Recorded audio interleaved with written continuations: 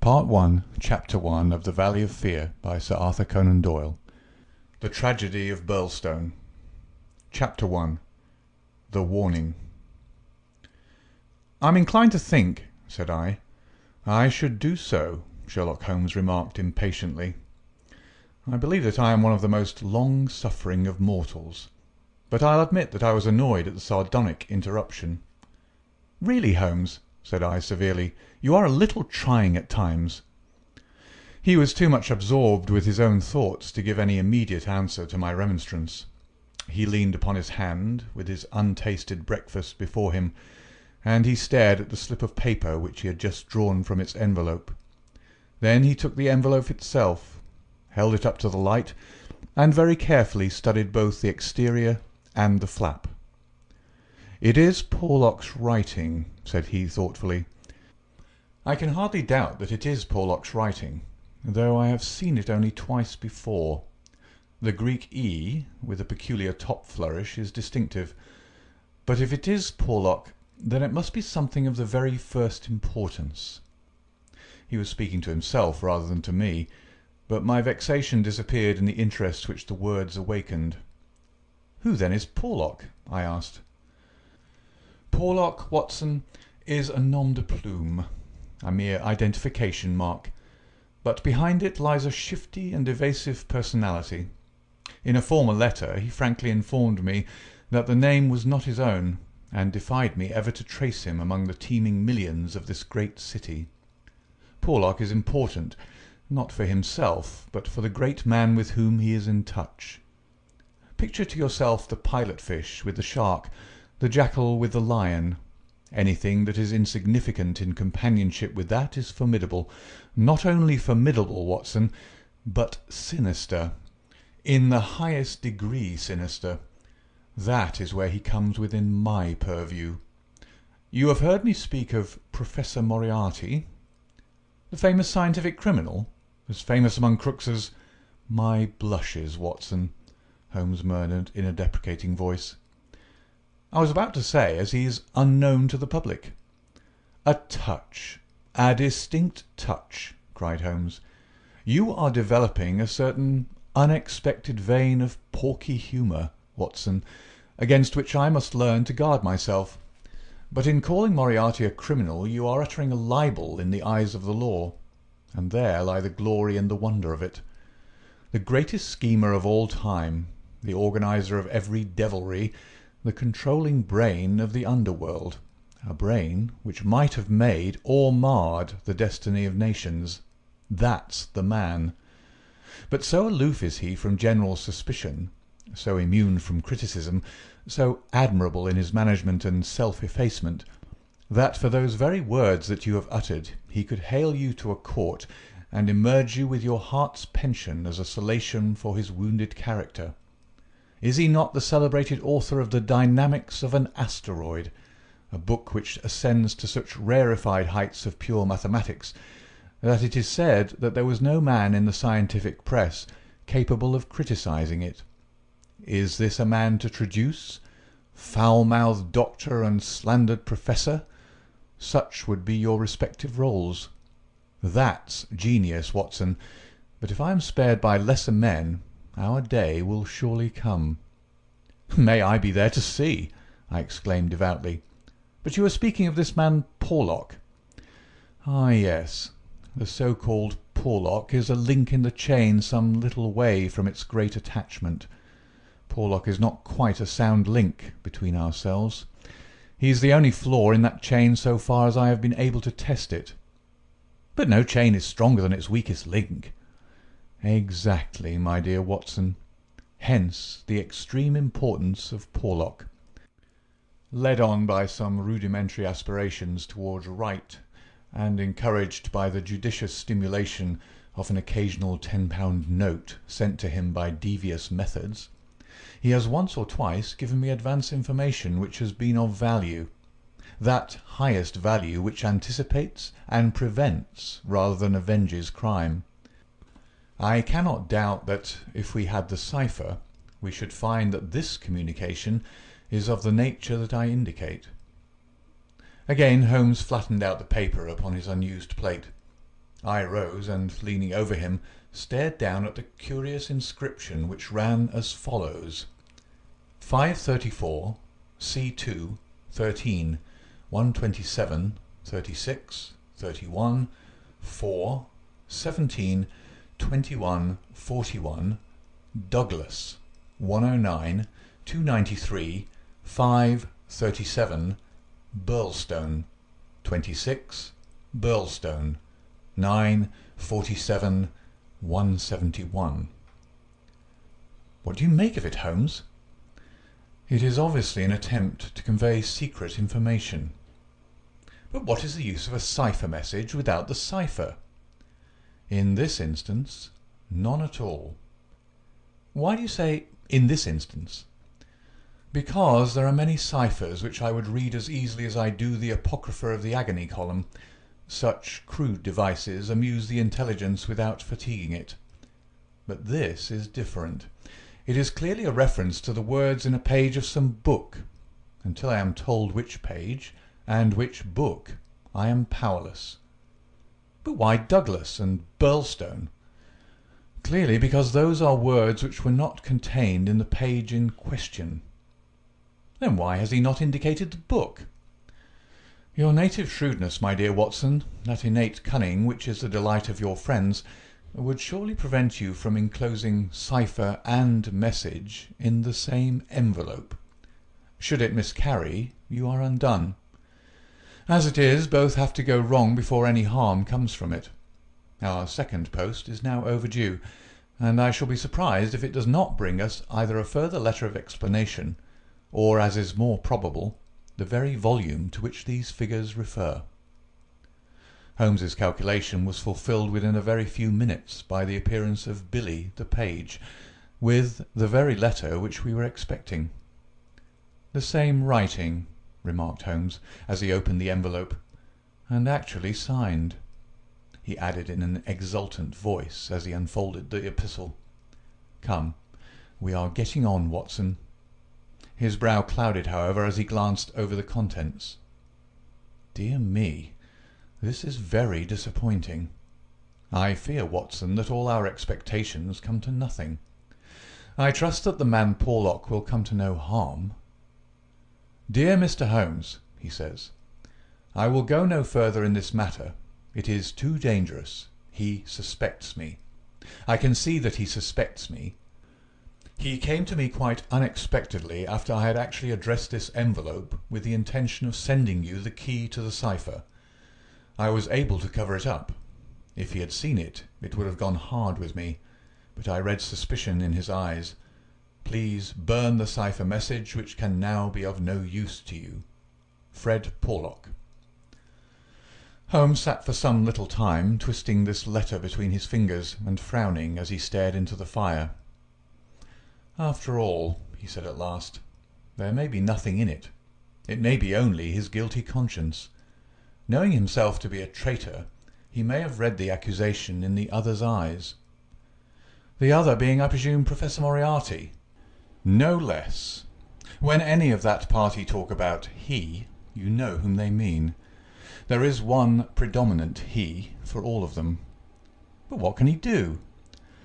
That's a large question.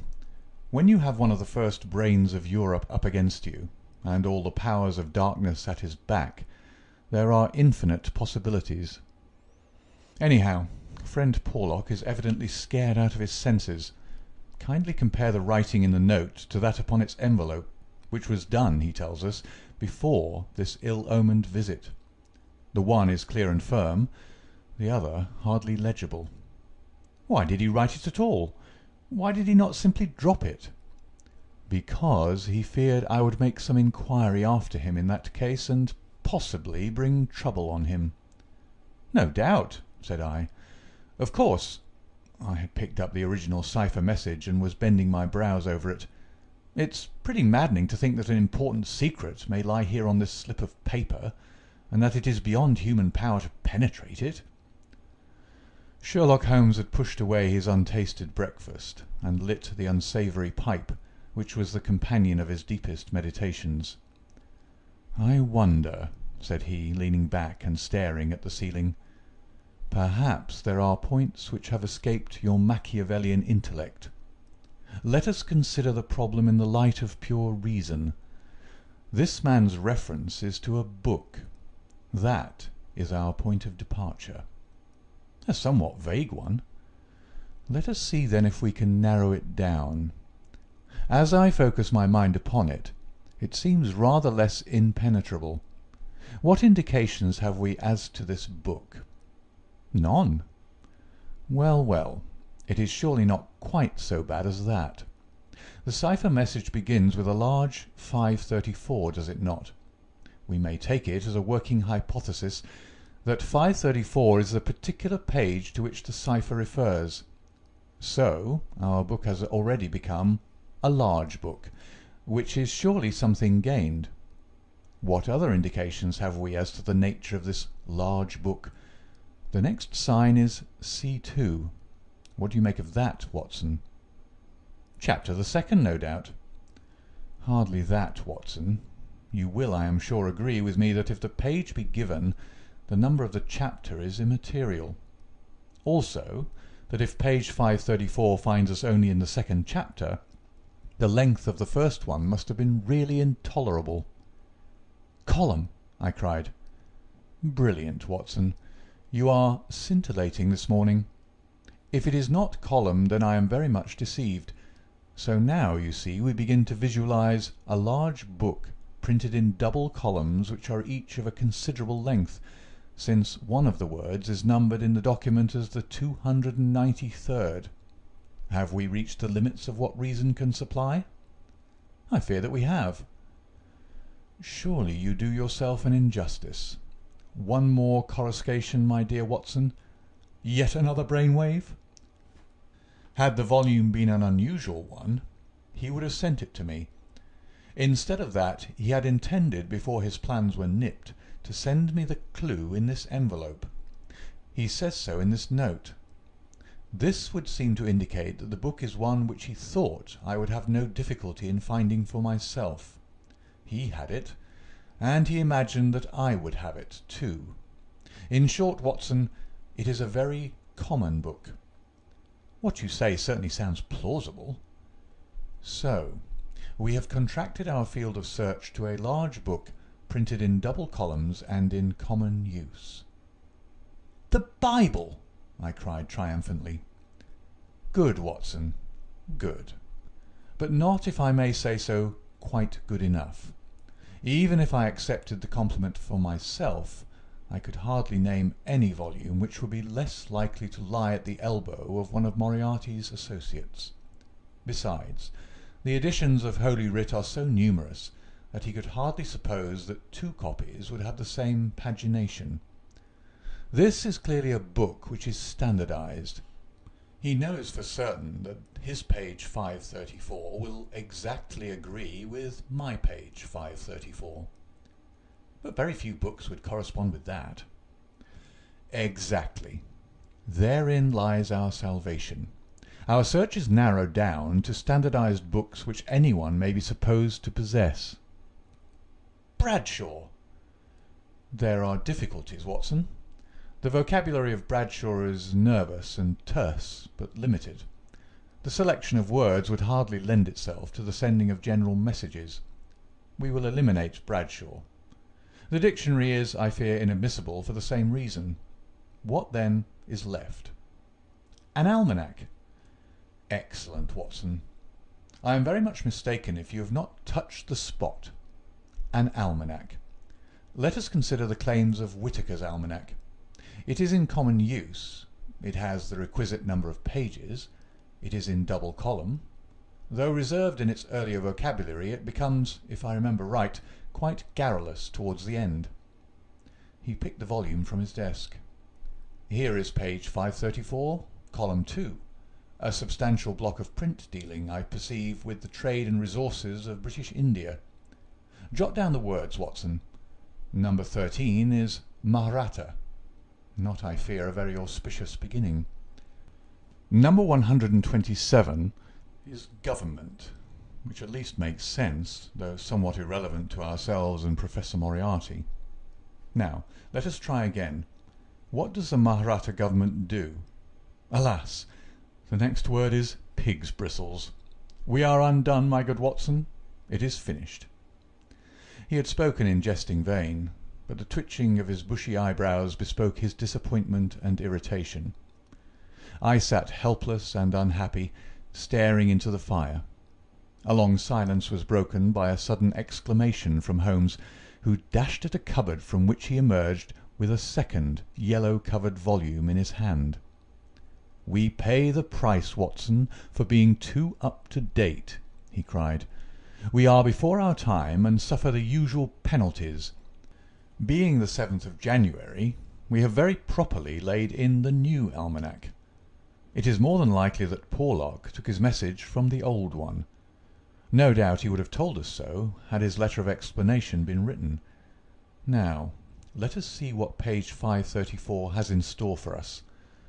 Number 13 is there, which is much more promising. Number 127 is. There is." Holmes's eyes were gleaming with excitement, and his thin, nervous fingers twitched as he counted the words. "Danger! Ha, ha! Capital! Put that down, Watson. There is danger. May come very soon. 1. Then we have the name Douglas. Rich country. Now. At Birlstone House. Birlstone. Confidence is pressing. There, Watson. What do you think of pure reason and its fruit? If the greengrocer had such a thing as a laurel wreath, I should send Billy round for it." I was staring at the strange message which I had scrawled as he deciphered it upon a sheet of foolscap on my knee. "What a queer scrambling way of expressing his meaning," said I. "On the contrary, he has done quite remarkably well," said Holmes. "When you search a single column for words with which to express your meaning, you can hardly expect to get everything you want. You are bound to leave something to the intelligence of your correspondent. The purport is perfectly clear. Some devilry is intended against one Douglas, whoever he may be, residing as stated, a rich country gentleman. He is sure, confidence was as near as he could get to confident, that it is pressing. There is our result, and a very workmanlike little bit of analysis it was." Holmes had the impersonal joy of the true artist in his better work, even as he mourned darkly when it fell below the high level to which he aspired. He was still chuckling over his success when Billy swung open the door, and Inspector MacDonald of Scotland Yard was ushered into the room. Those were the early days at the end of the 80s, when Alec MacDonald was far from having attained the national fame which he has now achieved. He was a young but trusted member of the detective force, who had distinguished himself in several cases which had been entrusted to him. His tall, bony figure gave promise of exceptional physical strength, while his great cranium and deep-set, lustrous eyes spoke no less clearly of the keen intelligence which twinkled out from behind his bushy eyebrows. He was a silent, precise man, with a dour nature and a hard Aberdonian accent. Twice already in his career had Holmes helped him to attain success, his own sole reward being the intellectual joy of the problem. For this reason, the affectation and respect of the Scotchman for his amateur colleague were profound, and he showed them by the frankness with which he consulted Holmes in every difficulty. Mediocrity knows nothing higher than itself, but talent instantly recognizes genius, and MacDonald had talent enough for his profession to enable him to perceive that there was no humiliation in seeking the assistance of one who already stood alone in Europe, both in his gifts and in his experience. Holmes was not prone to friendship, but he was tolerant of the big Scotchman, and smiled at the sight of him. "You are an early bird, Mr. Mac," said he. "I wish you luck with your worm. I fear this means that there is some mischief afoot." "If you said hope instead of fear, it would be nearer the truth, I'm thinking, Mr. Holmes," the inspector answered with a knowing grin. "Well, Maybe a wee nip would keep out the raw morning chill. No, I won't smoke, I thank you. I'll have to be pushing on my way, for the early hours of a case are the precious ones, as no man knows better than your own self. But... The inspector had stopped suddenly, and was staring with a look of absolute amazement at a paper upon the table. It was the sheet upon which I had scrawled the enigmatic message. Douglas, he stammered. Birlstone? What's this, Mr. Holmes? Man, it's witchcraft. Where's the name of all that is wonderful did you get these names? It is a cipher that Dr. Watson and I have had occasion to solve. But why? What's amiss with the names? The inspector looked from one to the other of us in dazed amazement. Just this, said he, that Mr. Douglas of Birlstone Manor House was horribly murdered last night. End of Chapter 1. Chapter 2. Sherlock Holmes' Discourses. It was one of those dramatic moments for which my friend existed. It would be an overstatement to say that he was shocked or even excited by the amazing announcement. Without having a tinge of cruelty in his singular composition, he was undoubtedly callous from long overstimulation. Yet, if his emotions were dulled, his intellectual perceptions were exceedingly active. There was no trace, then, of the horror which I had myself felt at this curt declaration, but his face showed rather the quiet and interested composure of the chemist who sees the crystals falling into position from his oversaturated solution. "Remarkable," said he. "Remarkable. You don't seem surprised." "Interested, Mr. Mac, but hardly surprised. Why should I be surprised? I receive an anonymous communication from a quarter which I know to be important, warning me that danger threatens a certain person. Within an hour I learn that this danger has actually materialized, and that the person is dead. I am interested, but as you observe I am not surprised." In a few short sentences he explained to the inspector the facts about the letter and the cipher. MacDonald sat with his chin on his hands, and his great sandy eyebrows bunched into a yellow tangle. "I was going down to Birlstone this morning," said he. "I'd come to ask you if you cared to come with me, you and your friend here, but from what you say, we might perhaps be doing better work in London." "I rather think not," said Holmes. "Hang it all, Mr. Holmes," cried the inspector, "the papers will be full of the Birlstone mystery in a day or two. But where's the mystery if there's a man in London who prophesied the crime before ever it occurred? We've only to lay our hands on that man, and the rest will follow." "No doubt, Mr. Mac. But how do you propose to lay your hands on the so-called Porlock?" MacDonald turned over the letter which Holmes had handed him. "Posted in Camberwell. That doesn't help us much. Name, you say, is assumed. Not much to go on, certainly. Didn't you say that you sent him money?" "Twice." "And how?" "In notes to Camberwell post office." "Did you ever trouble to see who called for them?" "No." The inspector looked surprised and a little shocked. "Why not?" "Because I always keep faith. I had promised when he first wrote that I would not try to trace him." "You think there's someone behind him?" "I know there is." "This professor that I've heard you mention?" "Exactly." Inspector MacDonald smiled, and his eyelid quivered as he glanced towards me. "I won't conceal from you, Mr. Holmes, that we think in the C.I.D. that you have a wee bit of a bee in your bonnet over this professor. I made some inquiries myself about the matter. He seems to be a very respectable, learned and talented sort of man." "I'm glad you've got so far as to recognize the talent." "Man, you can't but recognize it after I heard your view. I made it my business to see him. I had a chat with him on eclipses.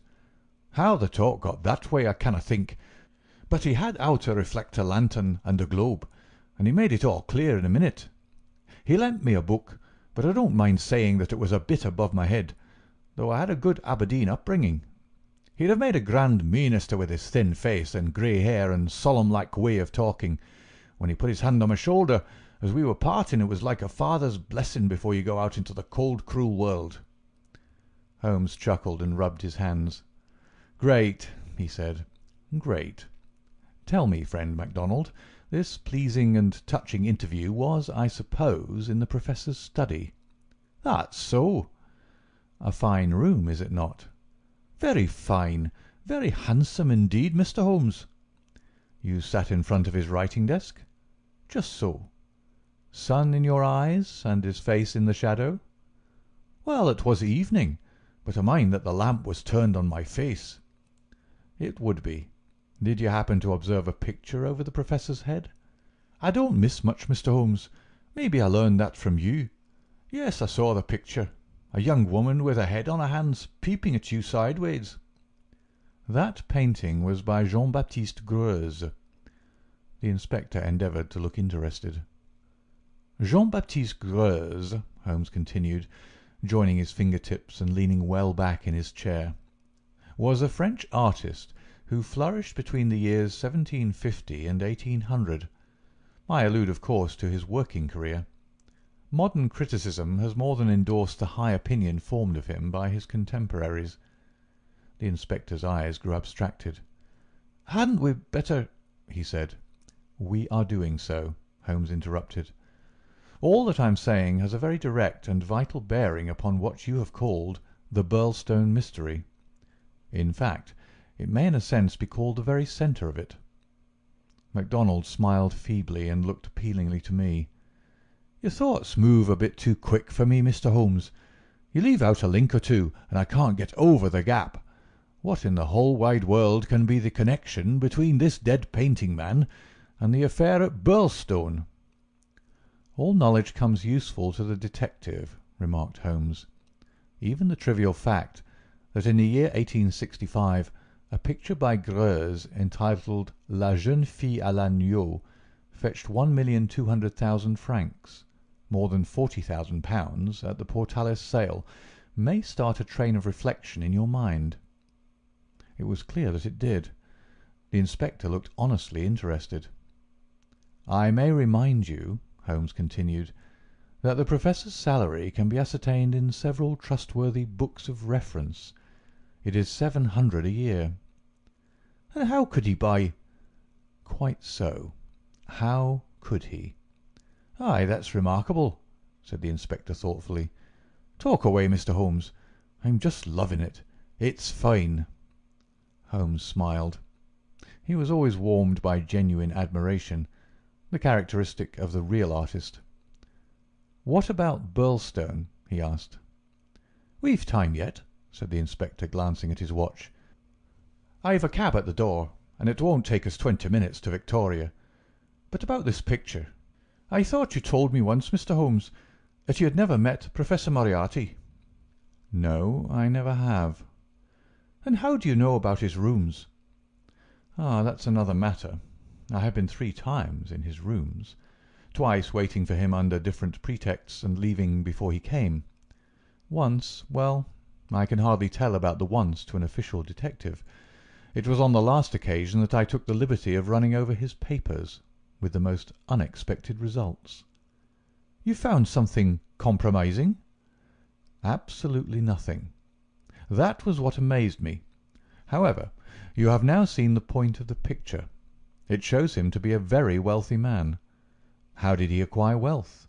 He is unmarried. His younger brother is a station master in the west of England. His chair is worth 700 a year, and he owns a Greuze." "Well?" "Surely the inference is plain." "You mean that he has a great income, and that he must earn it in an illegal fashion?" "Exactly. Of course, I have other reasons for thinking so.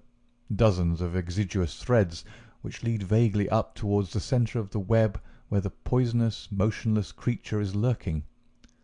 I only mention the Greuze because it brings the matter within the range of your own observation." "Well, Mr. Holmes, I admit that what you say is interesting. It's more than interesting. It's just wonderful. But let us have it a little clearer if you can. Is it forgery, coining, burglary? Where does the money come from?" "Have you ever read of Jonathan Wild?"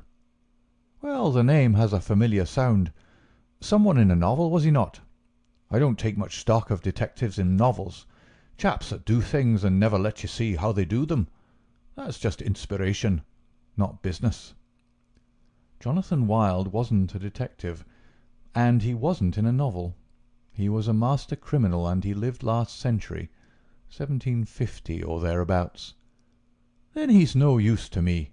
I'm a practical man. Mr. Mac, the most practical thing that you ever did in your life would be to shut yourself up for 3 months and read 12 hours a day at the annals of crime. Everything comes in circles, even Professor Moriarty. Jonathan Wild was the hidden force of the London criminals, to whom he sold his brains and his organisation on a 15% commission. The old wheel turns and the same spoke comes up. It's all been done before and will be again. I'll tell you 1 or 2 things about Moriarty which may interest you. You'll interest me right enough. I happen to know who is the first link in his chain. A chain with this Napoleon gone wrong at one end, and 100 broken fighting men, pickpockets, blackmailers, and card sharpers at the other, with every sort of crime in between. His chief of staff is Colonel Sebastian Moran, as aloof and guarded and inaccessible to the law as himself. What do you think he pays him? I'd like to hear. 6,000 a year. That's paying for brains. You see, the American business principle. I learned that detail quite by chance. It's more than the Prime Minister gets. That gives you an idea of Moriarty's gains and of the scale on which he works. Another point, I made it my business to hunt down some of Moriarty's cheques lately. Just common innocent cheques that he pays his household bills with. They were drawn on 6 different banks. Does that make any impression on your mind? Queer, certainly. But what do you gather from it? That he wanted no gossip about his wealth. No single man should know what he had. I have no doubt that he has 20 banking accounts, the bulk of his fortune abroad in the Deutsche Bank or the Crédit Lyonnais, as likely as not. Sometime, when you have a year or 2 to spare, I commend to you the study of Professor Moriarty. Inspector MacDonald had grown steadily more impressed as the conversation proceeded. He had lost himself in his interest. Now his practical Scotch intelligence brought him back with a snap to the matter in hand. "He can keep, anyhow," said he. "You've got us sidetracked with your interesting anecdotes, Mr. Holmes. What really counts is your remark that there is some connection between the Professor and the crime, that you get from the warning received through the man Porlock. Can we, for our present practical needs, get any further than that?" We may form some conception as to the motives of the crime.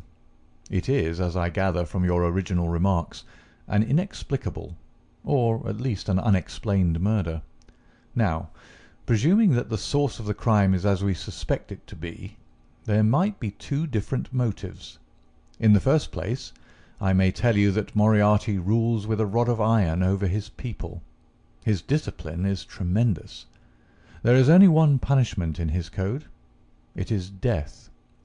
Now, we might suppose that this murdered man, this Douglas, whose approaching fate was known by one of the arch-criminal's subordinates, had in some way betrayed the chief. His punishment followed, and would be known to all, if only to put the fear of death into them. Well, that is one suggestion, Mr. Holmes. The other is that it has been engineered by Moriarty in the ordinary course of business. Was there any robbery? I have not heard. If so, it would of course be against the first hypothesis and in favour of the second. Moriarty may have been engaged to engineer it on a promise of part spoils, or he may have been paid so much down to manage it. Either is possible, but whichever it may be, or if it's some third combination, it is down at Birlstone that we must seek the solution. I know our man too well to suppose that he has left anything up here which may lead us to him. "Then to Birlstone we must go," cried MacDonald, jumping from his chair. "My word, it's later than I thought. I can give you gentlemen 5 minutes for preparation, and that is all." "And ample for us both," said Holmes, as he sprang up and hastened to change from his dressing-gown to his coat. "While we are on our way, Mr. Mac, I will ask you to be good enough to tell me all about it." All about it proved to be disappointingly little, and yet there was enough to assure us that the case before us might well be worthy of the expert's closest attention. He brightened and rubbed his thin hands together as he listened to the meagre but remarkable details. A long series of sterile weeks lay behind us, and here at last there was a fitting object for those remarkable powers which, like all special gifts, become irksome to their owner when they are not in use, that razor brain blunted and rusted with inaction. Sherlock Holmes's eyes glistened, his pale cheeks took a warmer hue, and his whole eager face shone with an inward light when the call for work reached him. Leaning forward in the cab, he listened intently to MacDonald's short sketch of the problem which awaited us in Sussex. The inspector was himself dependent, as he explained to us, upon a scribbled account forwarded to him by the milk train in the early hours of the morning. White Mason, the local officer, was a personal friend, and hence MacDonald had been notified much more promptly than is usual at Scotland Yard when provincials need their assistance. It is a very cold scent upon which the metropolitan expert is generally asked to run. "Dear Inspector MacDonald," said the letter which he read to us, "official requisition for your services is in separate envelope. This is for your private eye. Wire me what train in the morning you can get for Birlstone, and I will meet it, or have it met if I am too occupied. This case is a snorter. Don't waste a moment in getting started. If you can bring Mr. Holmes, please do so, for he will find something after his own heart. We would think the whole had been fixed up for theatrical effect if there wasn't a dead man in the middle of it. My word, it is a snorter." "Your friend seems to be no fool," remarked Holmes. "No, sir. White Mason is a very live man, if I'm any judge." "Well, have you anything more?" "Only that he'll give us every detail when we meet." "Then how did you get at Mr. Douglas and the fact that he had been horribly murdered?" "That was in the enclosed official report. It didn't say horrible. That's not a recognised official term. It gave the name John Douglas. It mentioned that his injuries had been in the head from the discharge of a shotgun. It also mentioned the hour of the alarm, which was close on to midnight last night. It added that the case was undoubtedly one of murder, but that no arrest had been made, and that the case was one which presented some very perplexing and extraordinary features. That's absolutely all we have at present, Mr. Holmes." "Then, with your permission, we will leave it at that, Mr. Mac." The temptation to form premature theories upon insufficient data is the bane of our profession. I can see only two things for certain at present: a great brain in London and a dead man in Sussex. It's the chain between that we are going to trace. End of Chapter 2. Chapter 3.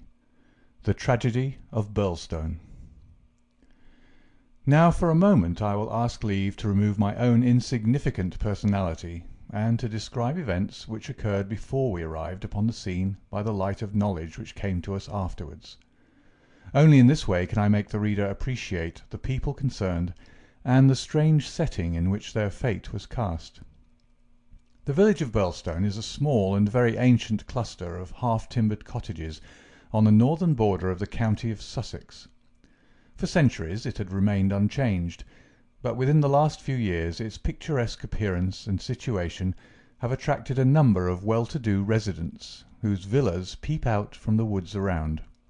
These woods are locally supposed to be the extreme fringe of the great Weald Forest, which thins away until it reaches the northern chalk downs.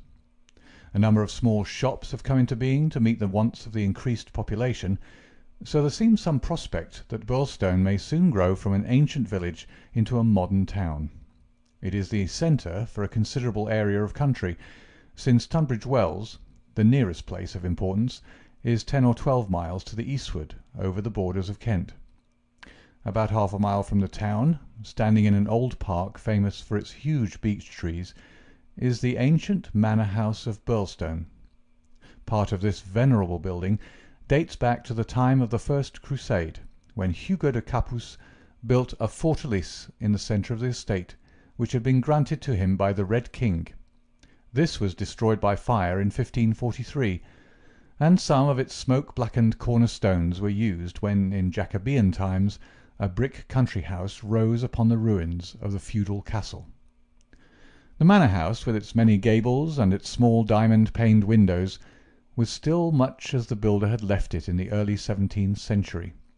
Of the double moats which had guarded its more warlike predecessor, the outer had been allowed to dry up, and served the humble function of a kitchen garden.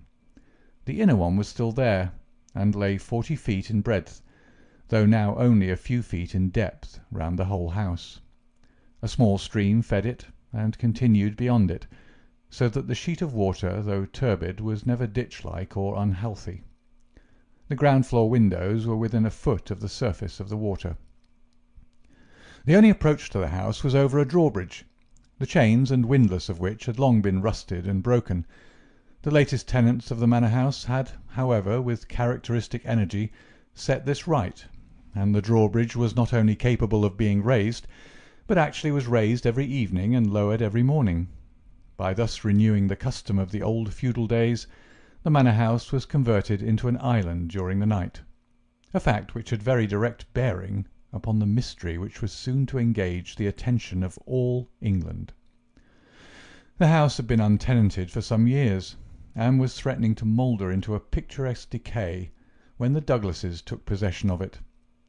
This family consisted of only 2 individuals, John Douglas and his wife. Douglas was a remarkable man, both in character and in person. In age he may have been about 50, with a strong-jawed, rugged face, a grizzling moustache, peculiarly keen grey eyes, and a wiry, vigorous figure which had lost nothing of the strength and activity of youth. He was cheery and genial to all, but somewhat off-hand in his manners, giving the impression that he had seen life in social strata on some far lower horizon than the county society of Sussex. Yet, though looked at with some curiosity and reserve by his more cultivated neighbours, he soon acquired a great popularity among the villagers, subscribing handsomely to all local objects, and attending their smoking concerts and other functions, where, having a remarkably rich tenor voice, he was always ready to oblige with an excellent song. He appeared to have plenty of money, which was said to have been gained in the California gold-fields, and it was clear from his own talk and that of his wife that he had spent a part of his life in America. The good impression which had been produced by his generosity and by his democratic manners was increased by a reputation gained for utter indifference to danger. Though a wretched rider, he turned out at every meet, and took the most amazing falls in his determination to hold his own with the best. When the vicarage caught fire, he distinguished himself also by the fearlessness with which he re-entered the building to save property, after the local fire brigade had given it up as impossible. Thus it came about that John Douglas of the manor house had within 5 years won himself quite a reputation in Birlstone. His wife, too, was popular with those who had made her acquaintance, though after the English fashion the callers upon a stranger who settled in the county without introductions were few and far between. This mattered the less to her, as she was retiring by disposition, and very much absorbed, to all appearance, in her husband and her domestic duties. It was known that she was an English lady who had met Mr. Douglas in London, he being at the time a widower. She was a beautiful woman, tall, dark, and slender, some 20 years younger than her husband, a disparity which seemed in no wise to mar the contentment of their family life. It was remarked sometimes, however, by those who knew them best, that the confidence between the two did not appear to be complete, since the wife was either very reticent about her husband's past life, or else, as seemed more likely, was imperfectly informed about it. It had also been noted, and commented upon by a few observant people, that there were signs sometimes of some nerve strain upon the part of Mrs. Douglas, and that she would display acute uneasiness if her absent husband should ever be particularly late in his return. On a quiet countryside where all gossip is welcome, this weakness of the lady of the manor house did not pass without remark, and it bulked large upon people's memory when the events arose which gave it a very special significance. There was yet another individual whose residence under that roof was, it is true, only an intermittent one, but whose presence at the time of the strange happenings which will now be narrated brought his name prominently before the public. This was Cecil James Barker of Hales Lodge, Hampstead. Cecil Barker's tall, loose-jointed figure was a familiar one in the main street of Birlstone village, for he was a frequent and welcome visitor at the manor house. He was the more noticed as being the only friend of the past unknown life of Mr. Douglas, who was ever seen in his new English surroundings. Barker was himself an undoubted Englishman, but by his remarks it was clear that he had first known Douglas in America, and had there lived on intimate terms with him. He appeared to be a man of considerable wealth, and was reputed to be a bachelor. In age he was rather younger than Douglas, 45 at the most, a tall, straight, broad-chested fellow with a clean-shaved, prize-fighter face, thick, strong, black eyebrows, and a pair of masterful black eyes, which might, even without the aid of his very capable hands, clear a way for him through a hostile crowd. He neither rode nor shot, but spent his days in wandering around the old village with his pipe in his mouth, or in driving with his host, or in his absence with his hostess, over the beautiful countryside. "An easy-going, free-handed gentleman," said Ames the butler, "but my word, I had rather not be the man that crossed him." He was cordial and intimate with Douglas, and he was no less friendly with his wife, a friendship which more than once seemed to cause some irritation to the husband, so that even the servants were able to perceive his annoyance. Such was the third person, who was one of the family when the catastrophe occurred. As to the other denizens of the old building, it will suffice, out of a large household, to mention the prim, respectable, and capable Ames, and Mrs. Allen, a buxom and cheerful person, who relieved the lady of some of her household cares. The other 6 servants in the house bear no relation to the events of the night of January 6th. It was at 11:45 that the first alarm reached the small local police station, in charge of Sergeant Wilson of the Sussex Constabulary. Cecil Barker, much excited, had rushed up to the door and pealed furiously upon the bell. A terrible tragedy had occurred at the manor house, and John Douglas had been murdered. That was the breathless burden of his message. He had hurried back to the house, followed within a few minutes by the police sergeant, who arrived at the scene of the crime a little after 12 o'clock, after taking prompt steps to warn the county authorities that something serious was afoot. On reaching the manor house, the sergeant had found the drawbridge down, the windows lighted up, and the whole household in a state of wild confusion and alarm. The white-faced servants were huddling together in the hall, with the frightened butler wringing his hands in the doorway. Only Cecil Barker seemed to be master of himself and his emotions. He had opened the door which was nearest to the entrance, and he had beckoned to the sergeant to follow him. At that moment there arrived Dr. Wood, a brisk and capable general practitioner from the village. The 3 men entered the fatal room together, while the horror-stricken butler followed at their heels, closing the door behind him to shut out the terrible scene from the maid-servants. The dead man lay on his back, sprawling with outstretched limbs in the centre of the room. He was clad only in a pink dressing-gown which covered his night-clothes. There were carpet-slippers on his bare feet. The doctor knelt beside him and held down the hand-lamp which had stood on the table. One glance at the victim was enough to show the healer that his presence could be dispensed with. The man had been horribly injured. Lying across his chest was a curious weapon, a shotgun with the barrel sawed off a foot in front of the triggers.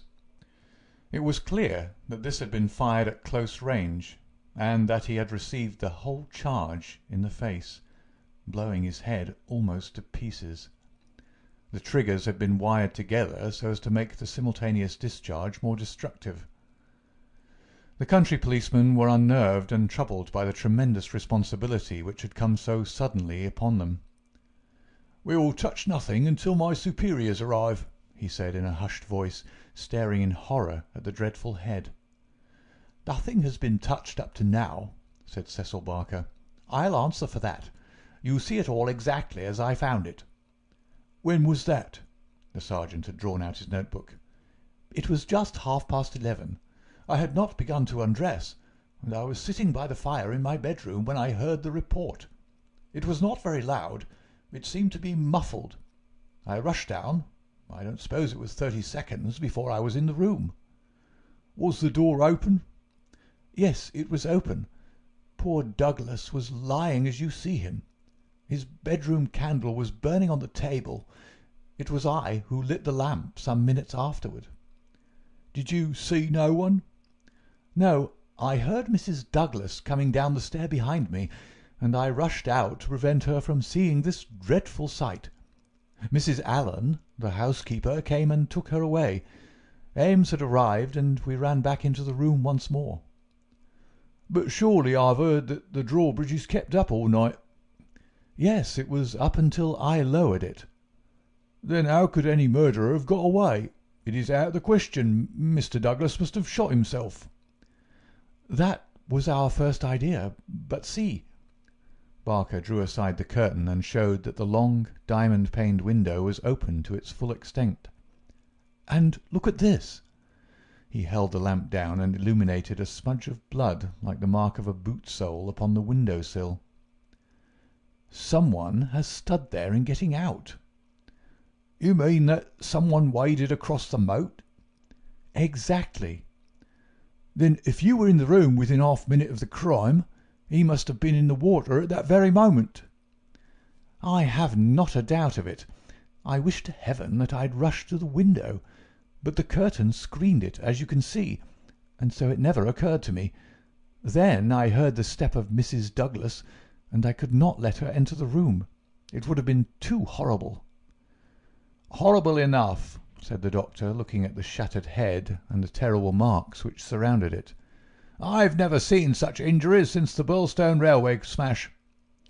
"But I say," remarked the police sergeant, whose slow, bucolic common sense was still pondering the open window, "it's all very well you saying that a man escaped by wading this moat, but why I ask you is, how did he ever get into the house at all if the bridge was up?"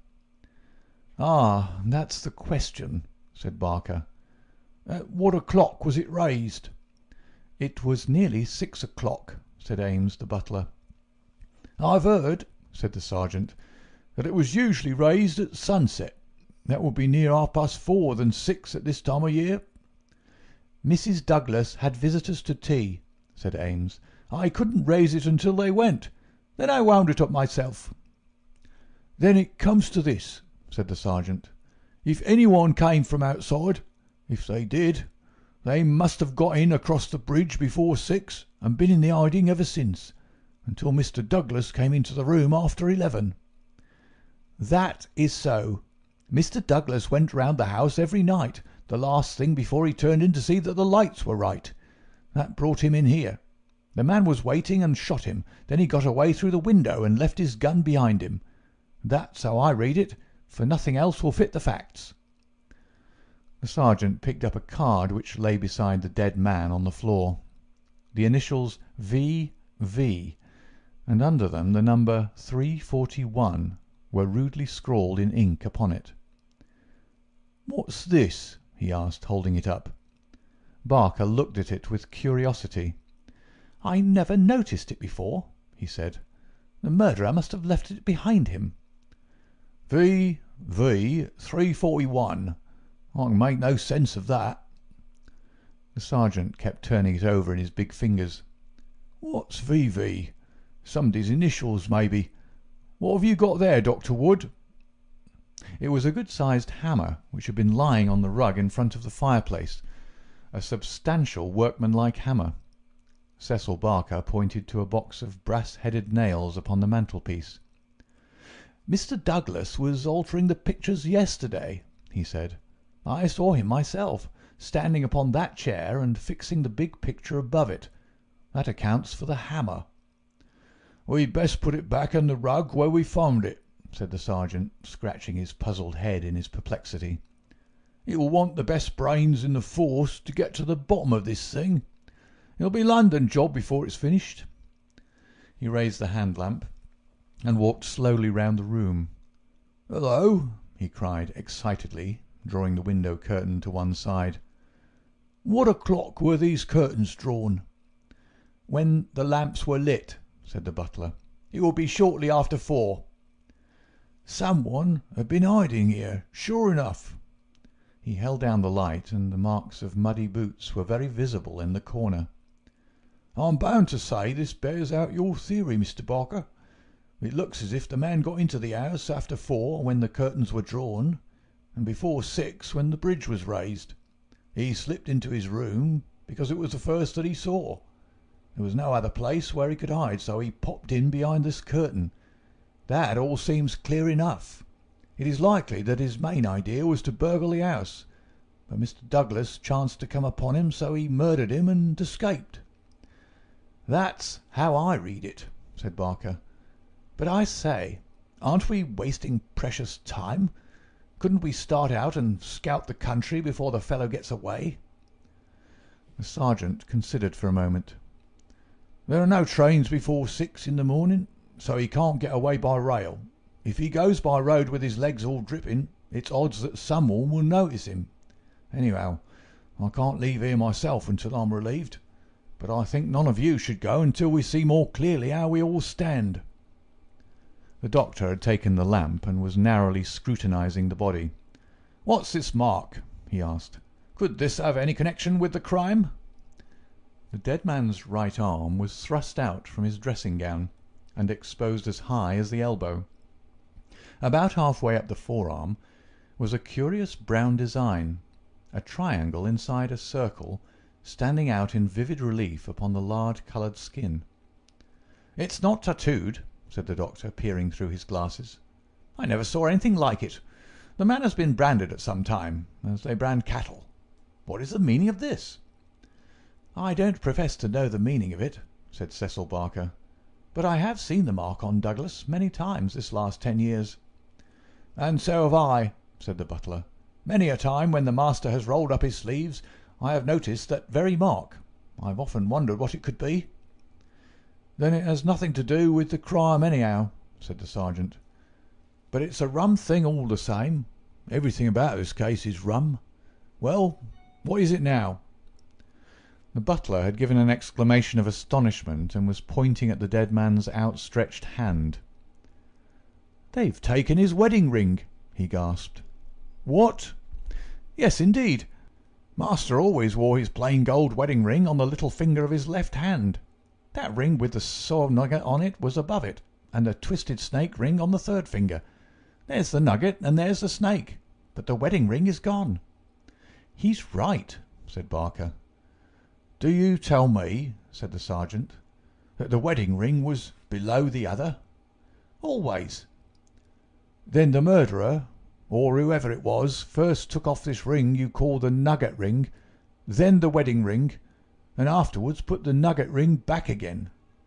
"That is so." The worthy country policeman shook his head. "Seems to me the sooner we get London onto this case the better," said he. "White Mason is a smart man. No local job has ever been too much for White Mason. It won't be long now before he's here to help us. But I expect we'll have to look to London before we're through.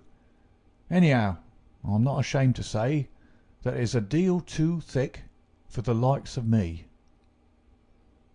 End of Chapter 3. Chapter 4. Darkness. At 3 in the morning, the chief Sussex detective, obeying the urgent call from Sergeant Wilson of Birlstone, arrived from headquarters in a light dog-cart behind a breathless trotter.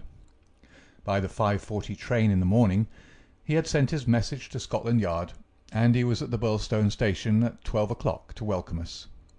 White Mason was a quiet, comfortable-looking person in a loose tweed suit, with a clean-shaved, ruddy face, a stoutish body, and powerful bandy legs, adorned with gaiters, looking like a small farmer, a retired gamekeeper, or anything upon earth except a very favourable specimen of the provincial criminal officer.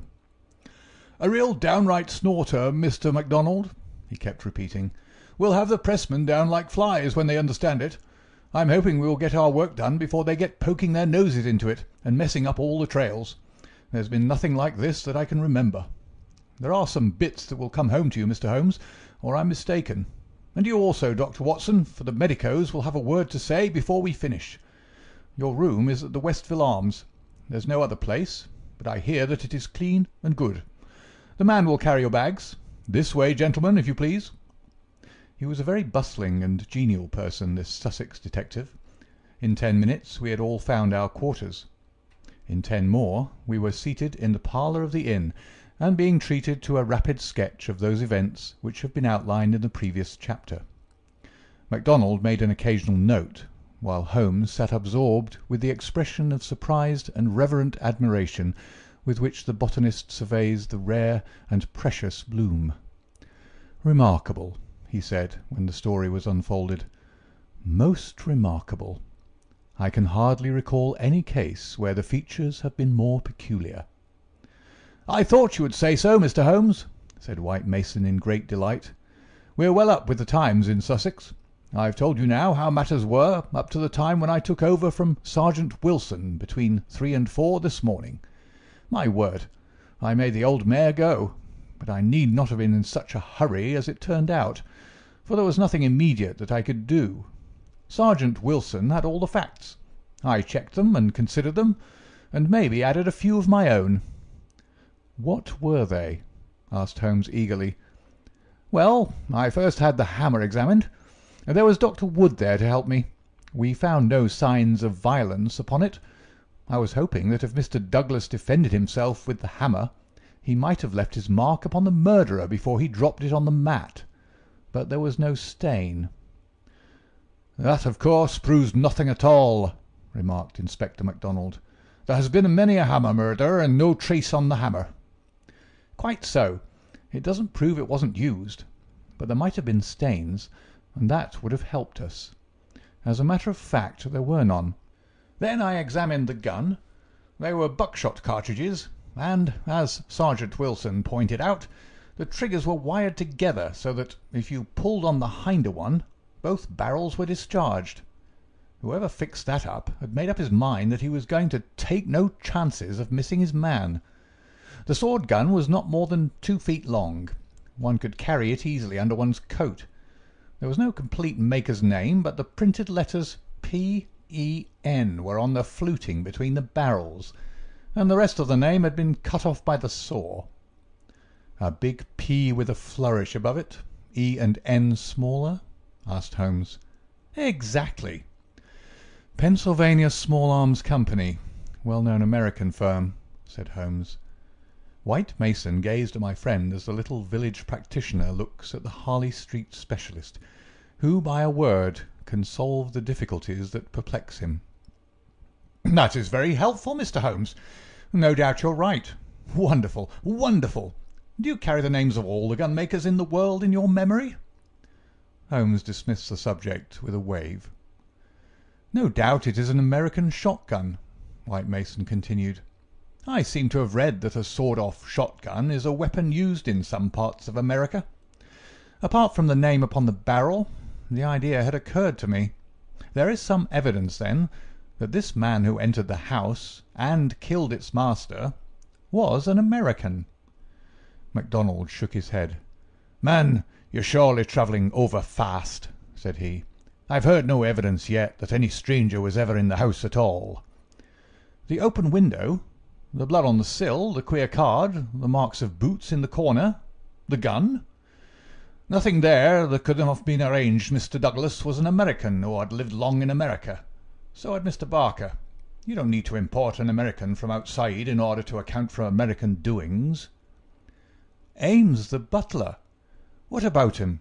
Is he reliable?" 10 years with Sir Charles Chandos, as solid as a rock. He's been with Douglas ever since he took the manor house 5 years ago. He's never seen a gun of this sort in the house." "The gun was made to conceal. That's why the barrels were sawed. It would fit into any box. How could he swear there was no such gun in the house?" "Well, anyhow, he had never seen one." MacDonald shook his obstinate Scotch head. "I'm not convinced yet that there was ever anyone in the house," said he. "I'm asking you to consider." His accent became more Aberdonian as he lost himself in his argument.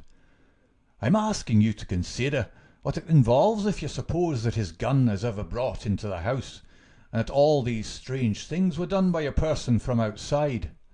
Oh, man, it's just inconceivable. It's clean against common sense. I put it to you, Mr. Holmes, judging it by what we've heard." "Well, state your case, Mr. Mac," said Holmes in his most judicial style. "The man is not a burglar, supposing that he ever existed. The ring business and the card point to premeditated murder for some private reason. Very good.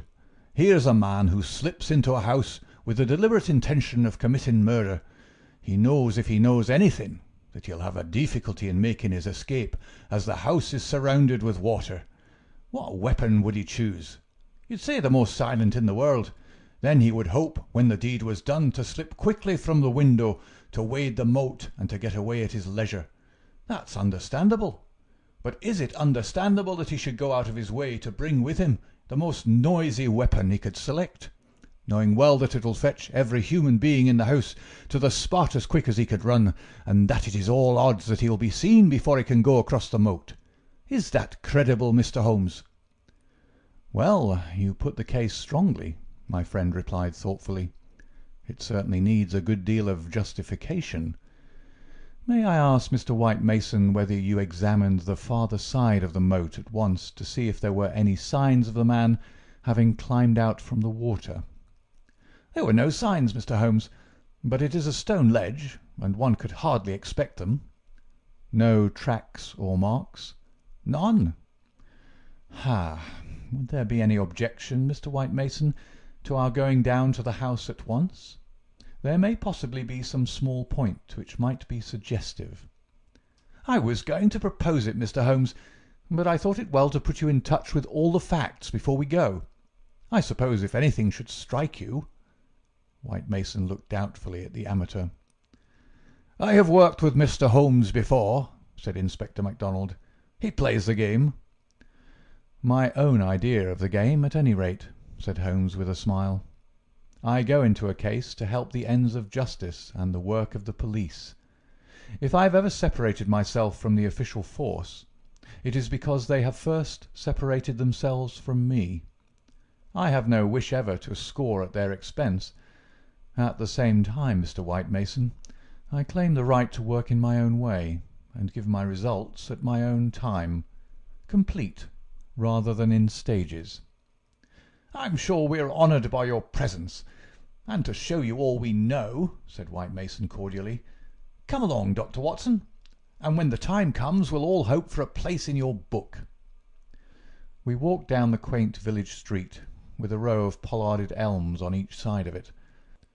Just beyond were two ancient stone pillars, weather-stained and lichen-blotched, bearing upon their summits a shapeless something which had once been the rampant lion of Capus of Birlstone.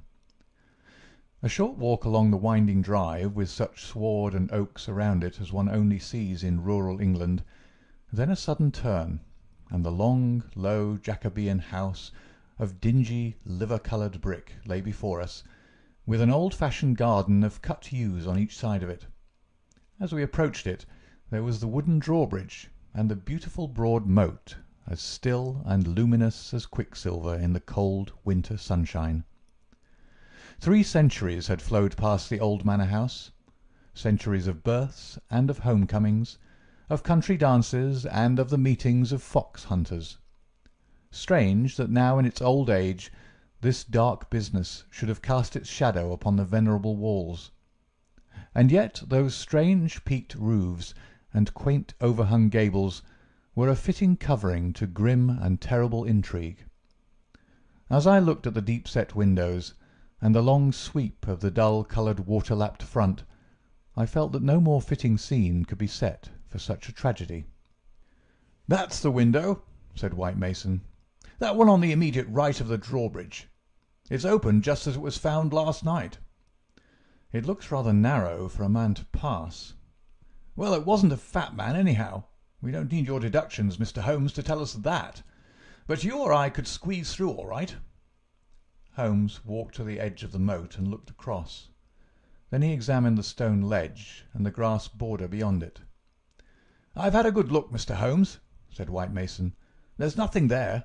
No sign that anyone has landed. But why should he leave any sign?" "Exactly. Why should he? Is the water always turbid?" "Generally about this colour. The stream brings down the clay." "How deep is it?" "About 2 feet at each side and 3 in the middle." "So we can put aside all idea of the man having been drowned in crossing." "No, a child could not be drowned in it." We walked across the drawbridge and were admitted by a quaint, gnarled, dried-up person who was the butler Ames. The poor old fellow was white and quivering from the shock. The village sergeant, a tall, formal, melancholy man, still held his vigil in the room of fate. The doctor had departed. "Anything fresh, Sergeant Wilson?" asked White Mason. "No, sir." "Then you can go home. You've had enough. We can send for you if we want you.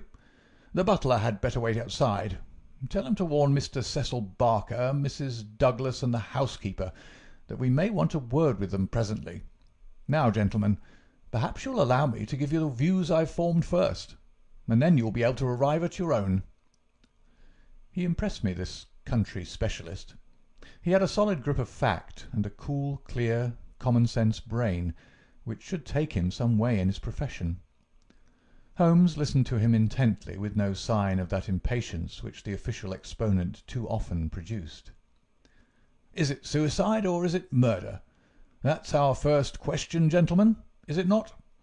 If it was suicide, then we have to believe that this man began by taking off his wedding ring and concealing it, that he then came down here in his dressing-gown, trampled mud into a corner behind the curtain in order to give the idea someone had waited for him, opened the window, put blood on the—" "We can surely dismiss that," said MacDonald.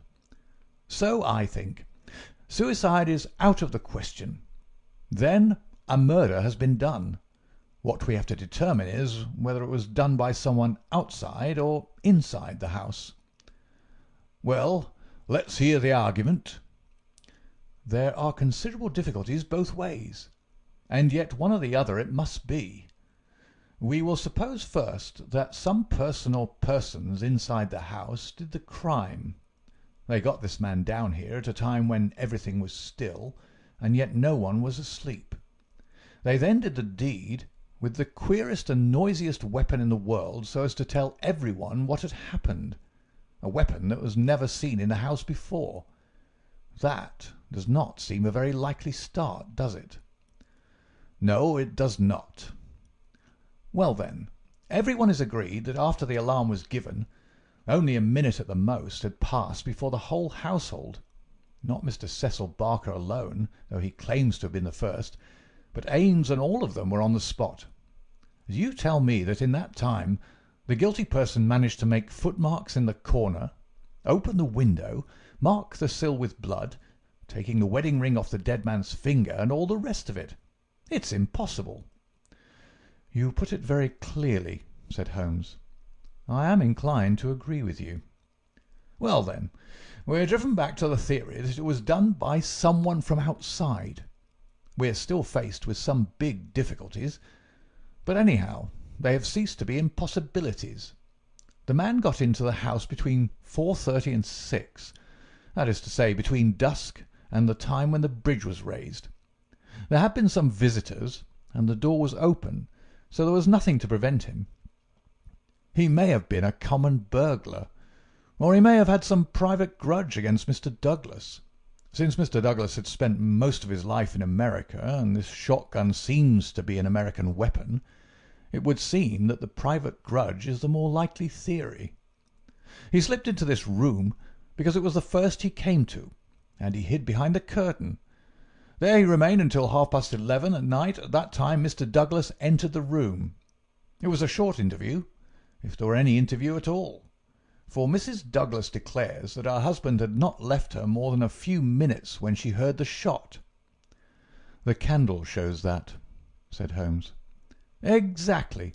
The candle, which was a new one, is not burned more than half an inch.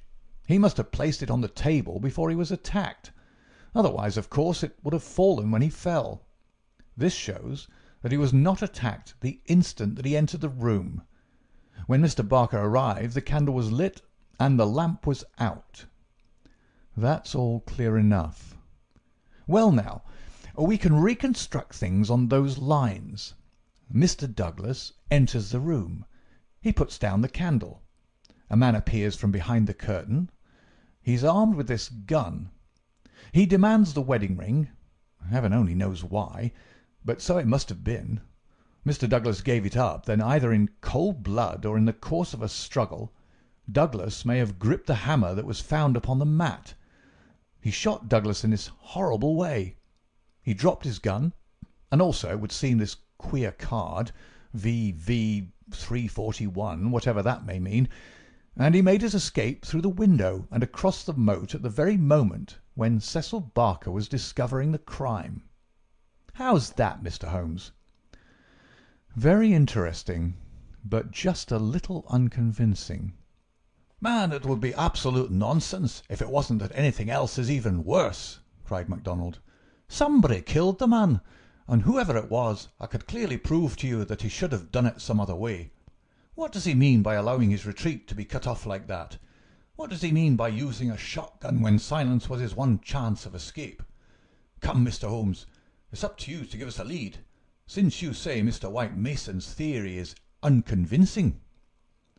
Holmes had sat intently observant during this long discussion, missing no word that was said, with his keen eyes darting to right and to left, and his forehead wrinkled with speculation. "I should like a few more facts before I get so far as a theory, Mr. Mac," said he, kneeling down beside the body. "Dear me, these injuries are really appalling. Can we have the butler in for a moment? Ames, I understand that you have often seen this very unusual mark, a branded triangle inside a circle, upon Mr. Douglas's forearm." "Frequently, sir." "You never heard any speculation as to what it meant?" "No, sir." "It must have caused great pain when it was inflicted. It is undoubtedly a burn. Now, I observe, Ames, that there is a small piece of plaster at the angle of Mr. Douglas's jaw. Did you observe that in life?" "Yes, sir. He cut himself in shaving yesterday morning." "Did you ever know him to cut himself in shaving before?" "Not for a very long time, sir." "Suggestive," said Holmes. "It may, of course, be a mere coincidence, or it may point to some nervousness which would indicate that he had reason to apprehend danger. Had you noticed anything unusual in his conduct yesterday, Ames?" "It struck me, sir, that he was a little restless and excited, sir." "Ha! The attack may not have been entirely unexpected. We do seem to make a little progress, do we not? Perhaps you would rather do the questioning, Mr. Mac?" "No, Mr. Holmes. It's in better hands than mine." "Well, then, we will pass to this card, VV 341. It is rough cardboard. Have you any of the sort in this house?" "I don't think so." Holmes walked across to the desk and dabbed a little ink from each bottle onto the blotting paper. "It was not printed in this room," he said. "This is black ink, and the other purplish. It was done by a thick pen, and these are fine. No, it was done elsewhere, I should say. Can you make anything of the inscription, Ames?" "No, sir, nothing." "What do you think, Mr. Mac?" "It gives me the impression of a secret society of some sort, the same with his badge upon the forearm." "That's my idea too," said White Mason. "Well, we can adopt it as a working hypothesis, and then see how far our difficulties disappear. An agent from such a society makes his way into the house. waits for Mr. Douglas, blows his head nearly off with his weapon, and escapes by wading the moat, after leaving a card beside the dead man, which will, when mentioned in the papers, tell other members of the society that vengeance has been done. That all hangs together. But why this gun of all weapons? Exactly. And why the missing ring? Quite so. And why no arrest? It's past 2 now. I take it for granted that since dawn every constable within 40 miles has been looking out for a wet stranger. That is so, Mr. Holmes. Well, unless he has a burrow close by, or a change of clothes ready, they can hardly miss him. And yet they have missed him up to now. Holmes had gone to the window and was examining with his lens the blood mark on the sill. It is clearly the tread of a shoe. It is remarkably broad. A splay foot, one would say. Curious, because so far as one can trace any footmark in this mud-stained corner, one would say it was a more shapely sole. However, they're certainly very indistinct. What's this under the side table? Mr. Douglas' dumbbells, said Ames. Dumbbell? There's only one. Where's the other? I don't know, Mr. Holmes. There may have been only one. I've not noticed them for months. One dumbbell, Holmes said seriously, but his remarks were interrupted by a sharp knock at the door. A tall, sunburned, capable-looking, clean-shaved man looked in at us. I had no difficulty in guessing that it was the Cecil Barker of whom I had heard. His masterful eyes travelled quickly with a questioning glance from face to face. "Sorry to interrupt your consultation," said he, "but you should hear the latest news." "An arrest?" "No such luck. But they've found his bicycle. The fellow left his bicycle behind him. Come and have a look. It is within 100 yards of the hall door." We found 3 or 4 grooms and idlers standing in the drive, inspecting a bicycle which had been drawn out from a clump of evergreens in which it had been concealed. It was a well-used Rudge Whitworth, splashed as from a considerable journey. There was a saddle-bag with a spanner and oil can, but no clue as to the owner. "It would be a grand help to the police," said the inspector, "if these things were numbered and registered, but we must be thankful for what we've got. If we can't find where he went to, at least we're likely to get where he came from. But what in the name of all that is wonderful made the fellow leave it behind, and how in the world has he got away without it? We don't seem to get a gleam of light in the case, Mr. Holmes." "Don't we?" my friend answered thoughtfully. "I wonder." End of Chapter 4. Chapter 5. The People of the Drama. "Have you seen all you want of the study?" asked White Mason as we re-entered the house. "For the time," said the inspector, and Holmes nodded. "Then perhaps you would now like to hear the evidence of some of the people in the house. We could use the dining room. Ames, please come yourself first and tell us what you know." The butler's account was a simple and a clear one, and he gave a convincing impression of sincerity. He had been engaged 5 years before, when Douglas first came to Birlstone. He understood that Mr. Douglas was a rich gentleman who had made his money in America. He had been a kind and considerate employer. Not quite what Ames was used to, perhaps, but one can't have everything. He never saw any signs of apprehension in Mr. Douglas. On the contrary, he was the most fearless man he had ever known. He ordered the drawbridge to be pulled up every night, because it was the ancient custom of the old house, and he liked to keep the old ways up. Mr. Douglas seldom went to London or left the village, but on the day before the crime he had been shopping at Tunbridge Wells. He, Ames, had observed some restlessness and excitement on the part of Mr. Douglas that day, for he had seemed impatient and irritable, which was unusual with him. He had not gone to bed that night, but was in the pantry at the back of the house, putting away the silver, when he heard the bell ring violently. He heard no shot, but it was hardly possible he would, as the pantry and kitchens were at the very back of the house, and there were several closed doors and a long passage between. The housekeeper had come out of her room, attracted by the violent ringing of the bell, They had gone to the front of the house together. As they reached the bottom of the stairs, he had seen Mrs. Douglas coming down it. No, she was not hurrying it. It did not seem to him that she was particularly agitated. Just as she reached the bottom of the stair, Mr. Barker had rushed out of the study. He had stopped Mrs. Douglas and begged her to go back. "For God's sake, go back to your room!" he cried. "Poor Jack is dead. You can do nothing. For God's sake, go back!" After some persuasion upon the stairs, Mrs. Douglas had gone back. She did not scream. She made no outcry whatever. Mrs. Allen, the housekeeper, had taken her upstairs and stayed with her in the bedroom. Ames and Mr. Barker had then returned to the study, where they had found everything exactly as the police had seen it. The candle was not lit at that time, but the lamp was burning. They had looked out of the window, but the night was very dark, and nothing could be seen or heard. They had then rushed out into the hall, where Ames had turned the windlass which lowered the drawbridge. Mr. Barker had then hurried off to get the police. Such, in its essentials, was the evidence of the butler. The account of Mrs. Allen, the housekeeper, was, so far as it went, a corroboration of that of her fellow-servant. The housekeeper's room was rather nearer to the front of the house than the pantry in which Ames had been working.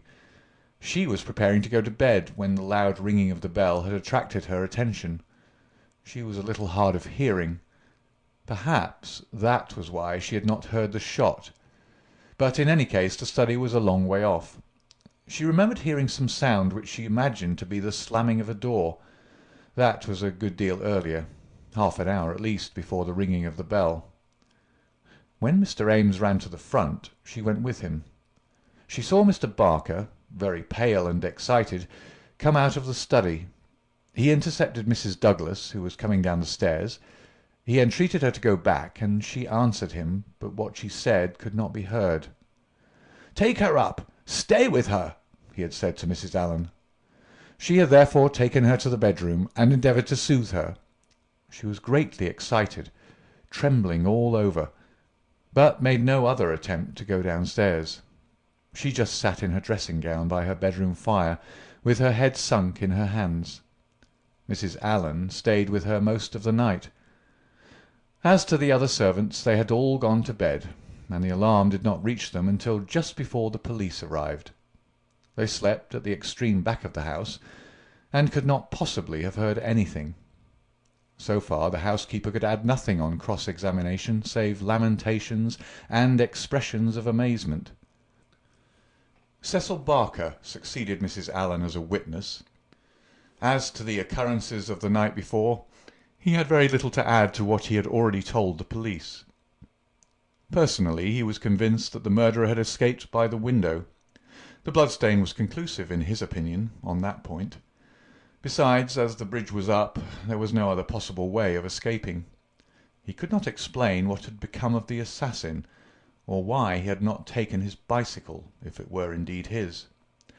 He could not possibly have been drowned in the moat, which was at no place more than 3 feet deep. In his own mind he had a very definite theory about the murder.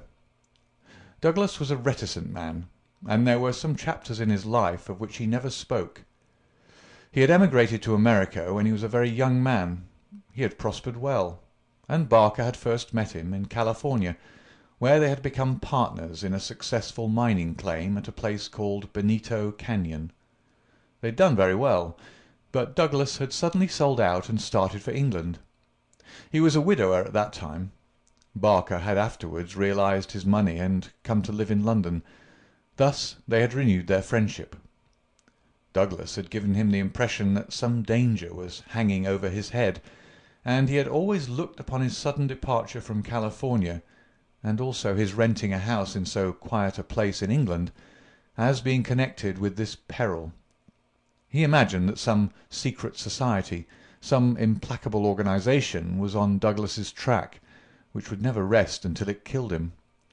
Some remarks of his had given him this idea, though he had never told him what the society was, nor how he had come to offend it. He could only suppose that the legend upon the placard had some reference to this secret society. "How long were you with Douglas in California?" asked Inspector MacDonald. 5 years altogether. He was a bachelor, you see. A widower. Have you ever heard where his first wife came from? No, I remember his saying that she was of German extraction, and I have seen her portrait. She was a very beautiful woman. She died of typhoid the year before I met him. You don't associate his past with any particular part of America? I have heard him talk of Chicago.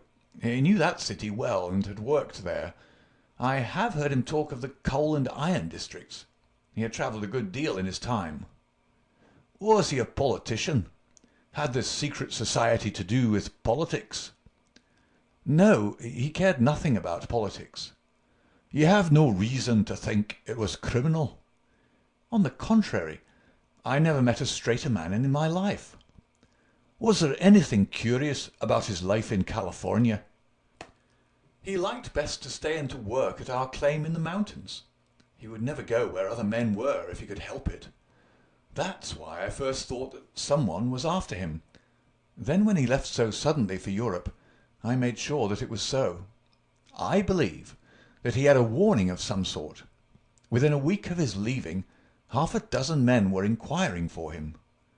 What sort of men? Well, they were a mighty hard-looking crowd. They came up to the claim and wanted to know where he was. I told them that he's gone to Europe, and that I did not know where to find him. They meant him no good. It was easy to see that. Were these men Americans? Californians? Well, I don't know about Californians. They were Americans all right, but they were not miners. I don't know what they were, and was very glad to see their backs. That was 6 years ago? Nearer 7. And then you were together 5 years in California, so that this business dates back a not less than 11 years at the least? That is so. It must be a very serious feud that would be kept up with such earnestness for as long as that. It'd be no light thing that would give rise to it. I think it shadowed his whole life. It was never quite out of his mind. But if a man had a dagger hanging over him and knew what it was, don't you think he would turn to the police for protection? Maybe it was some danger that he could not be protected against. There's one thing you should know. He always went about armed. His revolver was never out of his pocket. But by bad luck he was in his dressing gown and had left it in the bedroom last night. Once the bridge was up, I guess he thought he was safe. I should like these dates a little clearer, said MacDonald. It is quite 6 years since Douglas left California. You followed him next year, did you not? That is so. And he'd been married 5 years. He must have returned from the time of his marriage. About a month before, I was his best man. Did you know Mrs. Douglas before her marriage? No, I did not. I had been away from England for 10 years. But you have seen a good deal of her since? Barker looked sternly at the detective. I have seen a good deal of him since, he answered. If I have seen her, it is because you cannot visit a man without knowing his wife. If you imagine there's any connection— I imagine nothing, Mr. Barker. I'm bound to make every inquiry which can bear upon the case, but I mean no offence. Some inquiries are offensive, Barker answered angrily. It's only the facts that we want. 'Tis in your interest and everyone's interest that they should be cleared up. Did Mr. Douglas entirely approve your friendship with his wife? Barker grew paler, and his great strong hands were clasped convulsively together. You have no right to ask such questions, he cried. What has this to do with the matter you're investigating? I must repeat the question. Well, I refuse to answer. You can refuse to answer, but you must be aware that your refusal is in itself an answer, for you would not refuse if you had nothing to conceal. Barker stood for a moment, with his face set grimly and his strong black eyebrows drawn low in intense thought. Then he looked up with a smile. Well, I guess you gentlemen are only doing your clear duty after all, and I have no right to stand in the way of it. I'd only ask you not to worry Miss Douglas over this matter, for she has enough upon her just now.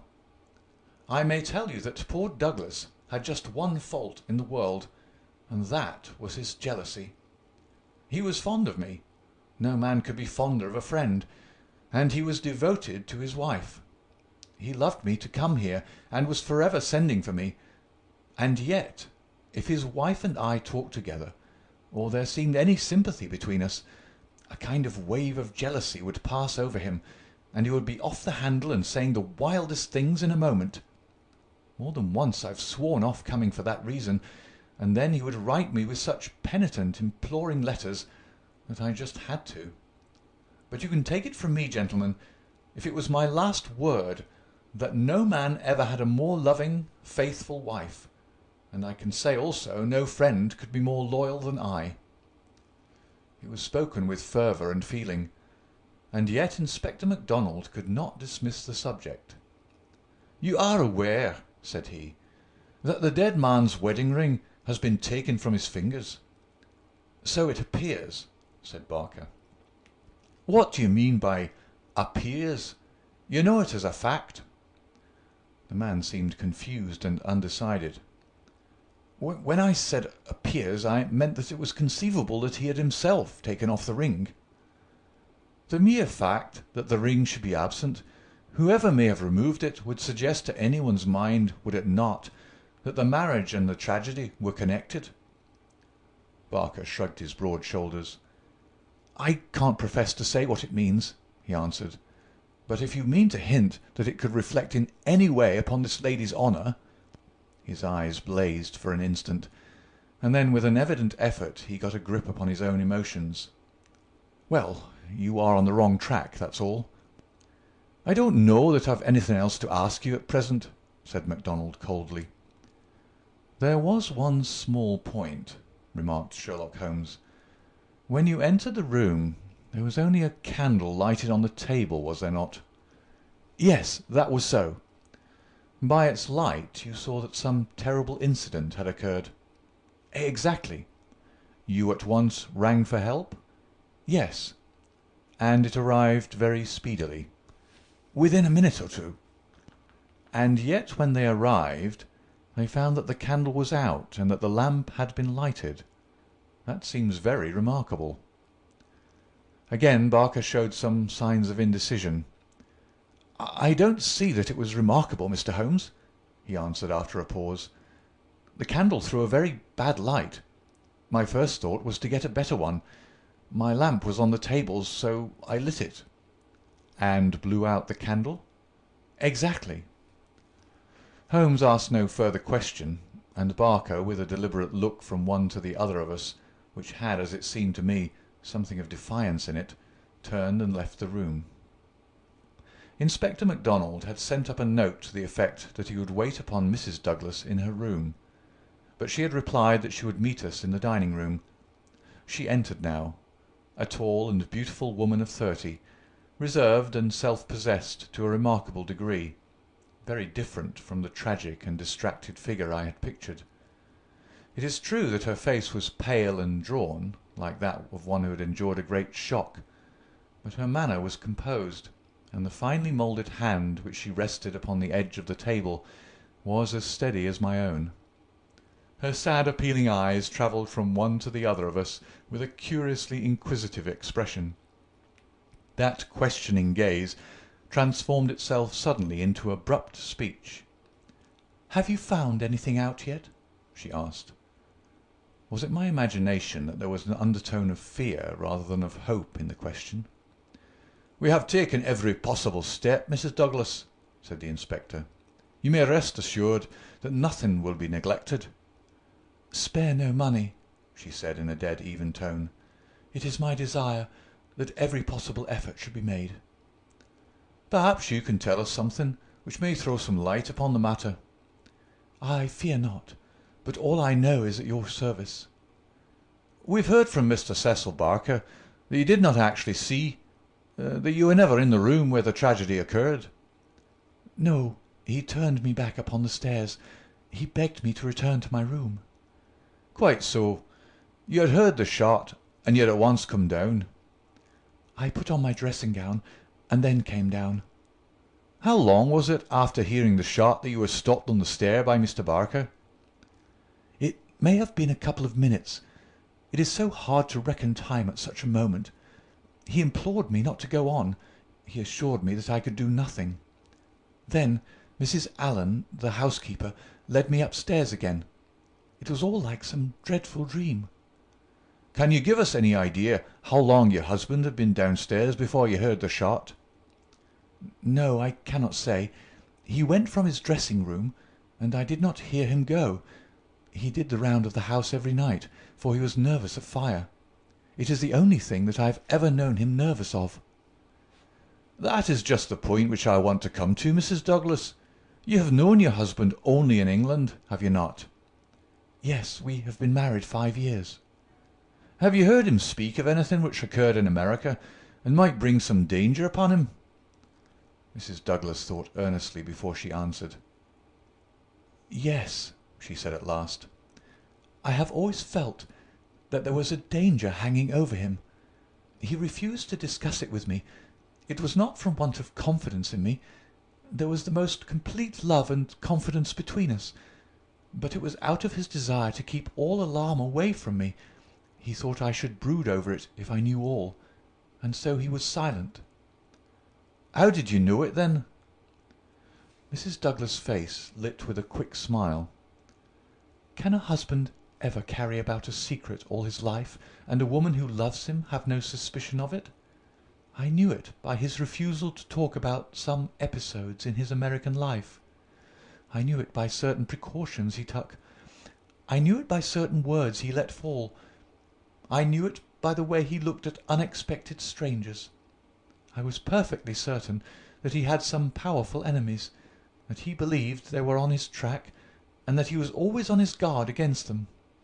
I was so sure of it that for years I have been terrified if ever he came home later than was expected." "Might I ask," asked Holmes, "what the words were which attracted your attention?"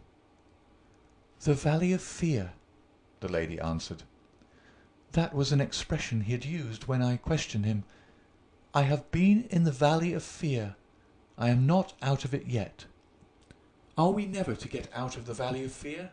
I have asked him, when I have seen him more serious than usual. "Sometimes I think that we never shall," he has answered. "Surely you asked him what he meant by the Valley of Fear?" "I did, but his face would become very grave, and he would shake his head. 'It is bad enough that one of us should have been in its shadow,' he said.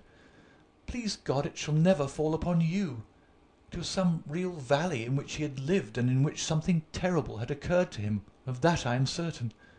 But I can tell you no more." "And he never mentioned any names?" "Yes. He was delirious with fever once when he had his hunting accident 3 years ago. Then I remember that there was a name that came continually to his lips. He spoke it with anger and a sort of horror. McGinty was the name. Bodymaster McGinty. I asked him when he recovered who Bodymaster McGinty was, and whose body he was master of. 'Never of mine, thank God,' he answered with a laugh, and that was all I could get from him. But there is a connection between Bodymaster McGinty and the Valley of Fear." "There is one other point," said Inspector MacDonald. "You met Mr. Douglas in a boarding-house in London, did you not, and became engaged to him there? Was there any romance, anything secret or mysterious about the wedding?" "There was romance. There is always romance. There was nothing mysterious." "He had no rival?" "No, I was quite free." "You have heard, no doubt, that his wedding ring has been taken. Does that suggest anything to you? Suppose that some enemy of his old life had tracked him down and committed his crime. What possible reason could he have for taking his wedding ring?" For an instant I could have sworn that the faintest shadow of a smile flickered over the woman's lips. "I really can't tell," she answered. "It is certainly a most extraordinary thing." "Well, we'll not detain you any longer, and we're sorry to have put you to this trouble at such a time," said the inspector. "There are some other points, no doubt, but we can refer to you as they arise." She arose, and I was again conscious of that quick, questioning glance with which she had just surveyed us. "What impression has my evidence made upon you?" The question might as well have been spoken. Then with a bow she swept from the room.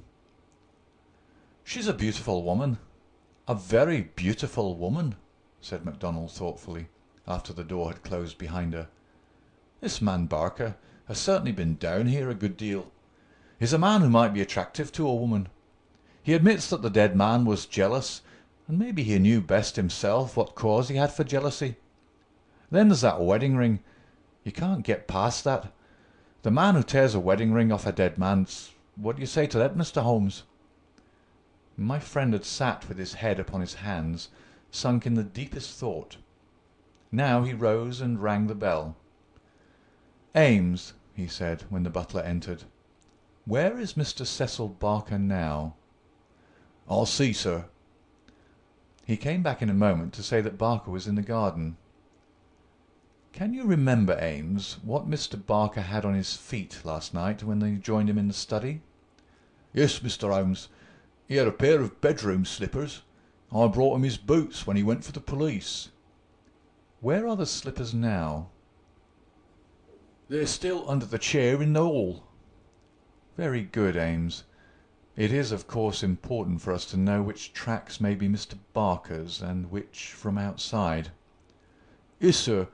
I may say that I noticed that the slippers were stained with blood. So indeed were my own." "That is natural enough, considering the condition of the room.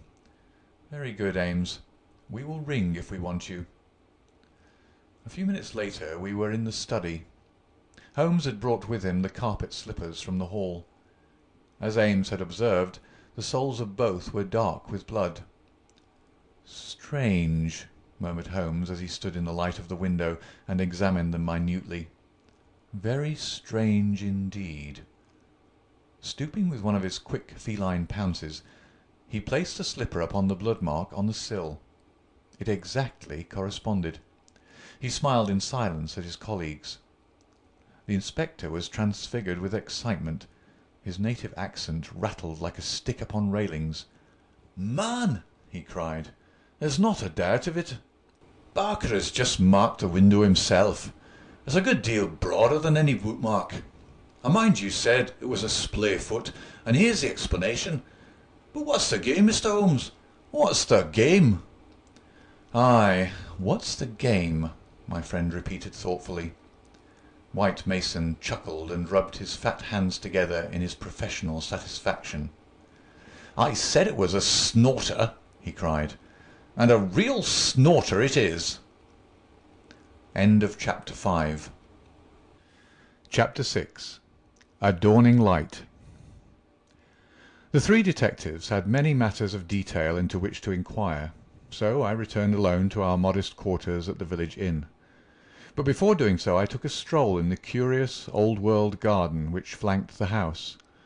Rows of very ancient yew trees cut into strange designs girded it around. Inside was a beautiful stretch of lawn with an old sundial in the middle, the whole effect so soothing and restful that it was welcome to my somewhat jangled nerves. In that deeply peaceful atmosphere one could forget, or remember only as some fantastic nightmare, that darkened study with the sprawling, blood-stained figure on the floor. And yet, as I strolled round it and tried to steep my soul in its gentle balm, a strange incident occurred which brought me back to the tragedy and left a sinister impression in my mind. I have said that a decoration of yew trees circled the garden. At the end farthest from the house they thickened into a continuous hedge. On the other side of this hedge, concealed from the eyes of anyone approaching from the direction of the house, there was a stone seat. As I approached the spot I was aware of voices, some remark in the deep tones of a man answered by a little ripple of feminine laughter. An instant later I had come round the end of the hedge, and my eyes lit upon Mrs. Douglas and the man Barker before they were aware of my presence. Her appearance gave me a shock. In the dining-room she had been demure and discreet. Now all pretence of grief had passed away from her. Her eyes shone with the joy of living, and her face still quivered with amusement at some remark of her companion. He sat forward, his hands clasped and his forearms on his knees, with an answering smile upon his bold, handsome face. In an instant, but it was just one instant too late, they resumed their solemn masks as my figure came into view. A hurried word or two passed between them, and then Barker rose and came towards me. "Excuse me, sir," said he, "but am I addressing Dr. Watson?" I bowed with a coldness which showed, I dare say, very plainly the impression which had been produced upon my mind. "We thought that it was probably you, as your friendship with Mr. Sherlock Holmes is so well known. Would you mind coming over and speaking to Mrs. Douglas for one instant?" I followed him with a dour face. Very clearly I could see in my mind's eye that shattered figure on the floor. Here within a few hours of the tragedy were his wife and his nearest friend, laughing together behind a bush in the garden which had been his. I greeted the lady with reserve. I had grieved with her grief in the dining-room. Now I met her appealing gaze with an unresponsive eye. "I fear that you think me callous and hard-hearted," said she. I shrugged my shoulders. "It is no business of mine," said I. "Perhaps some day you will do me justice, if you only realized—" "There's no need why Dr. Watson should realize," said Barker quickly. "As he has himself said, it is no possible business of his." "Exactly," said I, "and so I will beg leave to resume my walk." "One moment, Dr. Watson," cried the woman in a pleading voice. "There is one question which you can answer with more authority than anyone else in the world, and it may make a very great difference to me. You know Mr. Holmes and his relations with the police better than anyone else can. Supposing that a matter were brought confidentially to his knowledge, is it absolutely necessary that he should pass it on to the detectives?" "Yes, that's it," said Barker eagerly. "Is he on his own, or is he entirely in with them?" "I really don't know that I should be justified in discussing that point." "I beg, I implore that you will, Dr. Watson. I assure you that you will be helping us, helping me greatly, if you will guide us on that point." There was such a ring of sincerity in the woman's voice that for the instant I forgot all about her levity and was moved only to do her will. "Mr. Holmes is an independent investigator," I said. "He is his own master, and would act as his own judgment directed. At the same time he would naturally feel loyalty towards the officials who were working on the same case, and he would not conceal from them anything which would help them in bringing a criminal to justice. Beyond this I can say nothing, and I would refer you to Mr. Holmes himself if you wanted fuller information." So saying, I raised my hat and went upon my way, leaving them still seated behind that concealing hedge. I looked back as I rounded the far end of it, and saw that they were still talking very earnestly together, and as they were gazing after me it was clear that it was our interview that was the subject of their debate. "I wish none of their confidences," said Holmes when I reported to him what had occurred. He had spent the whole afternoon at the manor house in consultation with his two colleagues, and returned about 5 with a ravenous appetite for a high tea which I had ordered for him. "No confidences, Watson, for they are mighty awkward if it comes to an arrest for conspiracy and murder." "You think it'll come to that?" He was in his most cheerful and debonair humour. "My dear Watson, when I have exterminated that 4th egg I shall be ready to put you in touch with the whole situation. I don't say that we have fathomed it, far from it, but when we have traced the missing dumbbell—" "The dumbbell!" "Dear me, Watson, is it possible that you have not penetrated the fact that the case hangs upon the missing dumbbell? Well, well, you need not be downcast, for between ourselves I don't think that either Inspector Mack or the excellent local practitioner has grasped the overwhelming importance of this incident. One dumbbell, Watson. Consider an athlete with one dumbbell. Picture to yourself the unilateral development, the imminent danger of a spinal curvature. Shocking, Watson, shocking." He sat with his mouth full of toast and his eyes sparkling with mischief, watching my intellectual entanglement. The mere sight of his excellent appetite was an assurance of success, for I had very clear recollections of days and nights without a thought of food, when his baffled mind had chafed before some problem, while his thin, eager features became more attenuated with the asceticism of complete mental concentration. Finally, he lit his pipe, and sitting in the ingle-nook of the old village inn, he talked slowly and at random about his case, rather as one who thinks aloud than as one who makes a considered statement. "A lie, Watson. A great, big, thumping, obtrusive, uncompromising lie. That's what meets us on the threshold. There is our starting point. The whole story told by Barker is a lie. But Barker's story is corroborated by Mrs. Douglas. Therefore, she is lying also. They are both lying, and in a conspiracy. So now we have the clear problem. Why are they lying? And what is the truth which they are trying so hard to conceal? Let us try, Watson, you and I, if we can get behind the lie and reconstruct the truth. How do I know that they are lying? Because it is a clumsy fabrication which simply could not be true. Consider.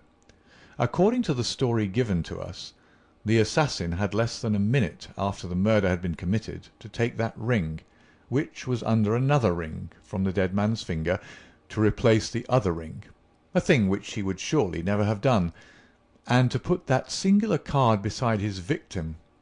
I say that this was obviously impossible. You may argue, but I have too much respect for your judgment, Watson, to think that you will do so, that the ring may have been taken before the man was killed. The fact that the candle had been lit only a short time shows that there had been no lengthy interview. Was Douglas, from what we hear of his fearless character, a man who would be likely to give up his wedding ring at such short notice? Or could we conceive of his giving it up at all? No, no, Watson. The assassin was alone with the dead man for some time with the lamp lit. Of that I have no doubt at all. But the gunshot was apparently the cause of death. Therefore, the shot must have been fired some time earlier than we are told. But there could be no mistake about such a matter as that. We are in the presence, therefore, of a deliberate conspiracy upon the part of the two people who heard the gunshot, of the man Barker, and of the woman Douglas. When on the top of this I am able to show that the blood mark on the windowsill was deliberately placed there by Barker, in order to give a false clue to the police, you will admit that the case grows dark against him. Now, we have to ask ourselves at what hour the murder actually did occur. Up to 10:30, the servants were moving about the house, so it was certainly not before that time. At 11:15 they had all gone to their rooms with the exception of Ames, who was in the pantry. I have been trying some experiments after you left us this afternoon, and I find that no noise which MacDonald can make in the study can penetrate to me in the pantry when the doors are all shut. It is otherwise, however, from the housekeeper's room. It is not so far down the corridor, and from it I could vaguely hear a voice when it was very loudly raised. The sound from a shotgun is to some extent muffled when the discharge is at very close range, as it undoubtedly was in this instance.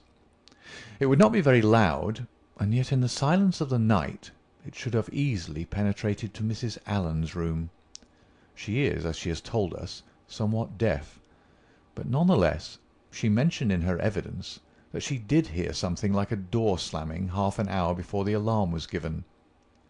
Half an hour before the alarm was given would be 11:15. I have no doubt that what she heard was the report of the gun, and that this was the real instant of the murder. If this is so, we have now to determine what Barker and Mrs. Douglas, presuming that they are not the actual murderers, could have been doing from 11:15, when the sound of the shot brought them down, until 11:15, when they rang the bell and summoned the servants. What were they doing, And why did they not instantly give the alarm? That is the question which faces us, and when it has been answered we shall surely have gone some way to solve our problem. "I'm convinced myself," said I, "that there's an understanding between those two people. She must be a heartless creature to sit laughing at some jest within a few hours of her husband's murder." "Exactly. She does not shine as a wife even in her own account of what occurred.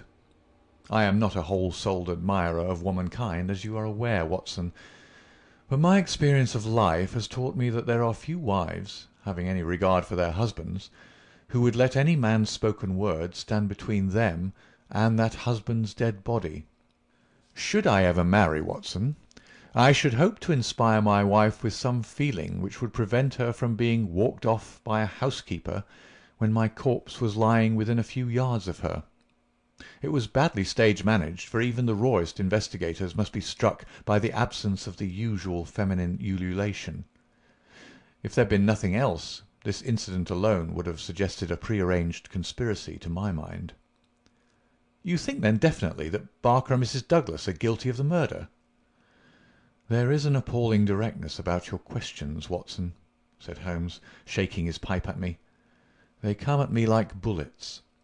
If you put it that Mrs. Douglas and Barker know the truth about the murder, and are conspiring to conceal it, then I can give you a whole-souled answer. I am sure they do. But your more deadly proposition is not so clear.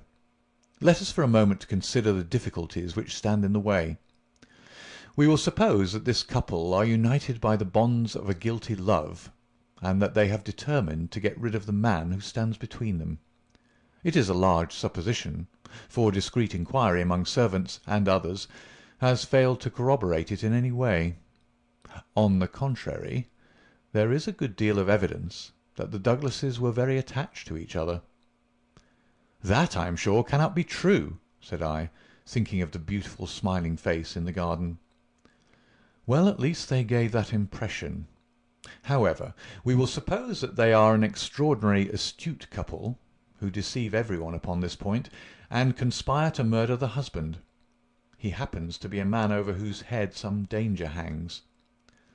"We've only their word for that." Holmes looked thoughtful.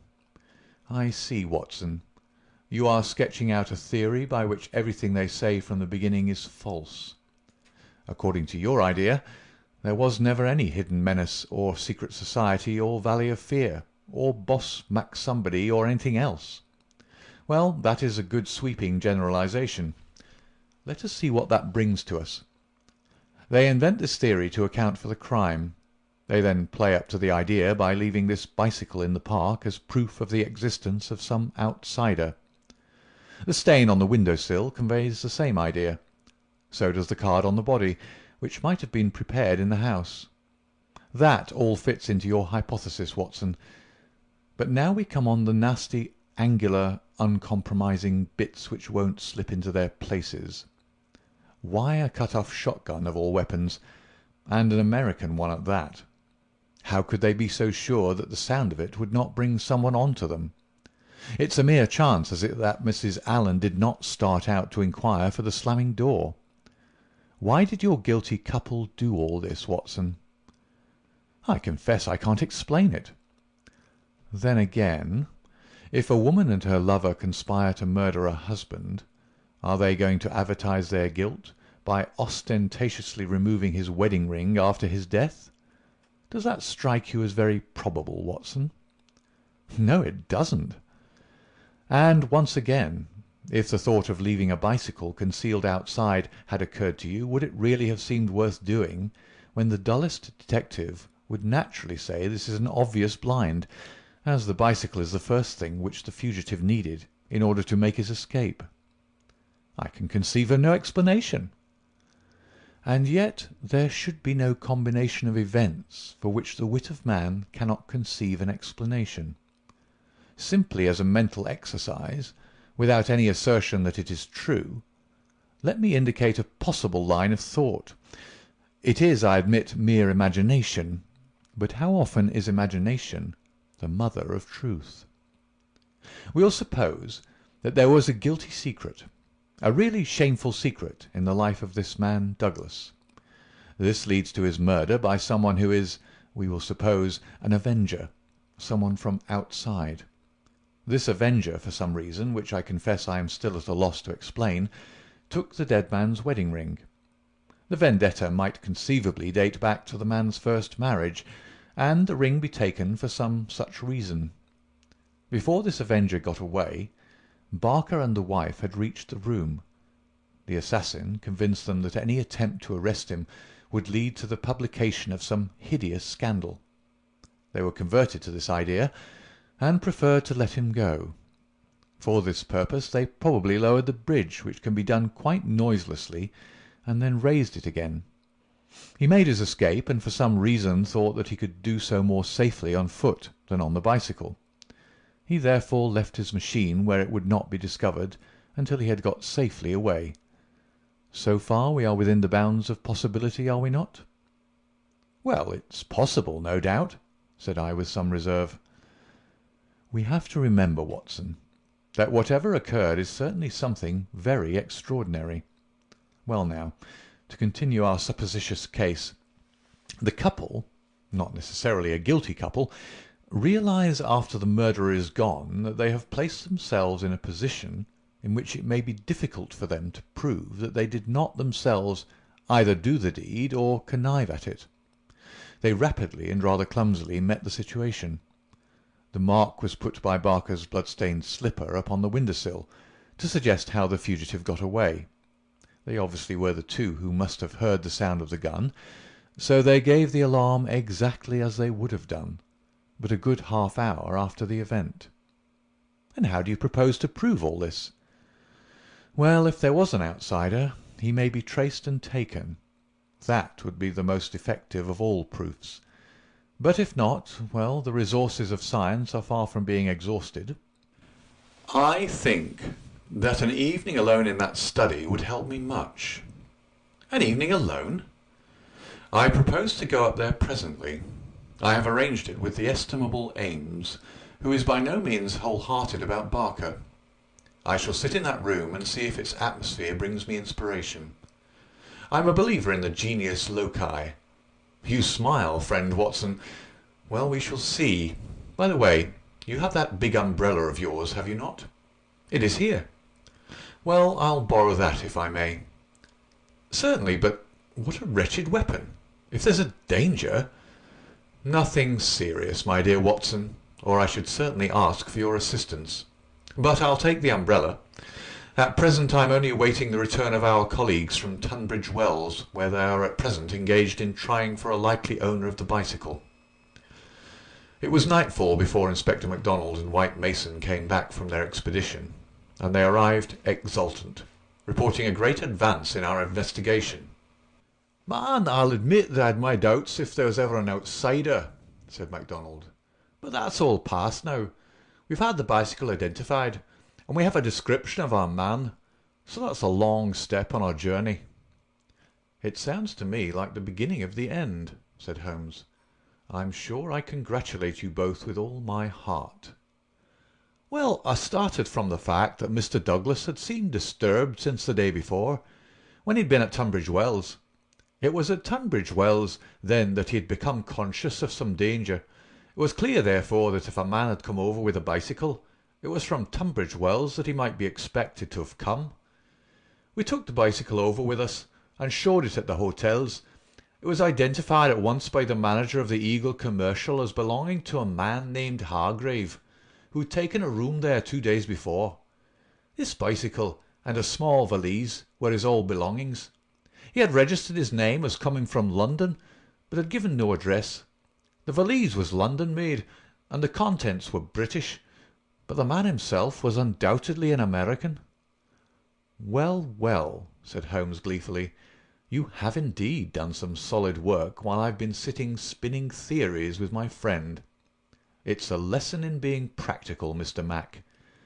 "Aye, it's just that, Mr. Holmes," said the inspector with satisfaction. "But this may all fit in with your theories," I remarked. "That may or may not be. But let us hear the end, Mr. Mac. Was there nothing to identify this man?" So little that it was evident that he had carefully guarded himself against identification. There were no papers or letters, and no marking upon the clothes. A cycle map of the county lay on his bedroom floor. He'd left the hotel after breakfast yesterday morning on his bicycle, and no more was heard of him until our inquiries. "That's what puzzles me, Mr. Holmes," said White Mason. "If the fellow did not want the hue and cry raised over him, one would imagine that he would have returned and remained at the hotel as an inoffensive tourist. As it is, he must know that he will be reported to the police by the hotel manager, and that his disappearance will be connected with the murder." "So one would imagine.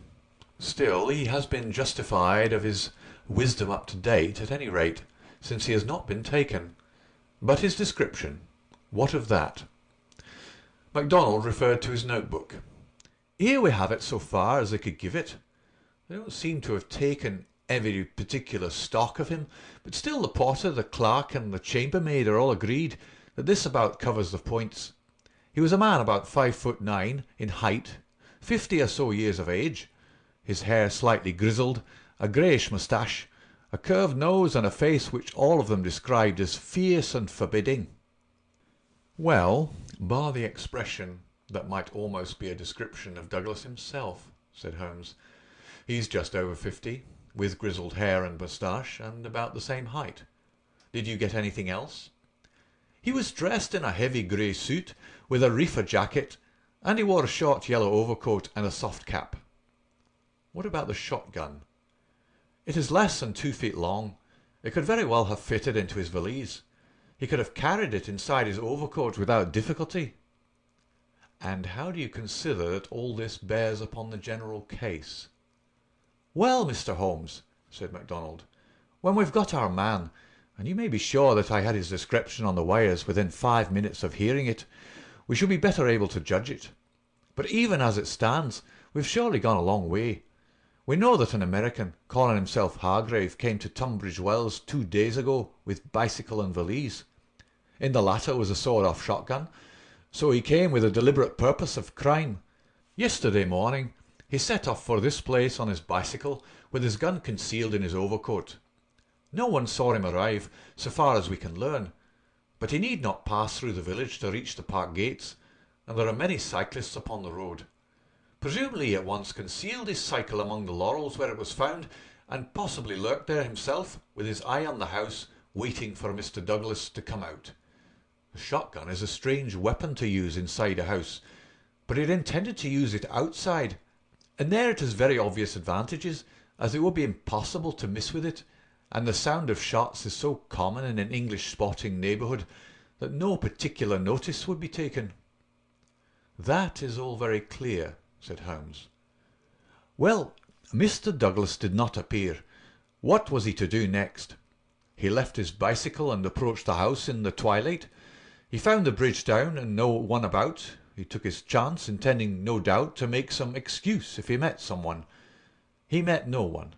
He slipped into the first room that he saw, and concealed himself behind a curtain. Thence he could see that drawbridge go up, and he knew that his only escape was through the moat. He waited until 11:15, when Mr. Douglas, upon his usual nightly round, came into the room. He shot him and escaped, as arranged. He was aware that the bicycle would be described by the hotel people and be a clue against him, so he left it there and made his way by some other means to London or to some safe hiding place which he'd already arranged. How's that, Mr. Holmes?" "Well, Mr. Mac, it is very good and very clear so far as it goes. That is your end of the story. My end is that the crime was committed half an hour earlier than reported, that Mrs. Douglas and Barker are both in a conspiracy to conceal something, that they aided the murderer's escape, or at least that they reached the room before he escaped, and that they fabricated evidence of his escape through the window, whereas in all probability they had themselves let him go by lowering the bridge. That's my reading of the first half." The two detectives shook their heads. "Well, Mr. Holmes, if this is true, we only tumble out of one mystery into another," said the London inspector.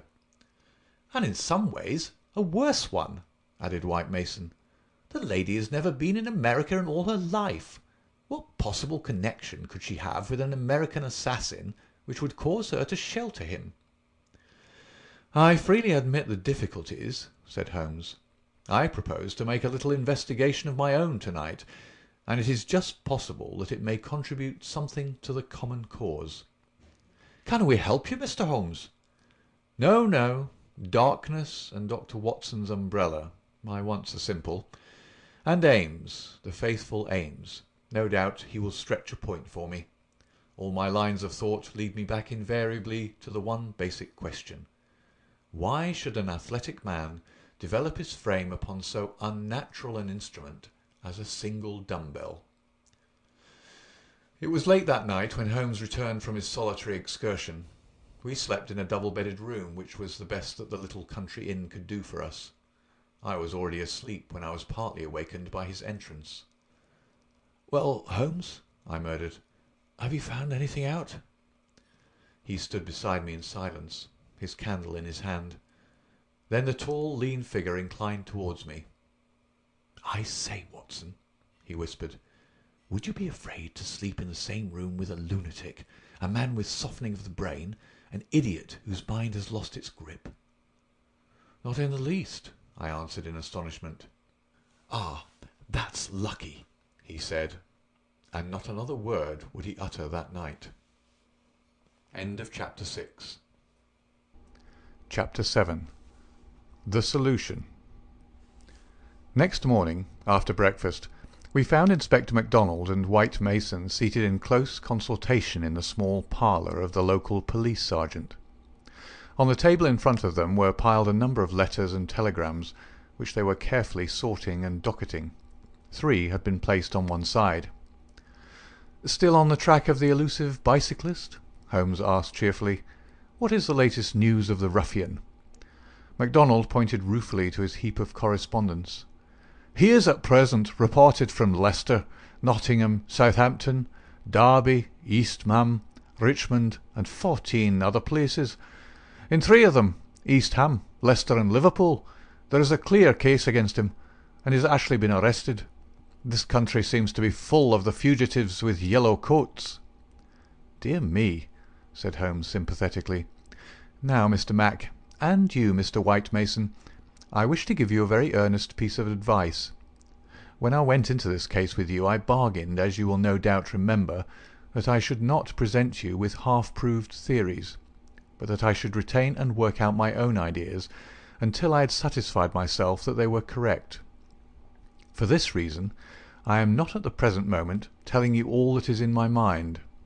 On the other hand, I said that I would play the game fairly by you, and I do not think it is a fair game to allow you for one unnecessary moment to waste your energies upon a profitless task. Therefore I am here to advise you this morning, and my advice to you is summed up in 3 words. Abandon the case." MacDonald and White Mason stared in amazement at their celebrated colleague. "You consider it hopeless?" cried the inspector. "I consider your case to be hopeless. I do not consider that it is hopeless to arrive at the truth." "But this cyclist is not an invention. We have his description, his valise, his bicycle. The fellow must be somewhere. Why should we not get him?" Yes, no doubt he is somewhere, and no doubt we shall get him. But I would not have you waste your energies in East Ham or Liverpool. I am sure that we can find some shorter cut to a result." "You're holding something back. It's hardly fair of you, Mr. Holmes." The inspector was annoyed. "You know my methods of work, Mr. Mac, but I will hold it back for the shortest time possible. I only wish to verify my details in one way, which can very readily be done, and then I make my bow and return to London, leaving my results entirely at your service. I owe you too much to act otherwise, for in all my experience I cannot recall any more singular and interesting study." "This is clean beyond me, Mr. Holmes. We saw you when we returned from Tunbridge Wells last night, and you are in general agreement with our results." What has happened since then to give you a completely new idea of the case?" "Well, since you ask me, I spent, as I told you that I would, some hours last night at the manor house." "Well, what happened?" "I can only give you a very general answer to that for the moment. By the way, I have been reading a short but clear and interesting account of the old building, purchasable at the modest sum of 1 penny from the local tobacconist." Here Holmes drew a small tract, embellished with a rude engraving of the ancient manor house, from his waistcoat pocket. "It immensely adds to the zest of an investigation, my dear Mr. Mac, when one is in conscious sympathy with the historical atmosphere of one's surroundings. Don't look so impatient, for I assure you that even so bald an account as this raises some sort of picture of the past in one's mind. Permit me to give you an example. Erected in the 5th year of the reign of James I, and standing upon the site of a much older building, the manor house of Birlstone presents one of the finest surviving examples of the moated Jacobean residence." "You're making fools of us, Mr. Holmes." "Tut, tut, Mr. Mac. The first sign of temper I have detected in you. Well, I won't read it verbatim, since you feel so strongly upon the subject. But when I tell you that there is some account of the taking of the place by a parliamentary colonel in 1644, of the concealment of Charles for several days in the course of the Civil War, and finally of a visit there by the 2nd George, you will admit that there are various associations of interest connected with this ancient house." "I don't doubt it, Mr. Holmes, but that is no business of ours." "Is it not? Is it not? Breadth of view, my dear Mr. Mac, is one of the essentials of our profession. The interplay of ideas and the oblique uses of knowledge are often of extraordinary interest. You will excuse these remarks from one who, though a mere connoisseur of crime, is still rather older and perhaps more experienced than yourself." "I'm the first to admit that," said the detective heartily. "You get to your point, I admit, but you have such a deuced round-the-corner way of doing it." "Well, well, I'll drop past history and get down to present-day facts. I called last night, as I have already said, at the manor house. I did not see either Barker or Mrs. Douglas. I saw no necessity to disturb them, but I was pleased to hear that the lady was not visibly pining, and that she had partaken of an excellent dinner. My visit was specially made to the good Mr. Ames, with whom I exchanged some amiabilities which culminated in his allowing me, without reference to anyone else, to sit alone for a time in the study." "What, with that?" I ejaculated. "No, no, everything is now in order. You gave permission for that, Mr. Mac. As I am informed, the room was in its normal state, and in it I passed an instructive quarter of an hour." "What were you doing?" "Well, not to make a mystery of so simple a matter, I was looking for the missing dumb-bell. It has always bulked rather large in my estimate of the case. I ended by finding it." "Where?" "Ah, there we come to the edge of the unexplored. Let me go a little further, a very little further, and I will promise that you shall share everything that I know." "Well, we're bound to take you on your own terms," said the inspector. "But when it comes to telling us to abandon the case, why in the name of goodness should we abandon the case?" "For the simple reason, my dear Mr. Mac, that you have not got the first idea what it is that you are investigating." "We are investigating the murder of Mr. John Douglas of Birlstone Manor." "Yes, yes, so you are. But don't trouble to trace the mysterious gentleman upon the bicycle. I assure you that it won't help." "Then what do you suggest we do?" "I will tell you exactly what to do, if you will do it." "Well, I'm bound to say, I've always found you had reason behind all your queer ways. I'll do what you advise." "And you, Mr. White Mason?" The country detective looked helplessly from one to the other. Holmes and his methods were new to him. "Well, if it is good enough for the inspector, it's good enough for me," he said at last. "Capital," said Holmes. "Well then, I should recommend a nice, cheery country walk for both of you. They tell me that the views from Birlstone Ridge over the Weald are very remarkable. No doubt lunch could be got at some suitable hostelry, though my ignorance of the country prevents me from recommending one. In the evening, tired but happy—" "Man, this is getting past a joke," cried MacDonald, rising angrily from his chair. "Well, well, spend the day as you like," said Holmes, patting him cheerfully upon the shoulder. "Do what you like, and go where you will. But meet me here before dusk without fail. Without fail, Mr. Mac." "That sounds more like sanity." All of it was excellent advice, but I don't insist so long as you are here when I need you. But now, before we part, I want you to write a note to Mr. Barker. "Well?" "I'll dictate it if you like. Ready?"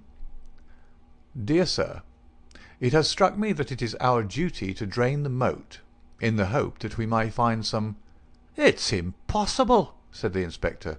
"I've made inquiry." "Tut, tut, my dear sir. Please do what I ask you." "Well, go on." "In the hope that we may find something which may bear upon our investigation. I have made arrangements, and the workmen will be at work early tomorrow morning, diverting the stream." "Impossible." "Diverting the stream, so I thought it best to explain matters beforehand. Now, sign that and send it by hand about 4 o'clock. At that hour we shall meet again in this room. Until then we may each do what we like, for I can assure you that this inquiry has come to a definite pause."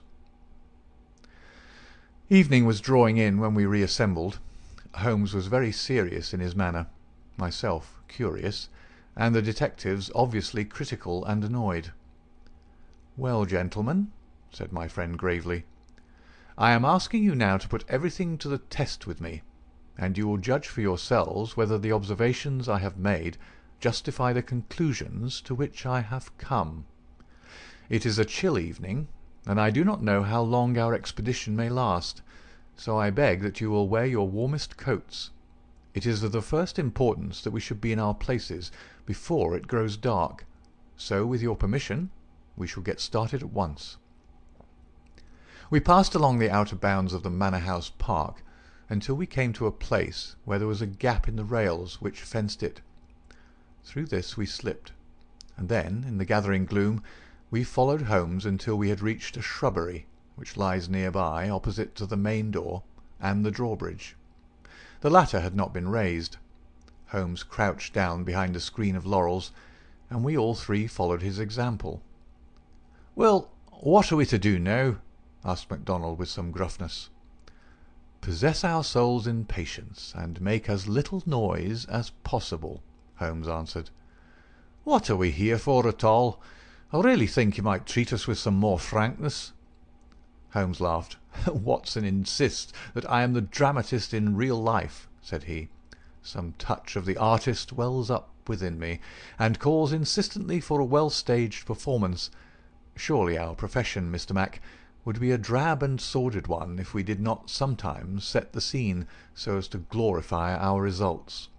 The blunt accusation, the brutal tap upon the shoulder, what can one make of such a denouement? But the quick inference, the subtle trap, the clever forecast of coming events, the triumphant vindication of bold theories, are these not the pride and the justification of our life's work? At the present moment you thrill with the glamour of the situation and the anticipation of the hunt. Where would be that thrill if I had been as definite as a timetable? I only ask a little patience, Mr. Mac, and all will be clear to you." "Well, I hope the pride and justification and the rest of it will come before we all get our death of cold," said the London detective with comic resignation.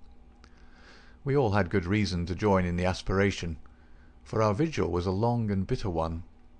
Slowly the shadows darkened over the long, sombre face of the old house. A cold, damp reek from the moat chilled us to the bones and set our teeth chattering. There was a single lamp over the gateway, and a steady globe of light in the fatal study. Everything else was dark and still. "How long is this to last?" asked the inspector finally. "And what is it we're waiting for?" "I have no more notion than you how long it is to last," Holmes answered with some asperity. "If criminals would always schedule their movements like railway trains, it would certainly be more convenient for all of us. As to what it is well, that's what we're watching for." As he spoke, the bright yellow light in the study was obscured by somebody passing to and fro before it. The laurels among which we lay were immediately opposite the window, and not more than 100 feet from it. Presently it was thrown open with a whining of hinges, and we could dimly see the dark outline of a man's head and shoulders looking out into the gloom. For some minutes he peered forth in furtive, stealthy fashion, as one who wishes to be assured that he is unobserved. Then he leaned forward, and in the intense silence we were aware of the soft lapping of agitated water. He seemed to be stirring up the moat with something which he held in his hand. Then suddenly he hauled something in as a fisherman lands a fish, some large round object which obscured the light as it was dragged through the open casement. "Now!" cried Holmes. "Now!" We were all upon our feet, staggering after him with our stiffened limbs, while he ran swiftly across the bridge and rang violently at the bell. There was the rasping of bolts from the other side, and the amazed Ames stood in the entrance. Holmes brushed him aside without a word, and, followed by all of us, rushed into the room which had been occupied by the man whom we had been watching. The oil lamp on the table represented the glow which we had seen from outside. It was now in the hand of Cecil Barker, who held it towards us as we entered. Its light shone upon his strong, resolute, clean-shaved face and his menacing eyes. "What the devil is the meaning of all this?" he cried. "What are you after, anyhow?" Holmes took a swift glance around, and then pounced upon a sodden bundle tied together with cord, which lay where it had been thrust under the writing-table. "This is what we are after, Mr. Barker. This bundle, weighted with a dumbbell which you have just raised from the bottom of the moat." Barker stared at Holmes with amazement in his face. "How in thunder came you to know anything about it?" he asked. "Simply that I put it there." "You put it there? You?" "Perhaps I should have said replaced it there," said Holmes. "You will remember, Inspector MacDonald, that I was somewhat struck by the absence of a dumbbell. I drew your attention to it, but with the pressure of other events you had hardly the time to give it the consideration which would have enabled you to draw deductions from it. When water is near and a weight is missing, it is not a very far-fetched supposition that something has been sunk in the water.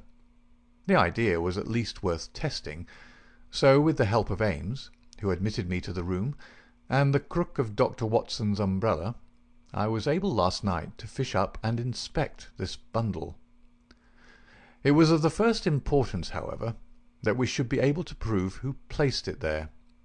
This we accomplished by the very obvious device of announcing that the moat would be dried tomorrow, which had of course the effect that whoever had hidden the bundle would most certainly withdraw it the moment that darkness enabled him to do so. We have no less than 4 witnesses as to who it was who took advantage of the opportunity, and so, Mr. Barker, I think the word lies now with you." Sherlock Holmes put the sopping bundle upon the table beside the lamp, and undid the cord which bound it. From within he extracted a dumbbell, which he tossed down to its fellow in the corner. Next he drew forth a pair of boots. "American, as you perceive," he remarked, pointing to the toes. Then he laid upon the table a long, deadly, sheathed knife. Finally he unravelled a bundle of clothing comprising a complete set of underclothes, socks, a grey tweed suit, and a short yellow overcoat. "The clothes are commonplace," remarked Holmes, save only the overcoat, which is full of suggestive touches. He held it tenderly towards the light. Here, as you perceive, is the inner pocket prolonged into the lining in such a fashion as to give ample space for the truncated fowling piece. The tailor's tab is on the back. Neil Outfitter, Vermissa, USA. I've spent an instructive afternoon in the rector's library, and have enlarged my knowledge by adding the fact that Vermissa is a flourishing little town at the head of one of the best-known coal and iron valleys in the United States.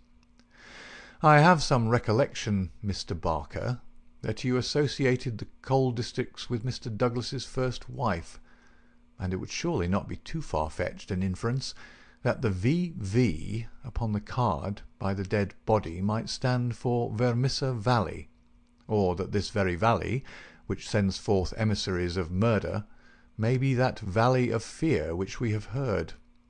So much is fairly clear. And now, Mr. Barker, I seem to be standing rather in the way of your explanation." It was a sight to see Cecil Barker's expressive face during this exposition of the great detective. Anger, amazement, consternation, and indecision swept over it in turn. Finally he took refuge in a somewhat acrid irony. "You know such a lot, Mr. Holmes. Perhaps you had better tell us some more," he sneered. "I have no doubt that I could tell you a great deal more, Mr. Barker, but it would come with a better grace from you." "Oh, you think so, do you? Well, all I can say is that if there's any secret here, it's not my secret, and I am not the man to give it away." "Well, if you take that line, Mr. Barker," said the inspector quietly, "we must just keep you in sight until we have the warrant and can hold you." "You can do what you damn please about that," said Barker defiantly. The proceedings seemed to have come to a definite end, so far as he was concerned, for one had only to look at that granite face to realize that no peine forte or dure would ever force him to plead against his will. The deadlock was broken, however, by a woman's voice. Mrs. Douglas had been standing listening at the half-open door, and now she entered the room. "You have done enough for now, Cecil," said she. "Whatever comes of it in the future, you have done enough." "Enough and more than enough," remarked Sherlock Holmes gravely.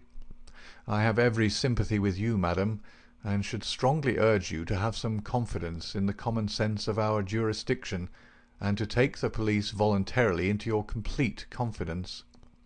It may be that I am myself at fault for not following up the hint which you conveyed to me through my friend Dr. Watson, but at that time I had every reason to believe that you were directly concerned in the crime. Now I am assured that this is not so. At the same time there is much that is unexplained, and I should strongly recommend that you ask Mr. Douglas to tell us his own story." Mrs. Douglas gave a cry of astonishment at Holmes's words. The detectives and I must have echoed it when we were aware of a man who seemed to have emerged from the wall, who advanced now from the gloom of the corner in which he had appeared. Mrs. Douglas turned, and in an instant her arms were round him. Barker had seized his outstretched hand. "It's best this way, Jack," his wife repeated. "I'm sure that it is best." "Indeed, yes, Mr. Douglas," said Sherlock Holmes. "I am sure that you will find it best." The man stood blinking at us with the dazed look of one who comes from the dark into the light. It was a remarkable face, bold grey eyes, a strong, short-clipped, grizzled moustache, a square projecting chin, and a humorous mouth. He took a good look at us all, and then, to my amazement, he advanced to me and handed me a bundle of paper. "I've heard of you," said he in a voice which was not quite English and not quite American, but was altogether mellow and pleasing. "You are the historian of this bunch. Well, Dr. Watson, you've never had such a story as that pass through your hands before, and I'll lay my last dollar on that. Tell it your own way, but there are the facts, and you can't miss the public so long as you have those. I've been cooped up 2 days, and I've spent the daylight hours, as much daylight as I could get in that rat trap, in putting the thing into words. You're welcome to them, you and your public. There's the story of the Valley of Fear." "That's the past, Mr. Douglas," said Sherlock Holmes quietly. "What we desire now is to hear your story of the present." "You'll have it, sir," said Douglas. "May I smoke as I talk?" "Well, thank you, Mr. Holmes. You're a smoker yourself, if I remember right, and you'll guess what it is to be sitting for 2 days with tobacco in your pocket and afraid that the smell will give you away." He leaned against the mantelpiece and sucked at the cigar which Holmes had handed him. "I've heard of you, Mr. Holmes. I never guessed that I would meet you. But before you're through with that," he nodded at my papers, "you will say I've brought you something fresh." Inspector MacDonald had been staring at the newcomer with the greatest amazement. "Well, this fairly beats me," he cried at last. "If you're Mr. John Douglas of Birlstone Manor, then whose death have we been investigating for these 2 days, and where in the world have you sprung from now? You seem to come out of the floor like a jack-in-a-box." "Ah, Mr. Mac," said Holmes, shaking a reproving forefinger, "you would not read that excellent local compilation which described the concealment of King Charles. People did not hide in those days without excellent hiding places, and the hiding place that had once been used may be used again. I had persuaded myself that we should find Mr. Douglas under this roof." "And how long have you been playing this trick upon us, Mr. Holmes?" said the inspector angrily. "How long have you allowed us to waste ourselves upon a search that you knew to be an absurd one?" "Not one instant, my dear Mr. Mac. Only last night did I form my views of the case. As they could not be put to the proof until this evening, I invited you and your colleagues to take a holiday for the day. Pray, what more could I do? When I found the suit of clothes in the moat, it at once became apparent to me that the body we had found could not have been the body of Mr. John Douglas at all, but must be that of the bicyclist from Tunbridge Wells. No other conclusion was possible. Therefore I had to determine where Mr. John Douglas himself could be, and the balance of probability was that with the connivance of his wife and his friend he was concealed in a house which had such conveniences for a fugitive, and awaiting quieter times when he could make his final escape. "Well, you've figured it out about right," said Douglas approvingly. "I thought I'd dodge your British law, for I was not sure how I stood under it, and also I saw my chance to throw these hounds once for all off my track. Mind you, from first to last I've done nothing to be ashamed of, and nothing that I would not do again, but you'll judge that for yourselves when I tell you my story. Never mind warning me, Inspector. I'm ready to stand pat upon the truth. I'm not going to begin at the beginning, that's all there." He indicated my bundle of papers. "And a mighty queer yarn you'll find it.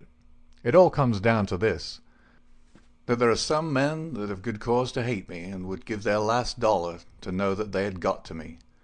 So long as I'm alive and they are alive, there is no safety in this world for me. They hunted me from Chicago to California, then they chased me out of America. But when I married and settled down in this quiet spot, I thought my last years were going to be peaceable. I never explained to my wife how things were. Why should I pull her into it? She would never have a quiet moment again, but would always be imagining trouble. I fancy she knew something, for I may have dropped a word here or a word there, but until yesterday, after you gentlemen had seen her, she never knew the rights of the matter. She told you all she knew, and so did Barker here, for on the night when this thing happened, there was mighty little time for explanations. She knows everything now, and I would have been a wiser man if I had told her sooner. But it was a hard question, dear." He took her hand for an instant in his own, and I acted for the best. "Well, gentlemen, the day before these happenings I was over in Tunbridge Wells, and I got a glimpse of a man in the street. It was only a glimpse, but I have a quick eye for these things, and I never doubted who it was. It was the worst enemy I had among them all, one who has been after me like a hungry wolf after a caribou all these years. I knew there was trouble coming, and I came home and made ready for it. I guess I'd fight through it all right on my own. My luck was a proverb in the States about 76. I never doubted that it would be with me still. I was on my guard all that next day and never went out into the park. It's as well, or he'd have had the drop on me with that buckshot gun of his before ever I could draw on him.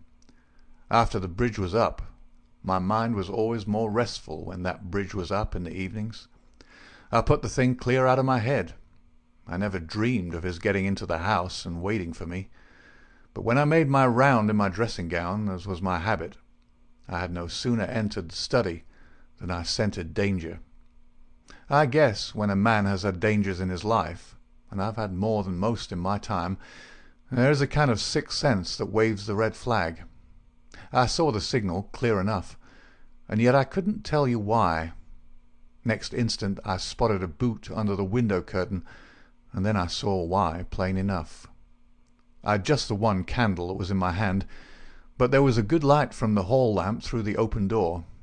I put down the candle and jumped for a hammer that I'd left on the mantel. At the same moment he sprang at me. I saw the glint of a knife, and I lashed at him with the hammer. I got him somewhere, for the knife tinkled down on the floor. He dodged around the table as quick as an eel, and a moment later he'd got his gun from under his coat. I heard him cock it, but I got hold of it before he could fire. I had it by the barrel, and we wrestled for it all ends up for a minute or more. It was death to the man that lost his grip. He never lost his grip, but he got it butt downward for a moment too long. Maybe it was I that pulled the trigger. Maybe we just jolted it off between us. Anyhow, he got both barrels in the face. And there I was, staring down at all that was left of Ted Baldwin. I'd recognized him in the township, and again when he sprang for me. But his own mother wouldn't recognize him as I saw him then. I'm used to rough work, but I fairly turned sick at the sight of him. I was hanging on the side of the table when Barker came hurrying down. I heard my wife coming, and I ran to the door and stopped her. It was no sight for a woman. I promised I'd come to her soon. I said a word or two to Barker. He took it all in at a glance, and we waited for the rest to come along. But there was no sign of them. Then we understood that they could hear nothing, and that all that had happened was known only to ourselves. It was at that instant that the idea came to me. I was fairly dazzled by the brilliance of it. The man's sleeve had slipped up, and there was the branded mark of the lodge upon his forearm. See here. The man whom we had known as Douglas turned up his own coat and cuff to show a brown triangle within a circle, exactly like that which we'd seen upon the dead man. It was the sight of that which started me on it. I seemed to see it all clear at a glance. There were his height and hair and figure about the same as my own. No one could swear to his face, poor devil. I brought down this suit of clothes, and in a quarter of an hour Barker and I had put my dressing gown on him, and he lay as you found him. We tied all things into a bundle, and I weighted them with the only weight I could find, and put them through the window. The card he'd meant to lay upon my body was lying beside his own. My rings were put on his finger, but when it came to the wedding ring, he held out his muscular hand. You can see for yourselves that I had struck the limit. I have not moved it since the day I was married, and it would have taken a file to get it off. I don't know anyhow that I should have cared to part with it, but if I'd wanted to, I couldn't. So we just had to leave that detail to take care of itself. On the other hand, I brought a bit of plaster down and put it where I'm wearing one myself at this instant. You slipped up there, Mr. Holmes, clever as you are, for if you had chanced to take off that plaster, you'd have found no cut underneath it. Well, that was the situation. If I could lie low for a while and then get away, where I could be joined by my widow, we should have a chance at last of living in peace for the rest of our lives. These devils would give me no rest so long as I was above ground, but if they saw in the papers that Baldwin had got his man, there would be an end of all my troubles. I hadn't much time to make it all clear to Barker and to my wife, but they understood enough to be able to help me. I knew all about this hiding place, so did Ames, but it never entered his head to connect it with the matter. I retired into it, and it was up to Barker to do the rest. I guess you can fill in for yourselves what he did. He opened the window and made the mark on the sill, to give an idea of how the murderer escaped. It was a tall order, that, but as the bridge was up there was no other way. Then, when everything was fixed, he rang the bell for all he was worth. What happened afterward you know. And so, gentlemen, you can do what you please, but I've told you the truth and the whole truth, so help me God. What I ask you now is, how do I stand by the English law? There was a silence which was broken by Sherlock Holmes. The English law is in the main a just law. You'll get no worse than your deserts from that, Mr. Douglas. But I would ask you, how did this man know that you lived here, or how to get into your house, or where to hide to get you? I know nothing of this. Holmes's face was very white and grave. The story is not over yet, I fear, said he. You may find worse dangers than the English law, or even than your enemies from America. I see trouble before you, Mr. Douglas. You'll take my advice and still be on your guard. And now, my long-suffering readers, I'll ask you to come away with me for a time, far from the Sussex manor house of Birlstone, and far also from the year of grace in which we made our eventful journey, which ended with the strange story of the man who had been known as John Douglas. I wish you to journey back some 20 years in time, and westward some thousands of miles in space, that I may lay before you a singular and terrible narrative, so singular and so terrible that you may find it hard to believe that even as I tell it, even so did it occur. Do not think that I intrude one story before another is finished. As you read on you will find that this is not so. And when I have detailed those distant events, and you have solved this mystery of the past, we shall meet once more in those rooms on Baker Street, where this, like so many other wonderful happenings, will find its end. End of Chapter 7 and Part 1 of The Valley of Fear. Part 2. The Scourers. Chapter 1. The Man. It was the 4th of February in the year 1875. It had been a severe winter, and the snow lay deep in the gorges of the Gilmerton Mountains. The steam ploughs had, however, kept the railroad open, and the evening train, which connects the long line of coal-mining and iron-working settlements, was slowly groaning its way up the steep gradients which led from Stagville on the plain to Vermissa, the central township which lies at the head of Vermissa Valley. From this point the track sweeps downward to Barton's Crossing, Helmdale, and the purely agricultural county of Merton. It was a single-track railroad, but at every siding, and they were numerous, long lines of trucks piled with coal and iron ore told of the hidden wealth which had brought a rude population and a bustling life to this most desolate corner of the United States of America. For desolate it was.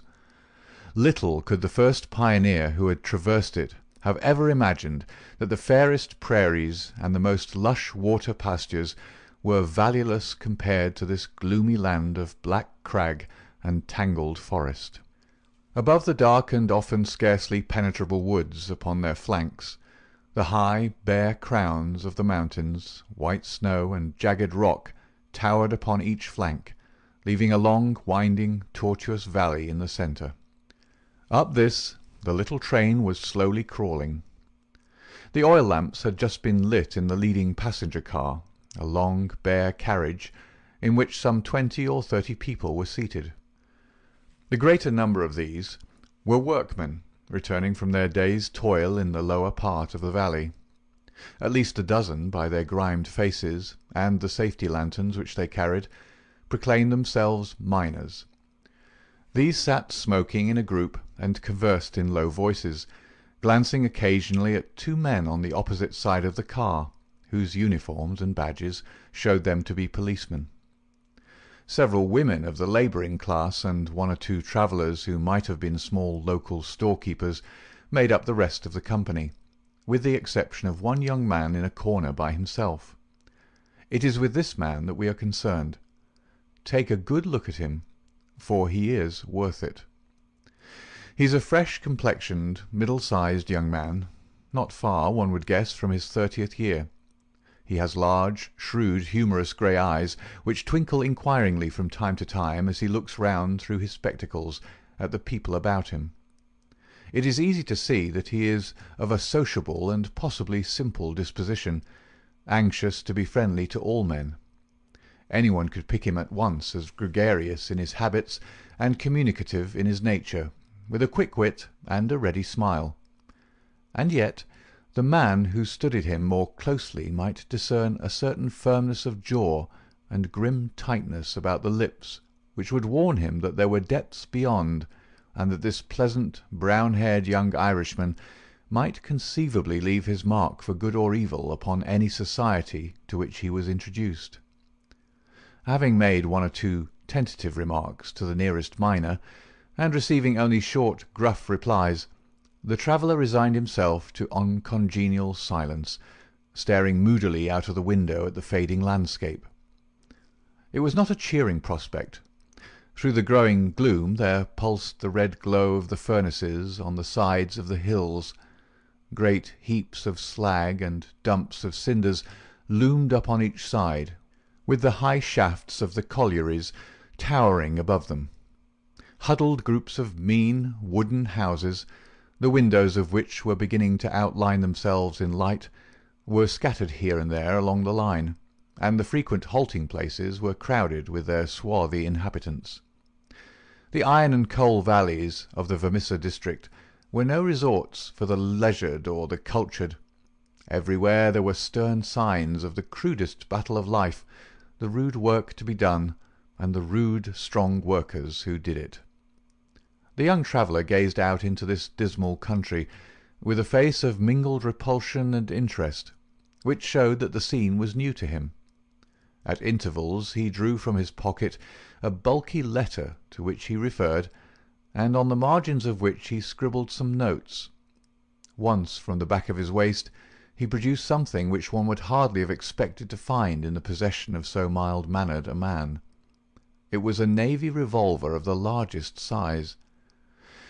As he turned it slantwise to the light, the glint upon the rims of the copper shells within the drum showed that it was fully loaded. He quickly restored it to his secret pocket, but not before it had been observed by a working man who had seated himself upon the adjoining bench. "Hello, mate," said he. "You seem heeled and ready." The young man smiled with an air of embarrassment. "Yes," said he, "we need them sometimes in the place I come from." "And where may that be?" "I'm last from Chicago." "A stranger in these parts?" "Yes." "You may find you need it here," said the workman. "Ah, is that so?" The young man seemed interested. "Have you heard nothing of doings hereabouts?" "Nothing out of the way." "Why, I thought the country was full of it. You'll hear quick enough. What made you come here?" "I heard there was always work for a willing man." "Are you a member of the union?" "Sure." "Then you'll get your job, I guess. Have you any friends?" "Not yet, but I have the means of making them." "How's that, then?" "I am one of the eminent order of freemen. There's no town without a lodge, and where there's a lodge I'll find my friends." The remark had a singular effect upon his companion. He glanced around suspiciously at the others in the car. The miners were still whispering among themselves. The two police officers were dozing. He came across, seated himself close to the young traveller, and held out his hand. "Put it there," he said. A hand grip passed between the two. "I see you speak the truth," said the workman, "but it's well to make certain." He raised his right hand to his right eyebrow. The traveller at once raised his left hand to his left eyebrow. "Dark nights are unpleasant," said the workman. "Yes, for strangers to travel," the other answered. "That's good enough. I'm Brother Scanlon, Lodge 341, Vermissa Valley. Glad to see you in these parts." "Thank you. I'm Brother John McMurdo, Lodge 29, Chicago. Bodymaster J. H. Scott, but I'm in luck to meet a brother so early." Well, there are plenty of us about. You won't find the order more flourishing anywhere in the States than right here in Vermissa Valley. But we could do with some lads like you. I can't understand a spry man of the Union finding no work to do in Chicago." "I found plenty of work to do," said McMurdo. "Then why did you leave?" McMurdo nodded toward the policeman and smiled. "I guess those chaps will be glad to know," he said. Scanlon groaned sympathetically. "In trouble?" he asked in a whisper. "Deep? A penitentiary job? And the rest? Not a killing?" "It's early days to talk of such things," said McMurdo with the air of a man who had been surprised into saying more than he intended. "I've my own good reasons for leaving Chicago, and let that be enough for you. Who are you, that you should take it on yourself to ask such things?" His grey eyes gleamed with sudden and dangerous anger from behind his glasses. "All right, mate, no offence meant. The boys will think none the worse of you, whatever you may have done. Where are you bound for now?" "Vermissa." "That's the third halt down the line. Where are you staying?" McMurdo took out an envelope and held it close to the murky oil lamp. "Here is the address. Jacob Shafter, Sheridan Street.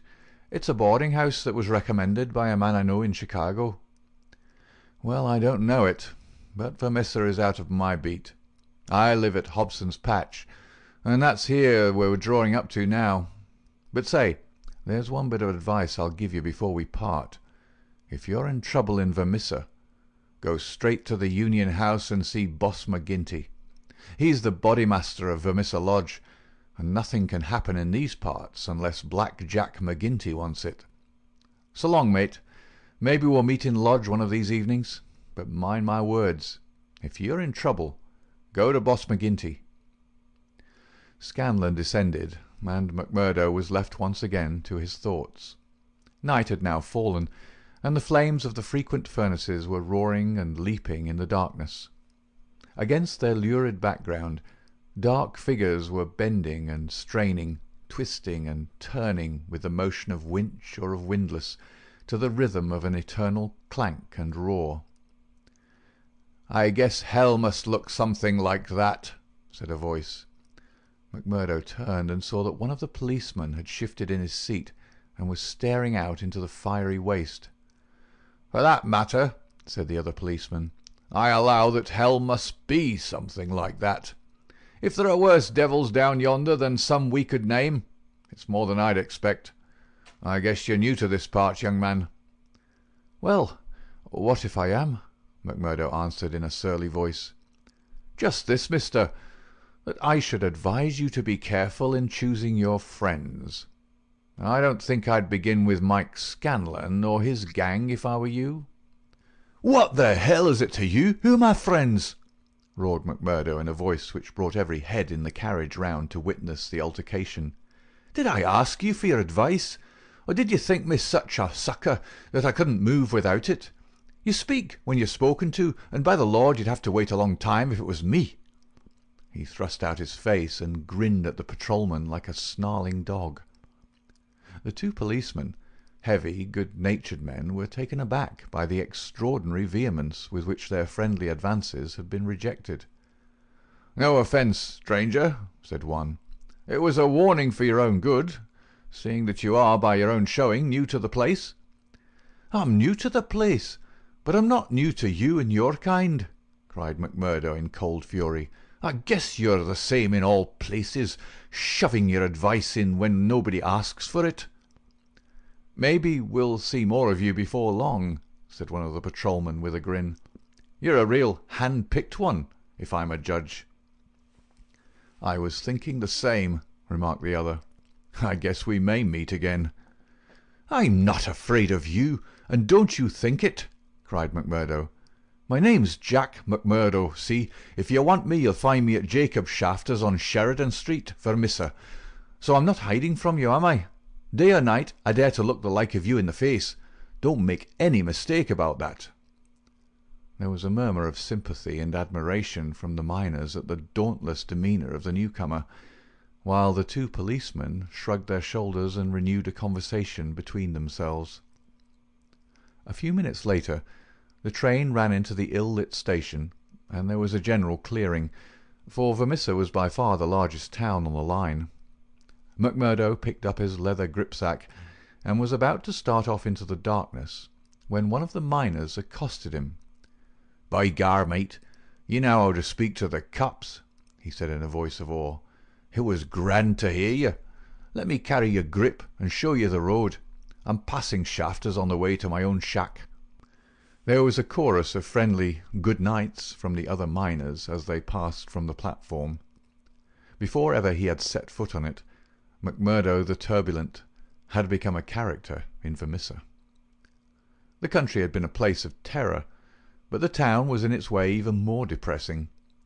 Down that long valley there was at least a certain gloomy grandeur in the huge fires and the clouds of drifting smoke, while the strength and industry of man found fitting monuments in the hills which he had spilled by the side of his monstrous excavations.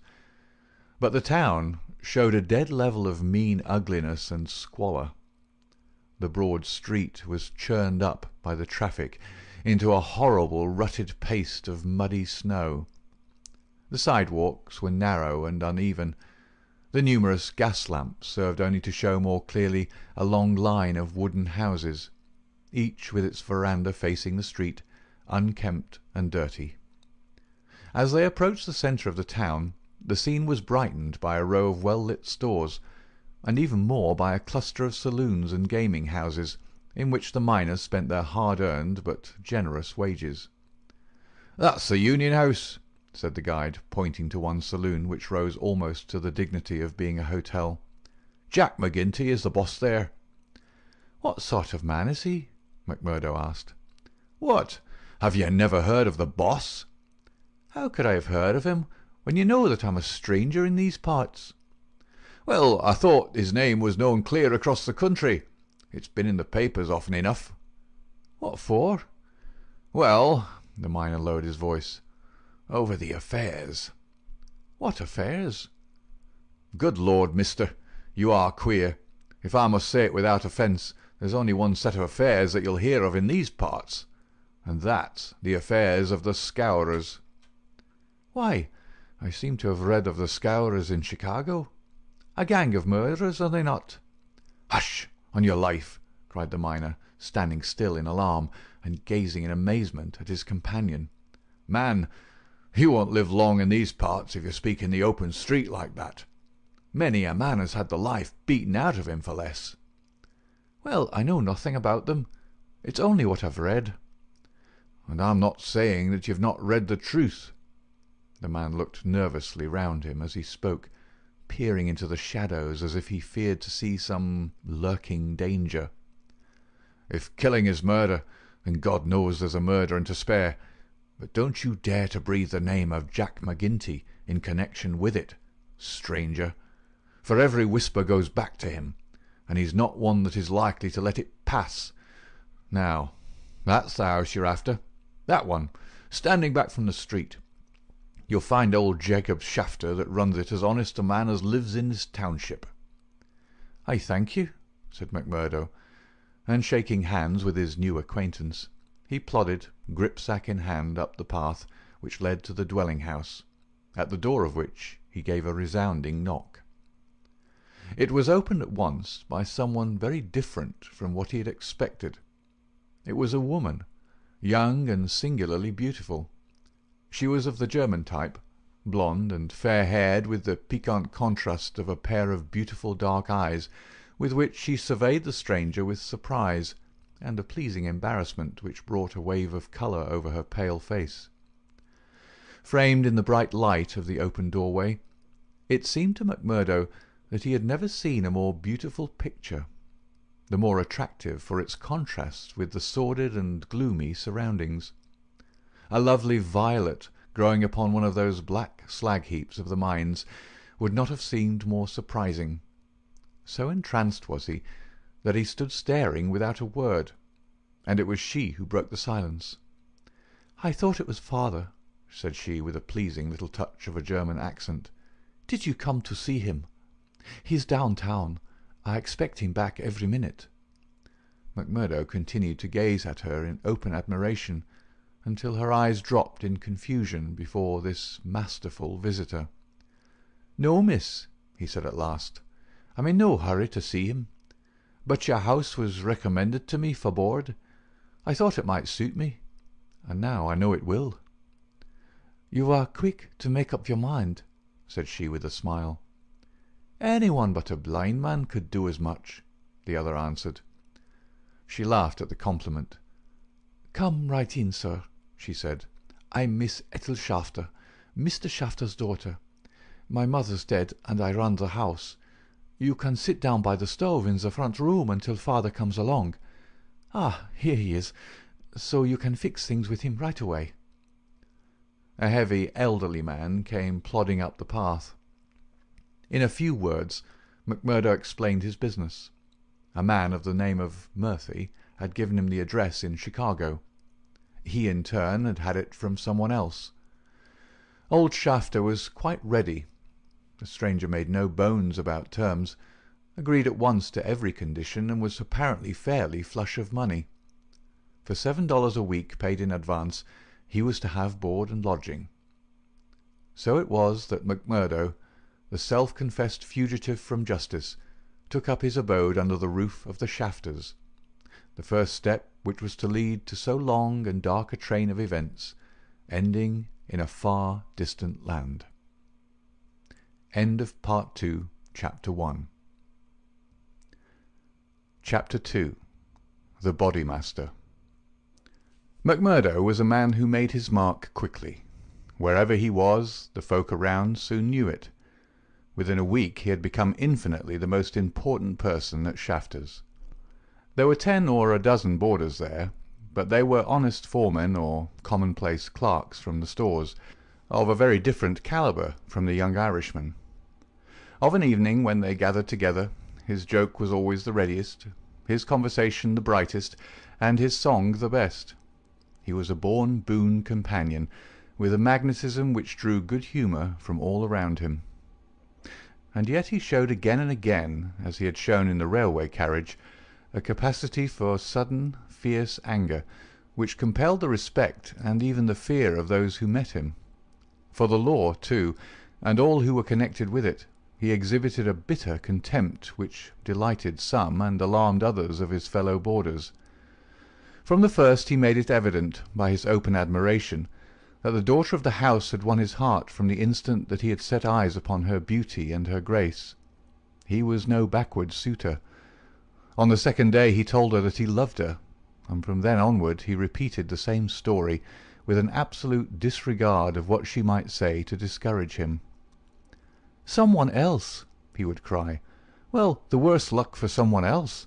Let him look out for himself. Am I to lose my life's chance and all my heart's desire for someone else? You can keep on saying no, Etty. The day will come when you'll say yes, and I'm young enough to wait." He was a dangerous suitor, with his glib Irish tongue and his pretty, coaxing ways. There was about him also that glamour of experience and of mystery which attracts a woman's interest, and finally her love. He could talk of the sweet valleys of County Monaghan, from which he came, of the lovely distant island, the low hills and green meadows of which seemed the more beautiful when imagination viewed them from this place of grime and snow. Then he was versed in the life of the cities of the north, of Detroit, and of the lumber camps of Michigan, and finally of Chicago, where he had worked in a planing mill. And afterwards came the hint of romance, the feeling that strange things had happened to him in that great city, so strange and so intimate that they might not be spoken of. He spoke wistfully of a sudden leaving, a breaking of old ties, a flight into a strange world, ending in this dreary valley, and Etty listened, her dark eyes gleaming with pity and with sympathy, those two qualities which may turn so rapidly and so naturally to love. McMurdo had obtained a temporary job as bookkeeper, for he was a well-educated man. This kept him out most of the day, and he had not found occasion yet to report himself to the head of the lodge of the Eminent Order of Freemen. He was reminded of his omission, however, by a visit one evening from Mike Scanlon, the fellow member whom he had met in the train. Scanlon, the small, sharp-faced, nervous, black-eyed man, seemed glad to see him once more. After a glass or two of whisky, he broached the subject of his visit. "Say, McMurdo," said he, "I remembered your address, so I made bold to call. I'm surprised that you've not reported to the Bodymaster. Why haven't you seen Boss McGinty yet?" "Well, I had to find a job. I've been busy." "You must find time for him, if you've none for anything else. Good Lord, man, you're a fool not to have been down to the Union House and registered your name the first morning after you came here. If you run against him, well, you mustn't, that's all." McMurdo showed mild surprise. "I've been a member of the lodge for over 2 years, Scanlon, but I've never heard that duties were so pressing as all that." "Maybe not in Chicago." "Well, it's the same society here." "Is it?" Scanlon looked at him long and fixedly. There was something sinister in his eyes. "Isn't it?" "You'll tell me that in a month's time. I hear you had a talk with the patrolman after I left the train." "How did you know that?" "Oh, it got about. Things do get about for good and for bad in this district." "Well, yes, I told the hounds what I thought of them." "By the Lord, you'll be a man after McGinty's heart." "What, does he hate the police too?" Scanlon burst out laughing. "You go and see him, my lad," said he as he took his leave. "It's not the police, but you that he'll hate if you don't. Now, take a friend's advice, and go at once." It chanced that on the same evening McMurdo had another more pressing interview which urged him in the same direction. It may have been that his attentions to Etty had been more evident than before, or that they had gradually obtruded themselves into the slow mind of his good German host. But, whatever the cause, the boarding-house keeper beckoned the young man into his private room and started on the subject without any circumlocution. "It seems to me, mister," said he, "that you are getting set on my Etty. Ain't that so, or am I wrong?" "Yes, that is so," the young man answered. "Well, I want to tell you right now that it ain't no manner of use. There's someone slipped in afore you." "She told me so." "Well, you can lay that she told you truth. But did she tell you who it was?" "No, I asked her, but she wouldn't tell." "I dare say not. The little baggage. Perhaps she did not wish to frighten you away." "Frighten?" McMurdo was on fire in a moment. "Ah, yes, my friend. You need not be ashamed to be frightened of him. It is Teddy Baldwin." "And who the devil is he?" "He is the boss of Scourers." "Scourers? I've heard of them before. It's Scourers here and Scourers there, and always in a whisper. What are you all afraid of? Who are the Scourers?" The boarding-house keeper instinctively sank his voice, as everyone did who talked about that terrible society. "The Scourers," said he, "are the eminent order of freemen." The young man stared. "Why, I'm a member of that order myself." "You? I would never have had you in my house if I'd known it. Not if you were to pay me $100 a week." "What's wrong with the order? It's for charity and good fellowship. The rules say so." "Maybe in some places. Not here." "What is it here?" "It's a murder society. That's what it is." McMurdo laughed incredulously. "How can you prove that?" he asked. "Prove it? Are there not 50 murders to prove it? What about Millman and von Schorst and the Nicholson family and old Mr. Hyam and little Billy James and the others? Prove it? Is there a man or a woman in this valley that does not know it?" "See here," said McMurdo earnestly, "I want you to take back what you said, or else make it good. One or the other you must do before I quit this room. Put yourself in my place. Here I am, a stranger in the town. I belong to a society that I know only as an innocent one. You'll find it through the length and breadth of the States, but always as an innocent one. Now, when I'm counting upon joining it here, you tell me that it's the same as a murder society called the Scourers. I guess you owe me either an apology or else an explanation, Mr. Shafter." "I can but tell you what the whole world knows, mister. The bosses of the one are the bosses of the other. If you offend the one, it is the other that will strike you. We have proved it too often." "That's just gossip. I want proof," said McMurdo. "If you live here long, you will get your proof. But I forget that you are yourself one of them. You will soon be as bad as the rest. But you will find other lodgings, mister. I cannot have you here. Is it not bad enough that one of these people come courting my Etty, and that I dare not turn him down, and that I should have another for my boarder? Yes, indeed, you shall not sleep here after tonight." McMurdo found himself under sentence of banishment, both from his comfortable quarters and from the girl whom he loved. He found her alone in the sitting-room that same evening, and he poured his troubles into her ear. "Sure your father is after giving me notice," he said. "It's little I would care if it was just my room, but indeed, Etty, though it's only a week that I've known you, you're the very breath of life to me, and I can't live without you." "Oh, hush, Mr. McMurdo, don't speak so," said the girl. "I've told you, have I not, that you're too late. There's another, and if I have not promised to marry him at once, at least I can promise no one else." "Suppose I had been first, Etty? Would have had a chance." The girl sank her face into her hands. "I wish to heaven that you had been first," she sobbed. McMurdo was down on his knees before her in an instant. "For God's sake, Etty, let it stand at that," he cried. "Will you ruin your life and my own for the sake of this promise? Follow your heart, acushla. 'Tis a safer guide than any promise before you knew what it was that you were saying."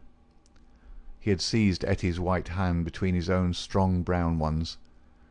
"Say that you'll be mine, and we'll face it out together." "Not here." "Yes, here." "No, no, Jack."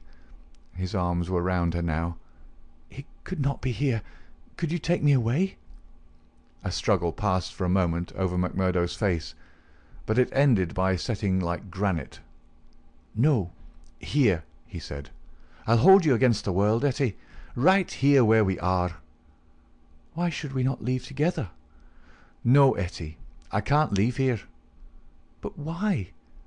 "I'd never hold my head up again if I felt that I'd been driven out. Besides, what is there to be afraid of? Are we not free folks in a free country? If you love me, and I you, who will dare to come between us?" "You don't know, Jack. You've been here too short a time. You don't know this Baldwin. You don't know how McGinty and his Cowrers—" "No, I don't know them, and I don't fear them, and I don't believe in them," said McMurdo. "I've lived among rough men, my darling, and instead of fearing them, it has always ended that they feared me. Always, Etty. It's mad on the face of it. If these men, as your father says, have done crime after crime in the valley, and if everyone knows them by name, how come is that none are brought to justice? You answer me that, Etty." "Because no witness dares to appear against them. He would not live a month if he did. Also because they have always their own men to swear that the accused one was far from the scene of the crime. But surely, Jack, you must have read all this. I had understood that every paper in the United States was writing about it." "Well, I've read something, it is true, but I thought it was a story. Maybe these men have some reason in what they do. Maybe they're wronged and have no other way to help themselves." "Oh, Jack, don't let me hear you speak of so. That is how he speaks, the other one." "Baldwin? He speaks like that, does he?" "And that is why I loathe him so. Oh, Jack, how can I tell you the truth? I loathe him with all my heart, but I fear him also. I fear him for myself, but above all I fear him for my father. I know that some great sorrow would come upon us if I dared to say what I really felt. That is why I have put him off with half promises. It was in real truth our only hope. But if you would fly with me, Jack, we could take father with us and live forever far from the power of these wicked men." Again there was the struggle upon McMurdo's face, and again it set like granite. "No harm shall come to you, Etty, nor to your father either. As to wicked men, I expect you may find that I'm as bad as the worst of them before you're through." "No, no, Jack, I would trust you anywhere." McMurdo laughed bitterly. "Good Lord, how little you know of me! Your innocent soul, my darling, could not even guess what is passing in mine. But hello, who's the visitor?" The door had opened suddenly, and a young fellow came swaggering in with the air of one who is the master. He was a handsome, dashing young man of about the same age and build as McMurdo himself. Under his broad-brimmed black felt hat, which he had not troubled to remove, a handsome face with fierce, domineering eyes and a curved hawk-bill of a nose looked savagely at the pair who sat by the stove. Etty had jumped to her feet, full of confusion and alarm. "I'm glad to see you, Mr. Baldwin," said she. "You're earlier than I thought. Come and sit down." Baldwin stood with his hands on his hips, looking at McMurdo. "Who is this?" he asked curtly. "It's a friend of mine, Mr. Baldwin. A new boarder here, Mr. McMurdo. May I introduce you to Mr. Baldwin?" The young men nodded in surly fashion to each other. "Maybe Miss Etty has told you how it is with us," said Baldwin. "I don't understand that there was any relation between you." "Didn't you? Well, you can understand it now. You can take it from me that this young lady is mine, and you'll find it a very fine evening for a walk." "Thank you. I'm in no humour for a walk." "Aren't you?" The man's savage eyes were blazing with anger. "Maybe you're in a humour for a fight, Mr. Boarder." "That I am," cried McMurdo, springing to his feet. "You never said a more welcome word." "For God's sake, Jack! Oh, for God's sake, Jack!" cried poor distracted Etty. "Oh, Jack, Jack, he'll hurt you." "Oh, it's Jack, is it?" said Baldwin with an oath. "You've come to that already, have you?" "Oh, Ted, be reasonable, be kind. For my sake, Ted. If ever you loved me, be big-hearted and forgiving." "I think, Etty, that if you were to leave us alone, we could get this thing settled," said McMurdo quietly. "Or maybe, Mr. Baldwin, you'll take a turn down the street with me. It's a fine evening, and there's some open ground beyond the next block." "I'll get even with you without needing to dirty my hands," said his enemy. "You'll wish you'd never set foot in this house before I'm through with you." "No time like the present," cried McMurdo. "I'll choose my own time, mister. You can leave the time to me. See here."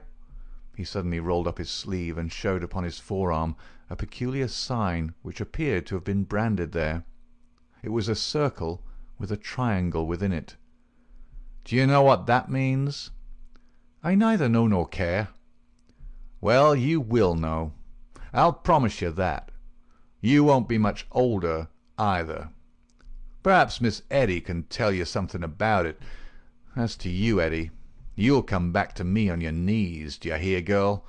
On your knees, and then I'll tell you what your punishment may be.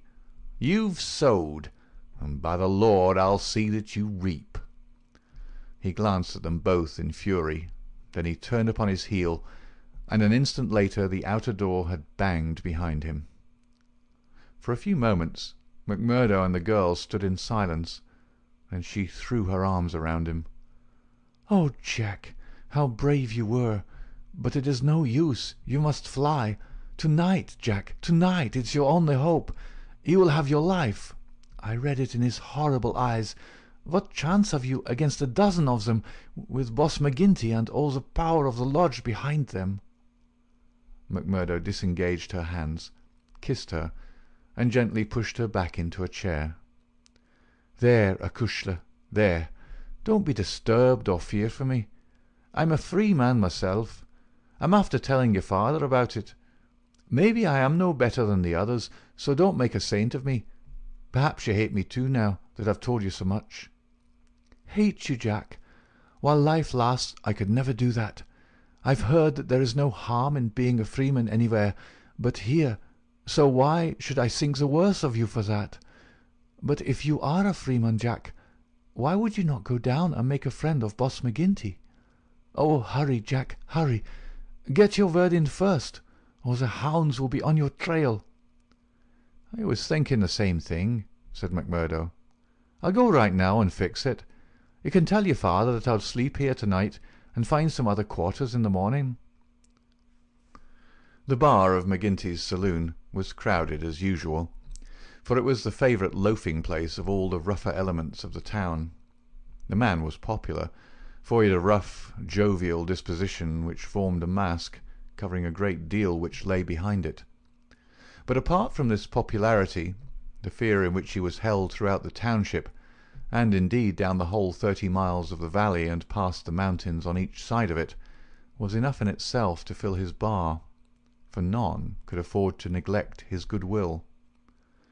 Besides those secret powers which it was universally believed that he exercised in so pitiless a fashion, he was a high public official, a municipal councillor, and a commissioner of roads, elected to the office through the votes of the ruffians who in turn expected to receive favours at his hands. Assessments and taxes were enormous. The public works were notoriously neglected. The accounts were slurred over by bribed auditors, and the decent citizen was terrorized into paying public blackmail, and holding his tongue lest some worse thing befall him.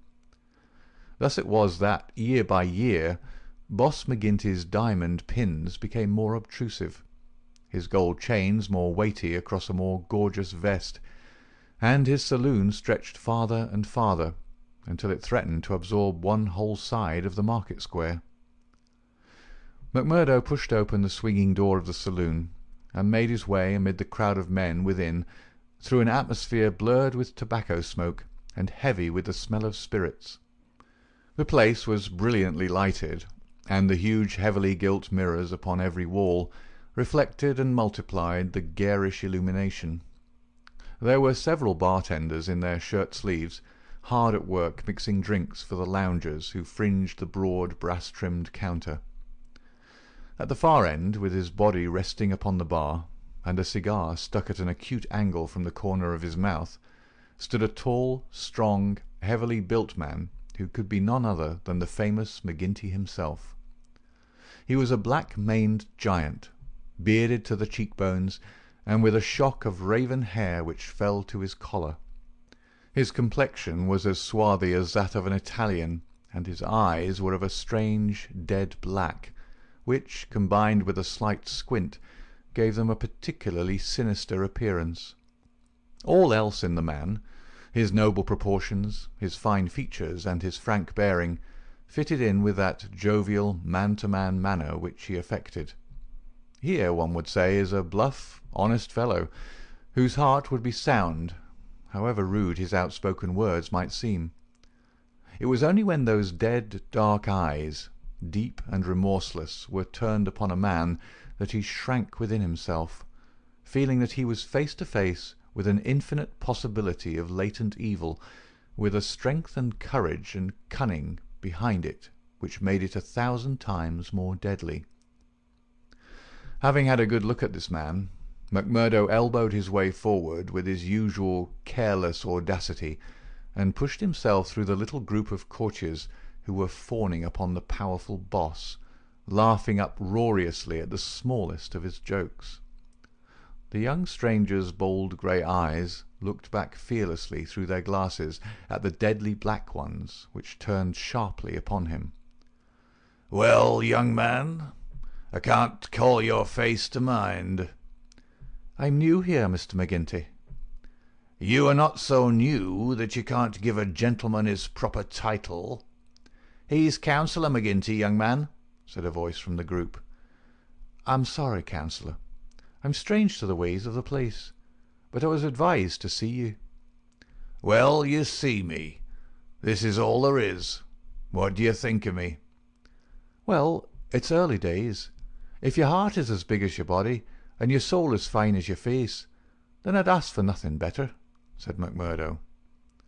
"By gar, you've got an Irish tongue in your head anyhow," cried the saloon-keeper, not quite certain whether to humour this audacious visitor or to stand upon his dignity. "So you are good enough to pass my appearance?" "Sure," said McMurdo. "And you were told to see me?" "I was." "And who told you?" "Brother Scanlon, of Lodge 341, Vermissa. I drink your health, counsellor, and to our better acquaintance." He raised a glass with which he had been served to his lips and elevated his little finger as he drank it. McGinty, who had been watching him narrowly, raised his thick black eyebrows. "Oh, it's like that, is it?" said he. "I'll have to look a bit closer into this, Mr. McMurdo." "A bit closer, Mr. McMurdo, for we don't take folk on trust in these parts, nor believe all we're told neither. Come in here for a moment, behind the bar." There was a small room there, lined with barrels. McGinty carefully closed the door, and then seated himself on one of them, biting thoughtfully on his cigar and surveying his companion with those disquieting eyes. For a couple of minutes he sat in complete silence. McMurdo bore the inspection cheerfully, one hand in his coat pocket, the other twisting his brown moustache. Suddenly McGinty stooped and produced a wicked-looking revolver. "See here, my joker," said he. "If I thought you were playing any game on us, it would be short work for you." "This is a strange welcome," McMurdo answered with some dignity, "for the Bodymaster of a lodge of freemen to give to a stranger brother." "Aye, but it's just the same that you've to prove," said McGinty, "and God help you if you fail. Where were you made?" "Lodge 29, Chicago." "When?" "June 24th, 1872. "What Bodymaster?" "James H. Scott." "Who is your district ruler?" "Bartholomew Wilson." You seem glib enough in your tests. What are you doing here?" "Working, the same as you, but a poorer job." "You have your back answer quick enough?" "Yes, I was always quick of speech." "Are you quick of action?" "I have had that name among those that knew me best." "Well, we may try you sooner than you think. Have you heard anything of the lodge in these parts?" "I have heard that it takes a man to be a brother." "True for you, Mr. McMurdo. Why did you leave Chicago?" "I'm damned if I'll tell you that." McGinty opened his eyes. He was not used to being answered in such fashion, and it amused him. "Why won't you tell me?" "Because no brother may tell another a lie." "Then the truth is too bad to tell?" "You can put it that way if you like." "See here, mister. You can't expect me as Bodymaster to pass into the lodge a man for whose past he can't answer." McMurdo looked puzzled. Then he took a worn newspaper cutting from an inner pocket. "You wouldn't squeal on a fellow," said he. "I'll wipe my hand across your face if you say such words to me," cried McGinty hotly. "You're right, counsellor," said McMurdo meekly. "I should apologize. I spoke without thought. Well, I know that I'm safe in your hands. Look at that clipping." McGinty glanced his eyes over the account of the shooting of one Jonas Pinto in the Lake Saloon, Market Street, Chicago, in the New Year week of 1874. "Your work?" he asked as he handed back the paper. McMurdo nodded. "Why did you shoot him?" "I was helping Uncle Sam to make dollars. Maybe mine were not as good gold as his, but they looked as well and were cheaper to make. This man Pinto helped me to shove the queer—" "To do what?" "Well, it means to pass the dollars out into circulation. Then he said he would split. Maybe he did split. I didn't wait to see. I just killed him and lighted out for the coal country."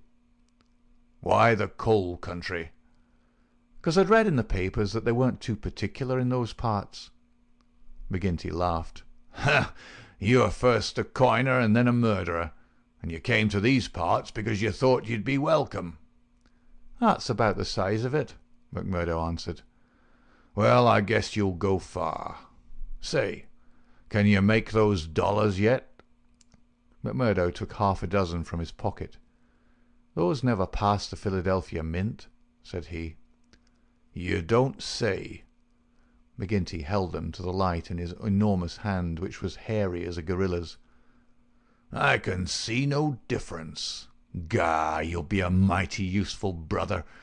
I'm thinking we can do with a bad man or two among us, friend McMurdo, for there are times when we have to take our own part. We'd soon be against the wall if we didn't shove back at those that were pushing us." "Well, I guess I'll do my share of shoving with the rest of the boys." "You seem to have a good nerve. You didn't squirm when I shoved this gun at you."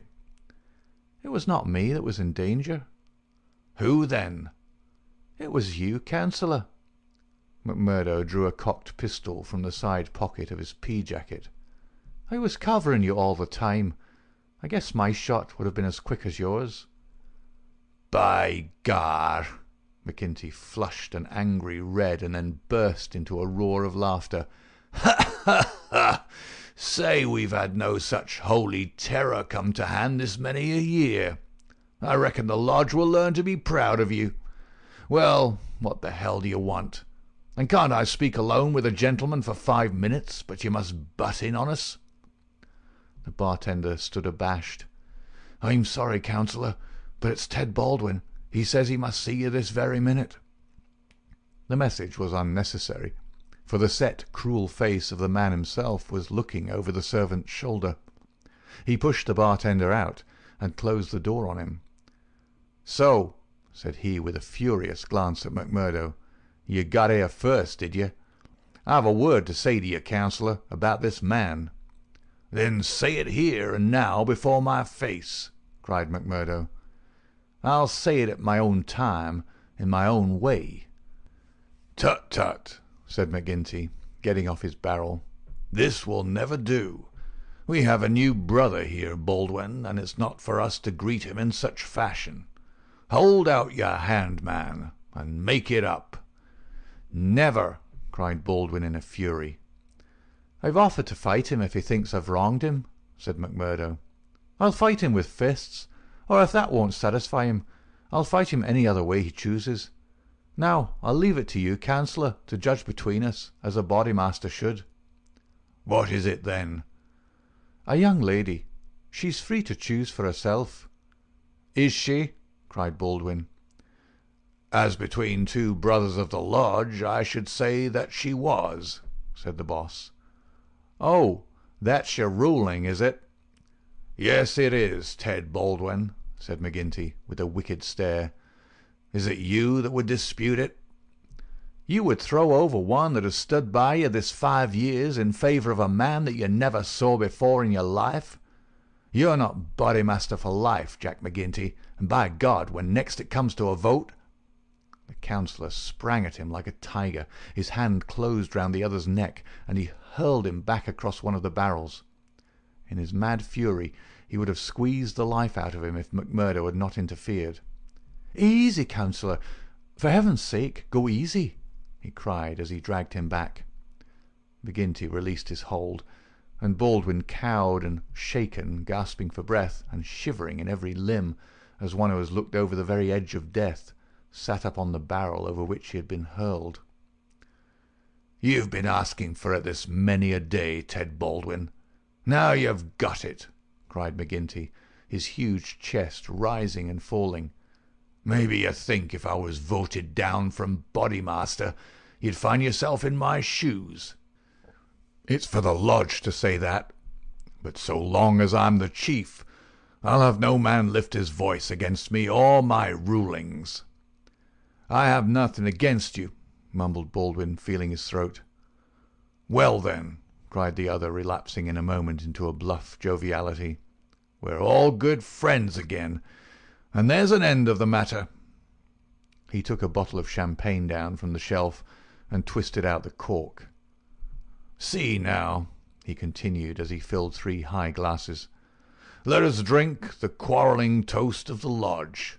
After that, as you know, there can be no bad blood between us. Now then, the left hand on the apple of my throat. I say to you, Ted Baldwin, what is the offence, sir?" "The clouds are heavy," answered Baldwin. "But they will forever brighten." "And this I swear." The men drank their glasses, and the same ceremony was performed between Baldwin and McMurdo. "There," cried McGinty, rubbing his hands, "that's the end of the black blood. You come under lodge discipline if it goes further, and that's a heavy hand in these parts, as Brother Baldwin knows, and as you will damn soon find out, Brother McMurdo, if you ask for trouble." "Faith, I'd be slow to do that," said McMurdo. He held out his hand to Baldwin.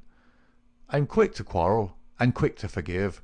It's my hot Irish blood, they tell me, but it's over for me, and I bear no grudge." Baldwin had to take the proffered hand, for the baleful eye of the terrible boss was upon him. But his sullen face showed how little the words of the other had moved him.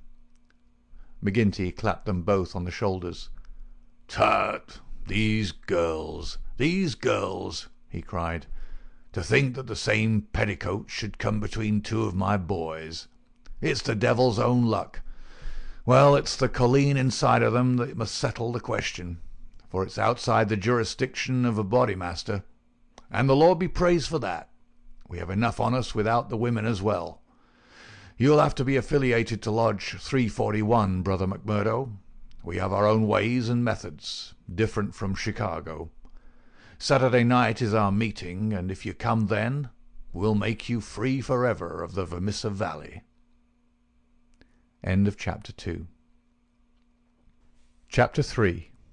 Lodge 341, Vermissa. On the day following the evening which had contained so many exciting events, McMurdo moved his lodgings from old Jacob Shafter's and took up his quarters at the widow Macnamara's on the extreme outskirts of the town. Scanlon, his original acquaintance aboard the train, had occasion shortly afterwards to move into Vermissa, and the 2 lodged together. There was no other boarder, and the hostess was an easy-going old Irish woman, who left them to themselves, so that they had a freedom for speech and action welcome to men who had secrets in common. Shafter had relented to the extent of letting McMurdo come to his meals there when he liked, so that his intercourse with Etty was by no means broken. On the contrary, it drew closer and more intimate as the weeks went by. In his bedroom at his new abode, McMurdo felt it safe to take out the coining moulds, and under many a pledge of secrecy a number of brothers from the lodge were allowed to come in and see them, each carrying away in his pocket some examples of the false money, so cunningly struck that there was never the slightest difficulty or danger in passing it. Why, with such a wonderful art at his command, McMurdo should condescend to work at all was a perpetual mystery to his companions, though he made it clear to anyone who asked him that if he lived without any visible means it would very quickly bring the police upon his track. One policeman was indeed after him already, but the incident, as luck would have it, did the adventurer a great deal more good than harm. After the first introduction there were few evenings when he did not find his way to McGinty's saloon, there to make closer acquaintance with "the boys," which was the jovial title by which the dangerous gang who infested the place were known to one another. His dashing manner and fearlessness of speech made him a favourite with them all, while the rapid and scientific way in which he polished off his antagonist in an all-in bar-room scrap earned the respect of that rough community. Another incident, however, raised him even higher in their estimation. Just at the crowded hour one night, the door opened and a man entered with the quiet blue uniform and peaked cap of the mine police. This was a special body, raised by the railways and colliery owners to supplement the efforts of the ordinary civil police, who were perfectly helpless in the face of the organised ruffianism which terrorised the district.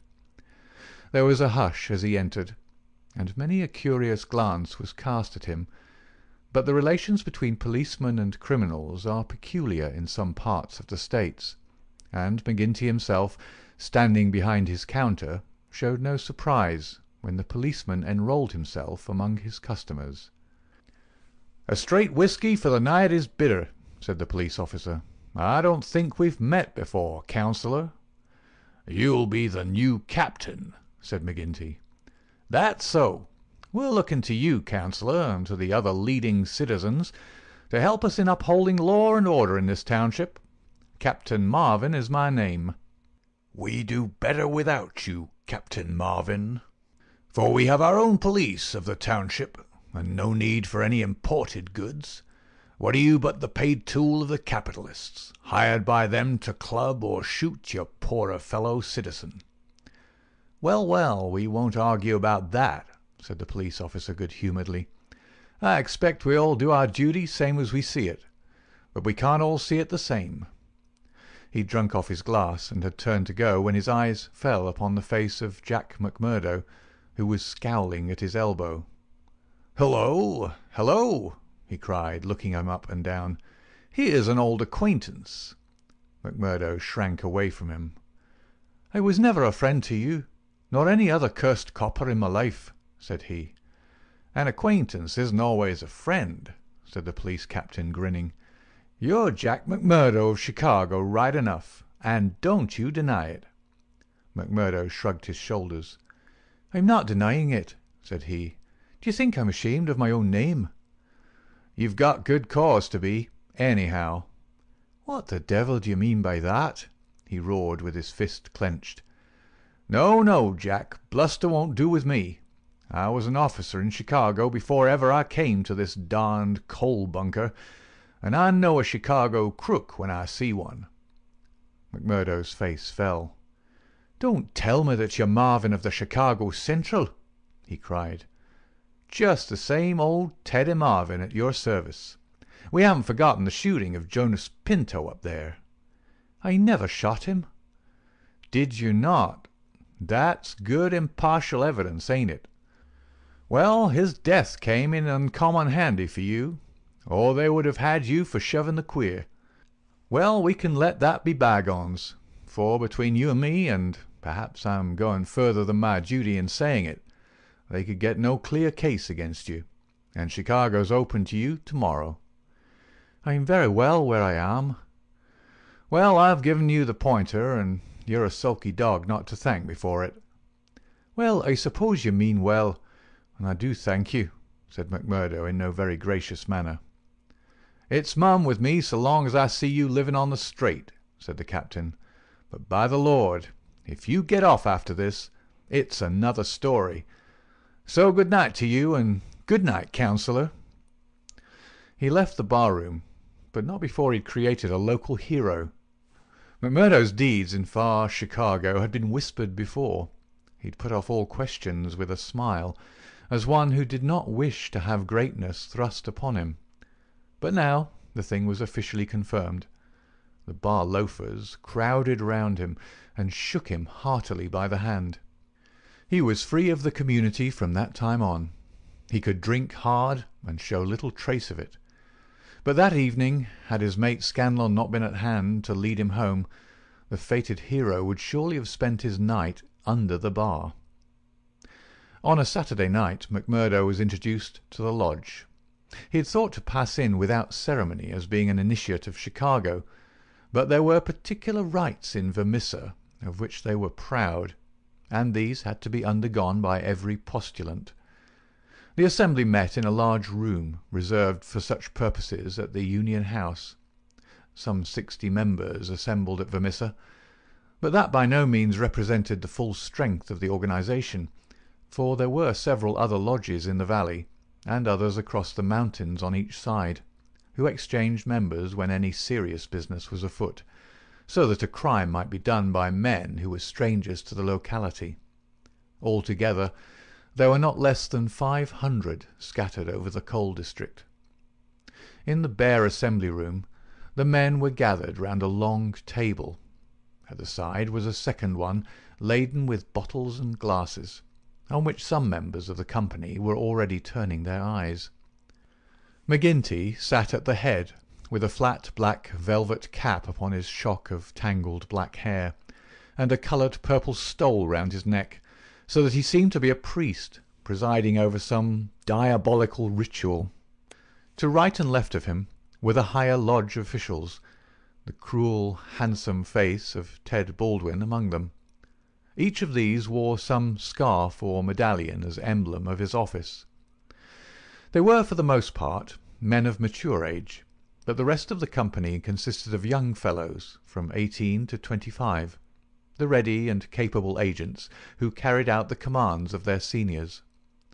Among the older men were many whose features showed the tigerish, lawless souls within, but looking at the rank and file, it was difficult to believe that these eager and open-faced young fellows were in very truth a dangerous gang of murderers, whose minds had suffered such complete moral perversion that they took a horrible pride in their proficiency at the business, and looked with deepest respect at the men who had the reputation of making what they called a clean job.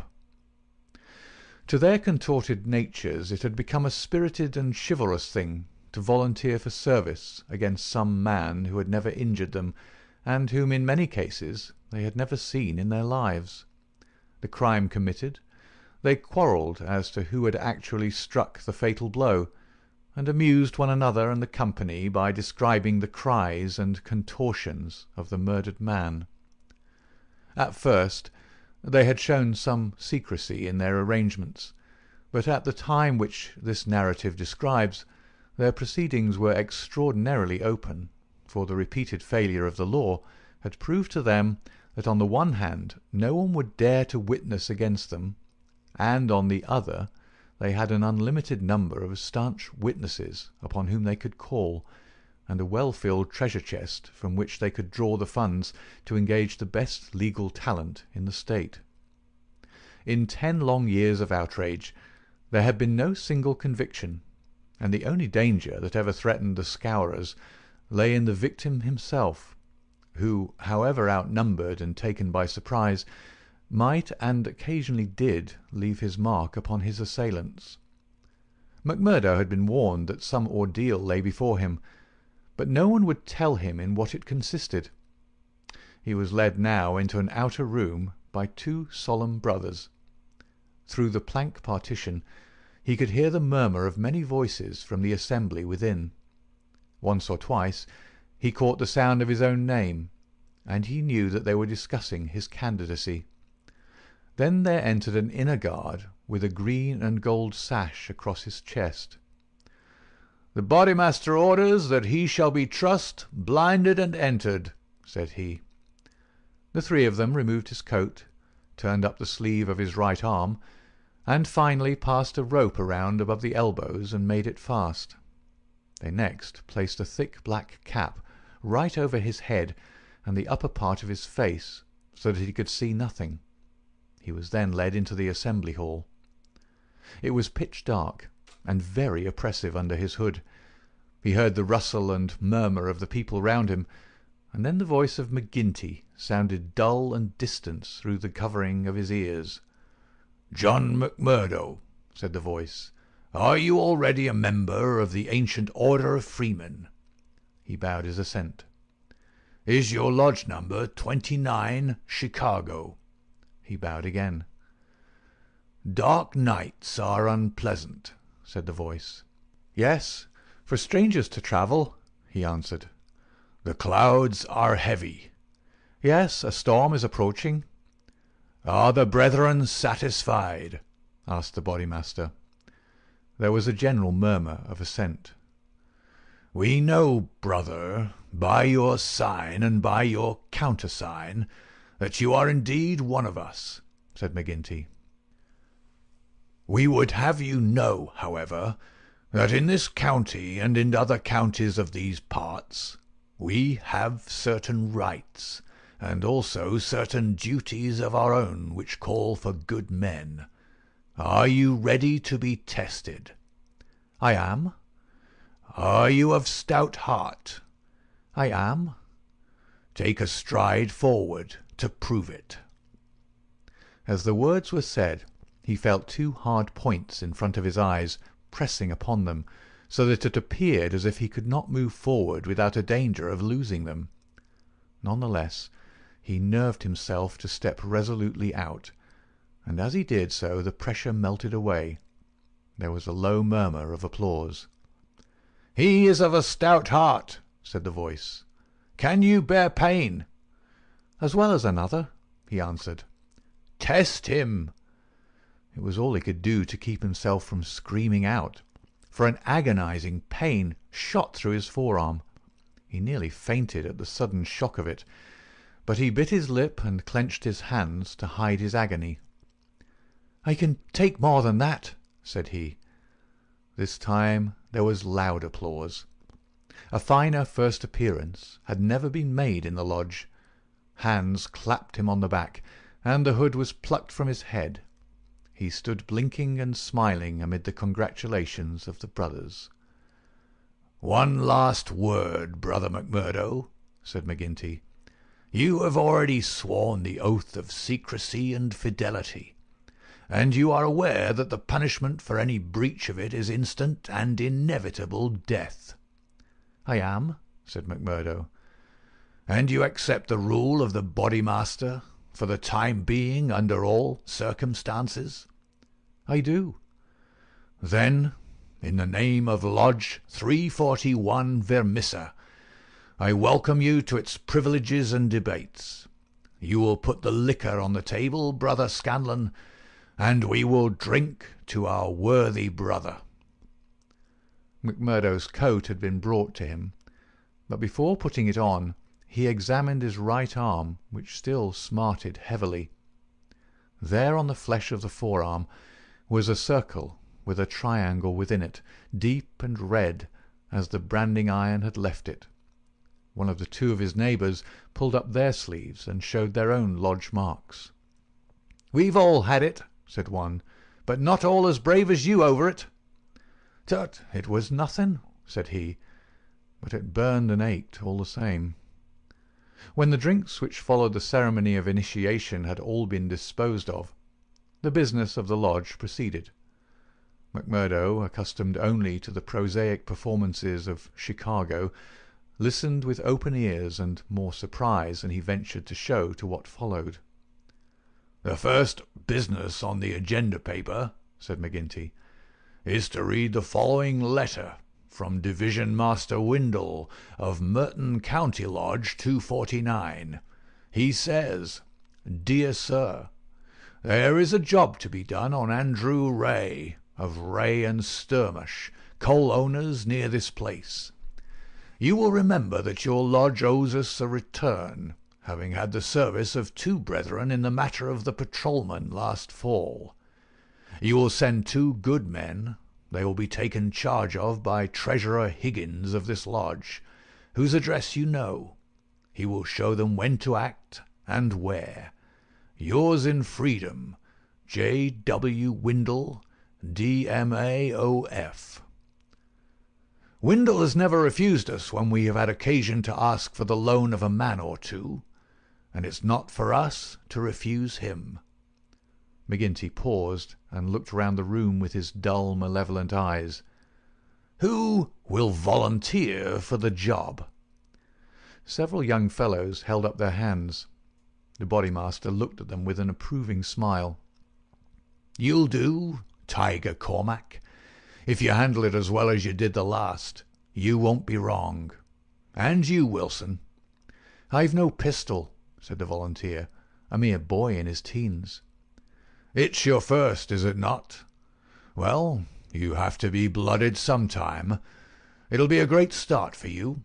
As to the pistol, you'll find it waiting for you, or I'm mistaken. If you report yourselves on Monday, it'll be time enough. You'll get a great welcome when you return." "Any reward this time?" asked Cormac, a thick-set, dark-faced, brutal-looking young man whose ferocity had earned him the nickname of Tiger. "Never mind the reward. You just do it for the honour of the thing. Maybe when it's done there'll be a few odd dollars at the bottom of the box." "What has the man done?" asked the young Wilson. "Sure it's not for the likes of you to ask what the man has done. He's been judged over there. That's no business of ours. All we have to do is to carry it out for them, same as they would for us. Speaking of that, 2 brothers from the Merton Lodge are coming over to us next week to do some business in this quarter." "Who are they?" asked someone. "Faith, it is wiser not to ask. If you know nothing, you can testify nothing, and no trouble can come of it. But they are men who will make a clean job when they're about it." "And time, too," cried Ted Baldwin. "Folk are getting out of hand in these parts. It was only last week that 3 of our men were turned off by Foreman Blaker. It's been owing him a long time, and he'll get it full and proper." "Get what?" McMurdo whispered to his neighbour. "The business end of a buckshot cartridge," cried the man with a loud laugh. "What think you of our ways, brother?" McMurdo's criminal soul seemed to have already absorbed the spirit of the vile association of which he was now a member. "I like it well," said he. "'Tis a proper place for a lad of metal." Several of those who sat around heard his words and applauded them. "What's that?" cried the black-maned Bodymaster from the end of the table. "'Tis our new brother, sir, who finds our ways to his taste." McMurdo rose to his feet for an instant. "I would say, eminent Bodymaster, that if a man should be wanted, I should take it as an honour to be chosen to help the lodge." There was great applause at this. It was felt that a new sun was pushing its rim above the horizon. To some of the elders it seemed that the progress was a little too rapid. "I would move," said the Secretary Harraway, a vulture-faced old greybeard who sat near the chairman, "that Brother McMurdo should wait until it is the good pleasure of the lodge to employ him." "Sure, that was what I meant. I'm in your hands," said McMurdo. "Your time will come, brother," said the chairman. "We have marked you down as a willing man, and we believe that you will do good work in these parts. There is a small matter tonight in which you may take a hand, if it so please you." "I'll wait for something that is worth while." "You can come tonight anyhow, and it will help you to know what we stand for in this community. I will make the announcement later. Meanwhile," he glanced at his agenda paper, "I have 1 or 2 more points to bring before the meeting. First of all, I will ask the treasurer as to our bank balance. There is the pension to Jim Carnaway's widow. He was struck down during the work of the lodge, and it is for us to see that she is not the loser. Jim was shot last month when they tried to kill Chester Wilcox of Marley Creek," McMurdo's neighbour informed him. "The funds are good at the moment," said the treasurer with the bank book in front of him. "The firms have been generous of late. Max Linder & Co. paid $500 to be left alone. Walker Brothers sent in $100, but I took it on myself to return it and ask for $5. If I do not hear by Wednesday, their winding gear may get out of order. We had to burn their breaker last year before they became reasonable. Then the West Section Coaling Company has paid its annual contribution. We have enough on hand to meet any obligations." "What about Archie Swindon?" asked a brother. "He has sold out and left the district. The old devil left a note for us to say that he'd had rather be a free crossing sweeper in a New York than a large mine owner under the power of a ring of blackmailers. By gar, it was as well that he made a break for it before the note reached us. I guess he won't show his face in this valley again." An elderly, clean-shaved man with a kindly face and a good brow rose from the end of the table which faced the chairman. "Mr. Treasurer," he asked, "may I ask who has bought the property of this man that we have driven out of the district?" "Yes, Brother Morris. It has been bought by the State and Merton County Railroad Company." "And who bought the mines of Todman and of Lee that came into the market in the same way last year?" "The same company, Brother Morris." "And who bought the ironworks of Manson, and of Schumann, and of Vandaere, and of Atwood, which have all been given up of late?" "They were all bought by the West Gilmerton General Mining Company." "I don't see, Brother Morris," said the chairman, "that it matters to us who buys them, since they can't carry them out of the district." "With all respect to you, eminent Bodymaster, I think it may matter very much to us. This process has been going on now for 10 long years. We are gradually driving all the small men out of trade. What is the result? We find in their places great companies like the Railroad or the General Iron, who have their directors in New York or Philadelphia, and care nothing for our threats. We can take it out of their local bosses, but it only means that others will be sent in their stead, and we are making it dangerous for ourselves. The small men could not harm us. They had not the money nor the power. So long as we did not squeeze them too dry, they would stay on under our power. But if these big companies find that we stand between them and their profits, they will spare no pains and no expense to hunt us down and bring us to court." There was a hush at these ominous words, and every face darkened as gloomy looks were exchanged. So omnipotent and unchallenged had they been, that the very thought that there was possible retribution in the background had been banished from their minds, and yet the idea struck a chill to the most reckless of them. "It is my advice," the speaker continued, "that we go easier upon the small men. On the day that they have all been driven out, the power of this society will have been broken." Unwelcome truths are not popular. There were angry cries as the speaker resumed his seat. McGinty rose with gloom upon his brow. "Brother Morris," said he, "you were always a croaker. So long as the members of this lodge stand together, there is no power in the United States that can touch them. Sure, have we not tried it often enough in the law courts? I expect the big companies will find it easier to pay than to fight, same as the little companies do. And now, brethren," McGinty took off his black velvet cap and his stole as he spoke, "this lodge has finished its business for the evening, save for one small matter which may be mentioned when we are parting. The time has now come for fraternal refreshment and for harmony." Strange indeed is human nature. Here were these men, to whom murder was familiar, who again and again had struck down the father of the family, some man against whom they had no personal feeling, without one thought of compunction or of compassion for his weeping wife or helpless children, and yet the tender or pathetic in music could move them to tears. McMurdo had a fine tenor voice, and if he had failed to gain the goodwill of the lodge before, it could no longer have been withheld after he had thrilled them with "I am sitting on the stile Mary" and "On the banks of Allan Water." In his very first night, the new recruit had made himself one of the most popular of the brethren, marked already for advancement and high office. There were other qualities needed, however, besides those of good fellowship, to make a worthy freeman, and of these he was given an example before the evening was over. The whisky bottle had passed round many times, and the men were flushed and ripe for mischief when their Bodymaster rose once more to address them.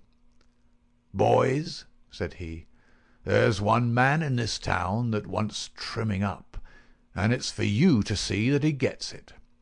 I'm speaking of James Stanger of the Herald. You've seen how he's been opening his mouth against us again?" There was a murmur of assent, with many a muttered oath. McGinty took a slip of paper from his waistcoat pocket. "Law and order," that's how he heads it. "Reign of terror in the coal and iron district. 12 years have now elapsed since the first assassinations which proved the existence of a criminal organization in our midst. From that day these outrages have never ceased, until now they have reached a pitch which makes us the opprobrium of the civilized world. Is it for such results as this that our great country welcomes to its bosom the alien who flies from the despotisms of Europe? Is it that they shall themselves become tyrants over the very men who have given them shelter, and that a state of terrorism and lawlessness should be established under the very shadow of the sacred folds of the starry flag of freedom, which would raise horror in our minds if we read of it as existing under the most effete monarchy of the East? The men are known. The organization is patent and public. How long are we to endure it? Can we forever live? Sure, I've read enough of the slush, cried the chairman, tossing the paper down upon the table. That's what he says of us.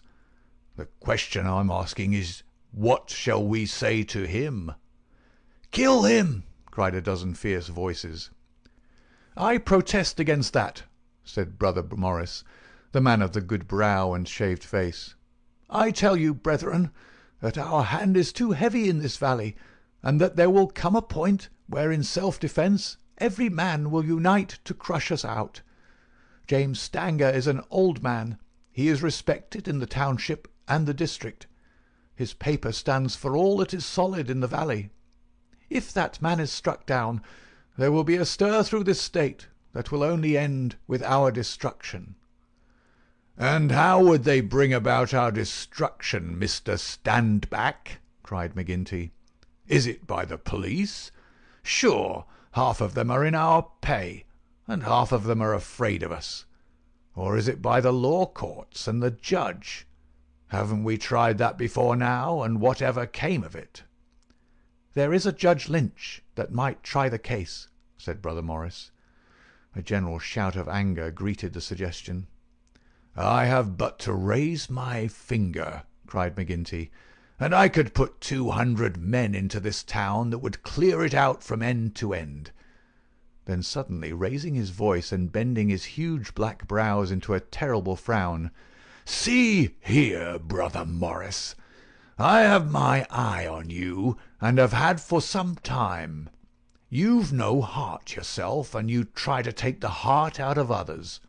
It will be an ill day for you, Brother Morris, when your own name comes on our agenda paper, and I'm thinking that it's just there that I ought to place it. Morris had turned deadly pale, and his knees seemed to give way under him as he fell back into his chair. He raised his glass in his trembling hand, and drank before he could answer. I apologize, eminent Bodymaster, to you and to every brother in this lodge, if I have said more than I should. I am a faithful member. You all know that. And it is my fear lest evil come to the lodge which makes me speak in anxious words. But I have greater trust in your judgment than in my own, eminent Bodymaster, and I promise you that I will not offend again. The Bodymaster's scowl relaxed as he listened to the humble words. Very good, Brother Morris. It's myself that would be sorry if it were needful to give you a lesson. But so long as I am in this chair, we shall be a united lodge in word and in deed. And now, boys, he continued, looking round at the company, I'll say this much, that if Stanger got his full deserts, there would be more trouble than we need ask for. These editors hang together, and every journal in the state would be crying out for police and troops. But I guess you can give him a pretty severe warning. Will you fix it, Brother Baldwin?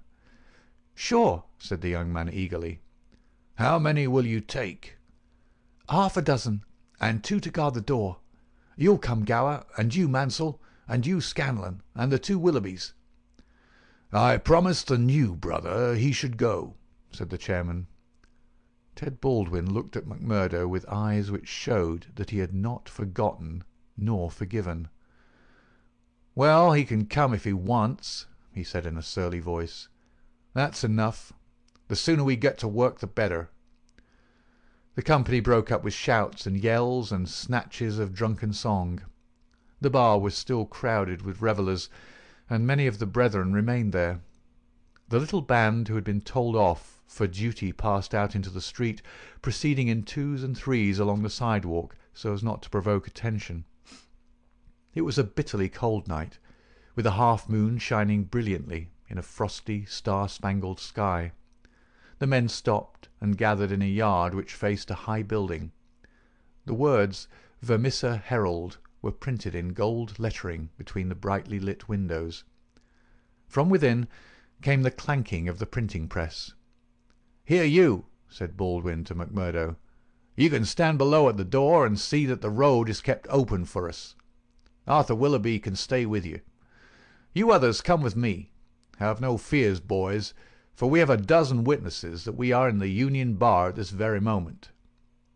It was nearly midnight, and the street was deserted, save for one or two revellers upon their way home. The party crossed the road, and, pushing open the door of the newspaper office, Baldwin and his men rushed in and up the stair which faced them. McMurdo and another remained below.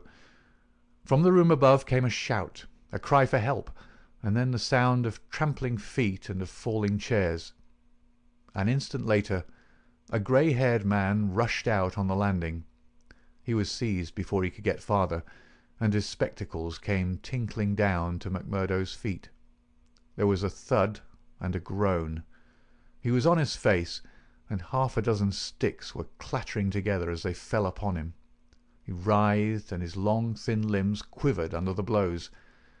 The others ceased at last, but Baldwin, his cruel face set in an infernal smile, was hacking at the man's head, which he vainly endeavoured to defend with his arms. His white hair was dabbled with patches of blood. Baldwin was still stooping over his victim, putting in a short, vicious blow whenever he could see a part exposed, when McMurdo dashed up the stair and pushed him back. "You'll kill the man," said he. "Drop it."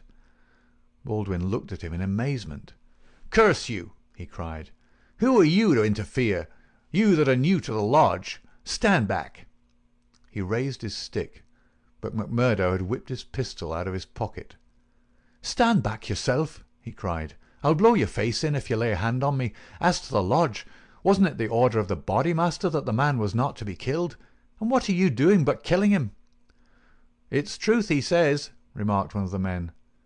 "By gar, you'd best hurry yourselves," cried the man below. "The windows are all lighting up, and you'll have the whole town here inside of 5 minutes."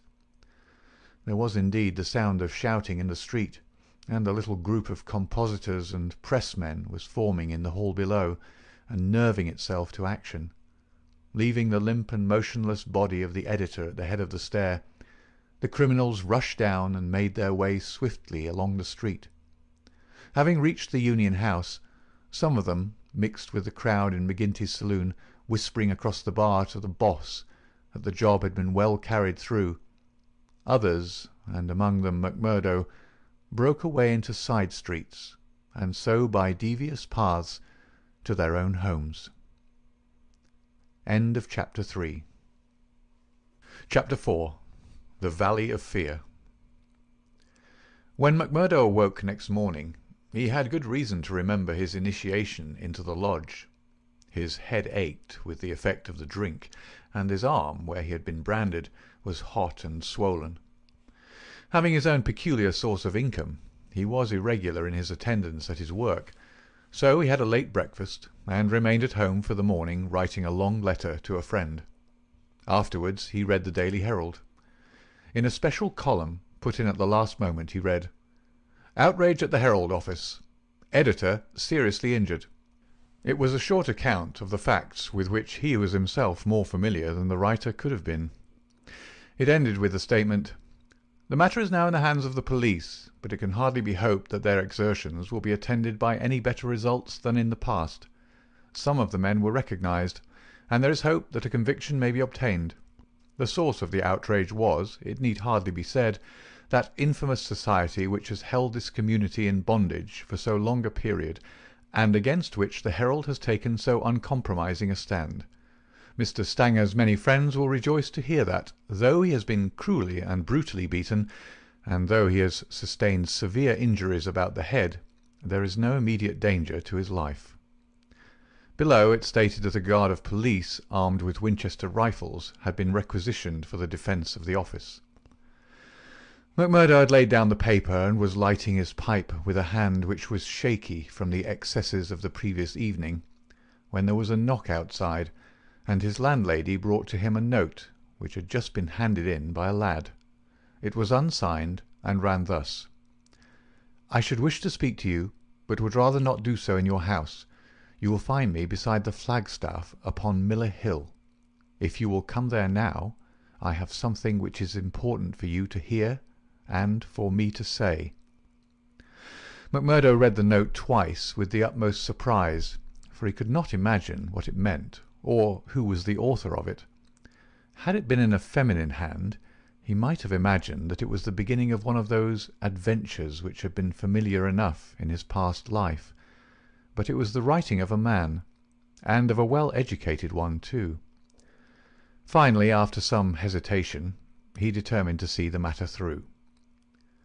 Miller Hill is an ill-kept public park in the very centre of the town. In summer it is a favourite resort of the people, but in the winter it is desolate enough. From the top of it one has a view, not only of the whole straggling, grimy town, but of the winding valley beneath, with its scattered mines and factories blackening the snow on each side of it, and of the wooded and white-capped ranges flanking it. McMurdo strolled up the winding path, hedged in with evergreens, until he reached the deserted restaurant which forms the centre of summer gaiety. Beside it was a bare flagstaff, and underneath it a man, his hat drawn down and the collar of his overcoat turned up. When he turned his face, McMurdo saw that it was Brother Morris, he who had incurred the anger of the Bodymaster the night before. The lodge sign was given and exchanged as they met. "I want to have a word with you, Mr. McMurdo," said the older man, speaking with a hesitation which showed that he was on delicate ground. "It was kind enough of you to come." "Why did you not put your name to the note?" "One has to be cautious, mister. One never knows in times like these how a thing may come back to one. One never knows either who to trust or who not to trust." "Surely one may trust brothers of the lodge." "No, no, not always," cried Morris with vehemence. "Whatever we say, even what we think, seems to get back to that man McGinty." "Look here," said McMurdo sternly. "It was only last night, as you know well, that I swore good faith to our Bodymaster. Would you be asking me to break my oath?" "If that is the view you take," said Morris sadly, "I can only say that I am sorry I gave you the trouble to come and meet me. Things have come to a bad pass when two free citizens cannot speak their thoughts to each other."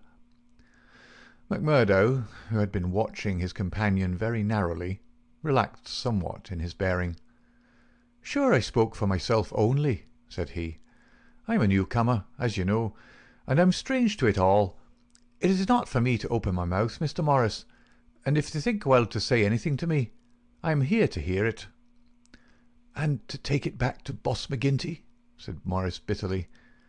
"Indeed, then, you do me injustice there," cried McMurdo. "For myself, I am loyal to the lodge, and so I tell you straight, but I would be a poor creature if I were to repeat to any other what you might say to me in confidence. It'll go no further than me, though I warn you that you may get neither help nor sympathy." "I have given up looking for either the one or the other," said Morris. "I may be putting my very life in your hands by what I say, but bad as you are, and it seemed to me last night that you were shaping to be as bad as the worst, still you are new to it, and your conscience cannot yet be as hardened as theirs. That was why I thought to speak with you." "Well, what have you to say?" "If you give me away, may a curse be on you." "Sure, I said I would not." "I would ask you then, when you joined the Freemen's Society in Chicago and swore vows of charity and fidelity, did ever it cross your mind that you might find it would lead you to crime?" "If you call it crime," McMurdo answered. "Call it crime!" cried Morris, his voice vibrating with passion. You have seen little of it, if you can call it anything else. Was it crime last night, when a man old enough to be your father was beaten till the blood dripped from his white hairs? Was that crime, or what else would you call it?" "There are some would say it was war," said McMurdo. "A war of two classes, with all in, so that each struck as best it could." "Well, did you think of such a thing when you joined the Freemen's Society at Chicago?" "No, I'm bound to say I did not." "Nor did I, when I joined it at Philadelphia. It was just a benefit club and a meeting place for one's fellows. Then I heard of this place. Curse the hour that the name first fell upon my ears. And I came to better myself.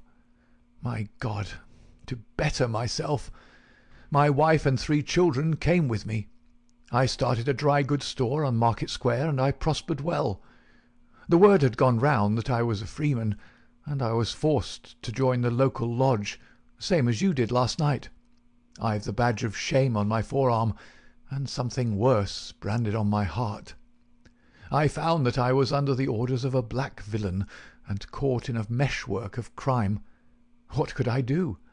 Every word I said to make things better was taken as treason, same as it was last night. I can't get away, for all I have in the world is in my store.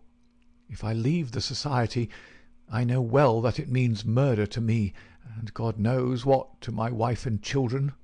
Oh, man, it is awful, awful." He put his hands to his face, and his body shook with convulsive sobs. McMurdo shrugged his shoulders. "You are too soft for the job," said he. "You're the wrong sort for such work." "I had a conscience and a religion, but they made me a criminal among them. I was chosen for a job. If I backed down, I knew well what would come to me.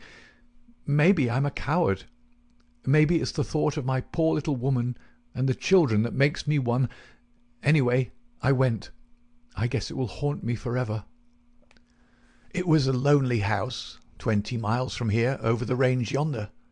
I was told off for the door, same as you were last night. They could not trust me with the job.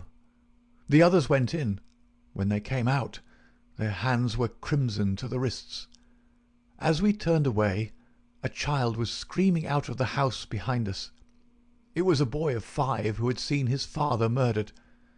I nearly fainted with the horror of it, and yet I had to keep a bold and smiling face, for well I knew that if I did not, it would be out of my house that they would come next with their bloody hands, and it would be my little Fred that would be screaming for his father. But I was a criminal then, part sharer in a murder, lost forever in this world, and lost also in the next. I am a good Catholic, but the priest would have no word with me when he heard I was a scourer, and I am excommunicated from my faith. That's how it stands with me, and I see you going down the same road, and I ask you what the end is to be. Are you ready to be a cold-blooded murderer also, or can we do anything to stop it?" "What would you do?" asked McMurdo abruptly. "You'd not inform?" "God forbid!" cried Morris. "Sure, the very thought would cost me my life." "That's well," said McMurdo. "I'm thinking that you're a weak man, and that you make too much of the matter." "Too much? Wait till you have lived here longer. Look down the valley. See the cloud of 100 chimneys that overshadows it. I tell you that the cloud of murder hangs thicker and lower than that over the heads of the people. It is the valley of fear, the valley of death. The terror is in the hearts of the people from the dusk to the dawn. Wait, young man, and you will learn for yourself." "Well, I'll let you know what I think when I have seen more," said McMurdo carelessly. "What is very clear is that you are not the man for the place, and that the sooner you sell out, if you only get a dime a dollar for what the business is worth, the better it'll be for you. What you've said is safe with me, but by gar, if I thought you were an informer—" "No, no!" cried Morris piteously. "Well, let it rest at that. I'll bear what you've said in mind, and maybe some day I'll come back to it. I expect you meant kindly by speaking to me like this. Now I'll be getting home." "One word before you go," said Morris. "We may have been seen together. They may want to know what we have spoken about." "Ah, that's well thought of. I offer you a clerkship in my store." "And I refuse it. That's our business. Well, so long, Brother Morris, and may you find things go better with you in the future." That same afternoon, as McMurdo sat smoking, lost in thought beside the stove of his sitting-room, the door swung open and its framework was filled with the huge figure of Boss McGinty. He passed the sign, and then, seating himself opposite to the young man, he looked at him steadily for some time, a look which was as steadily returned. "I'm not much of a visitor, Brother McMurdo," he said at last. "I guess I'm too busy over the folk that visit me. But I thought I'd stretch a point and drop down to see you in your own house." "I'm proud to see you here, Councillor," McMurdo answered heartily, bringing his whisky bottle out of the cupboard. "It's an honour that I had not expected." "How's the arm?" asked the boss. McMurdo made a wry face. "Well, I'm not forgetting it," he said, "but it's worth it." "Yes, it's worth it," the other answered, "to those that are loyal and go through with it and are a help to the lodge. What were you speaking to Brother Morris about on the Miller Hill this morning?" The question came so suddenly that it was well that he had his answer prepared. He burst into a hearty laugh. "Morris didn't know I could earn a living here at home. He shan't know either, for he's got too much conscience for the likes of me. But he's a good-hearted old chap. It was his idea that I was at a loose end and that he would do me a good turn by offering me a clerkship in a dry goods store." "Oh, that was it?" "Yes, that was it." "And you refused it?" "Sure. Couldn't I earn 10 times as much in my own bedroom with 4 hours' work?" "That's so. But I wouldn't get about too much with Morris." "Why not?" "Well, I guess because I tell you not. That's enough for most folk in these parts." "It may be enough for most folk, but it ain't enough for me, Councillor," said McMurdo boldly. "If you're a judge of men, you'll know that." The swarthy giant glared at him, and his hairy paw closed for an instant round the glass, as though he would hurl it at the head of his companion. Then he laughed in his loud, boisterous, insincere fashion. "Ha! You're a queer card, for sure," said he. "Well, if you want more reasons, I'll give them. Did Morris say nothing to you against the lodge?" "No." "Nor against me?" "No." "Well, that's because he don't trust you. But in his heart he's not a loyal brother. We know that well. So we watch him, and we wait for the time to admonish him. I'm thinking that the time is drawing near. There's no room for scabby sheep in our pen. But if you keep company with a disloyal man, we might think that you were disloyal too, see?" "There's no chance of my keeping company with him, for I dislike the man," McMurdo answered. "As to being disloyal, if it was any man but you, he would not choose the word to me twice." "Well, that's enough," said McGinty, draining off his glass. "I came down to give you a word in season, and you've had it." "I'd like to know," said McMurdo, "how you ever came to learn that I had spoken with Morris at all." McGinty laughed. "It's my business to know what goes on in this township," said he. "I guess you'd best reckon on my hearing all that passes. Well, time's up, and I'll just say—" But his leave-taking was cut short in a very unexpected fashion. With a sudden crash, the door flew open, and 3 frowning, intent faces glared in at them from under the peaks of police caps. McMurdo sprang to his feet and half drew his revolver, but his arm stopped midway as he became conscious that 2 Winchester rifles were levelled at his head. A man in uniform advanced into the room, a 6-shooter in his hand. It was Captain Marvin, one of Chicago and now of the Mine Constabulary. He shook his head with a half-smile at McMurdo. "I thought you'd be getting into trouble, Mr. Crooked McMurdo of Chicago," said he. "Can't keep out of it, can you? take your hat and come along with us." "I guess you'll pay for this, Captain Marvin," said McGinty. "Who are you, I'd like to know, to break into a house in this fashion and molest honest, law-abiding men?" "You're standing out in this deal, Councillor McGinty," said the police captain. "We're not out after you, but after this man McMurdo. It is for you to help, not to hinder us in our duty." "He is a friend of mine, and I'll answer for his conduct," said the boss. "By all accounts, Mr. McGinty, you may have to answer for your own conduct some of these days," the captain answered. "This man McMurdo was a crook before ever he came here, and he's a crook still. Cover him, patrolman, while I disarm him." "There's my pistol," said McMurdo coolly. "Maybe, Captain Marvin, if you and I were alone and face to face, you would not take me so easily." "Where's your warrant?" asked McGinty. "By gar, a man might as well live in Russia as in Vermissa while folk like you are running the police. It's a capitalist outrage, and you'll hear more of it, I reckon." "You do what you think is your duty the best way you can, Councillor. We'll look after ours." "What am I accused of?" asked McMurdo. "Of being concerned in the beating of old Editor Stanger at the Herald office. It wasn't your fault that it isn't a murder charge." "Well, if that's all you have against him," cried McGinty with a laugh, "you can save yourself a deal of trouble by dropping it right now. This man was with me in my saloon playing poker up to midnight, and I can bring a dozen to prove it." "That's your affair, and I guess you can settle it in court tomorrow. Meanwhile, come on, McMurdo, and come quietly if you don't want a gun across your head. You stand wide, Mr. McGinty, for I warn you, I'll stand no resistance when I'm on duty." So determined was the appearance of the captain that both McMurdo and his boss were forced to accept the situation. The latter managed to have a few whispered words with the prisoner before they parted. "What about—" He jerked his thumb upward to signify the coining plant.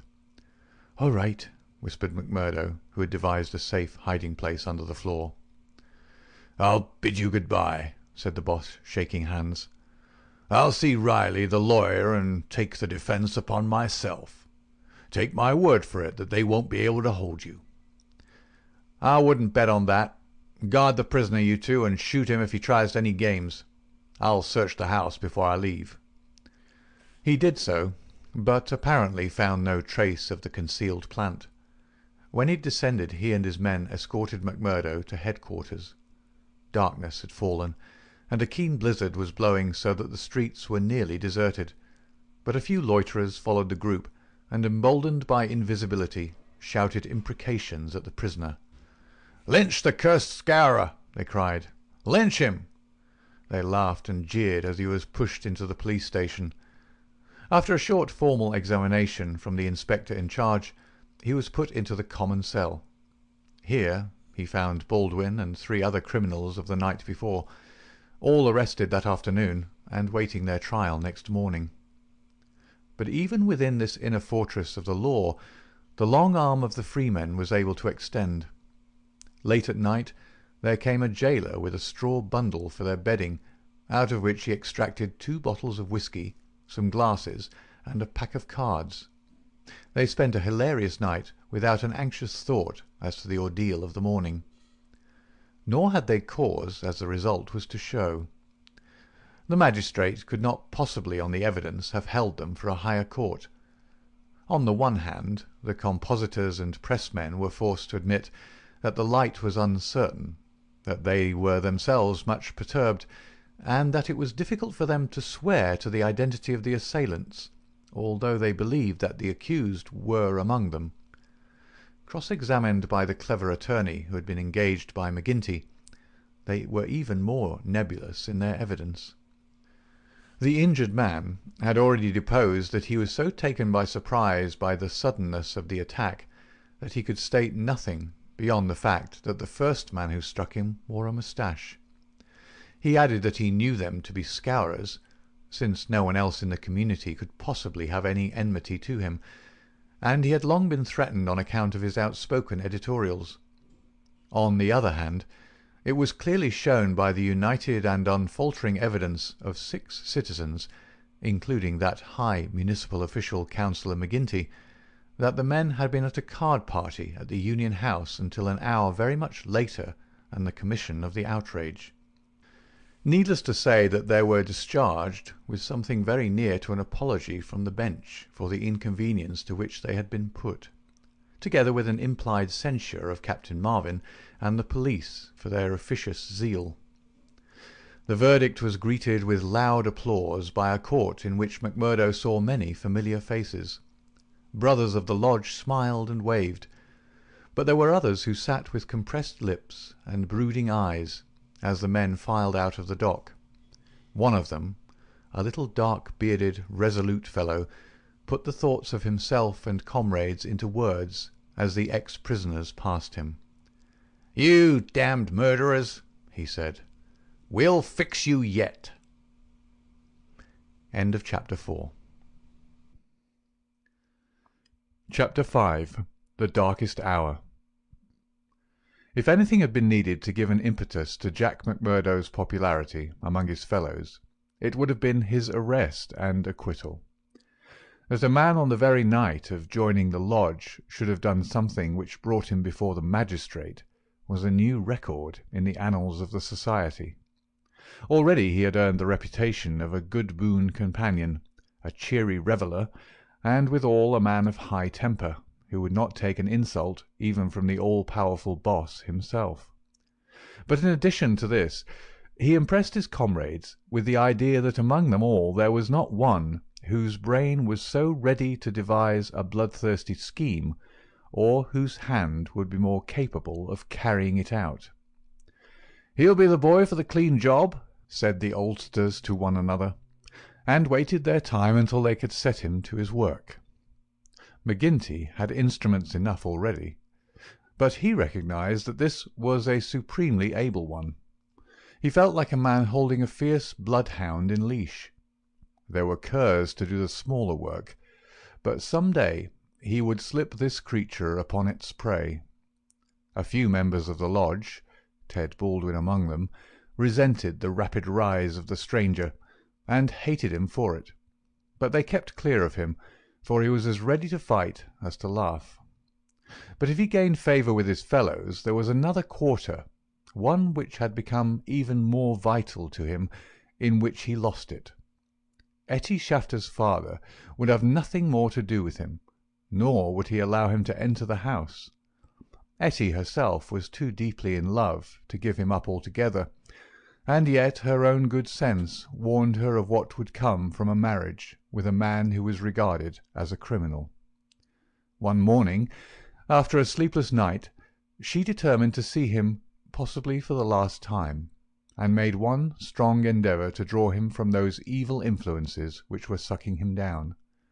She went to his house, as he had often begged her to do, and made her way into the room which he used as his sitting-room. He was seated at a table, with his back turned and a letter in front of him. A sudden spirit of girlish mischief came over her. She was still only 19. He had not heard her when she pushed open the door. Now she tiptoed forward and laid her hand lightly upon his bended shoulders. If she had expected to startle him, she certainly succeeded, but only in turn to be startled herself. With a tiger spring he turned on her, and his right hand was feeling for her throat. At the same instant, with the other hand, he crumpled up the paper that lay before him. For an instant he stood glaring.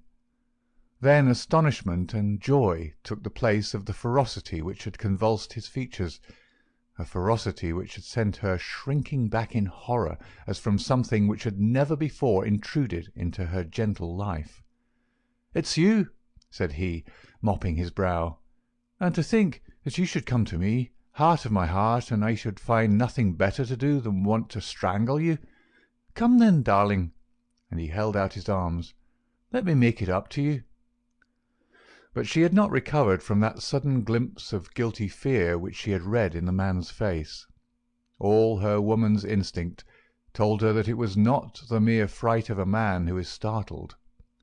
Guilt. That was it. Guilt and fear. "What's come over you, Jack?" she cried. "Why are you so scared of me?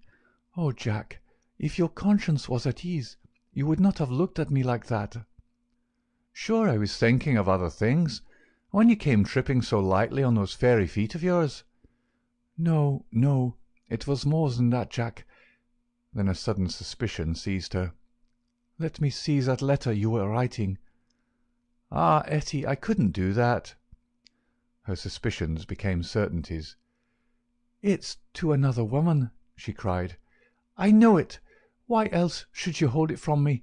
Was it to your wife that you were writing?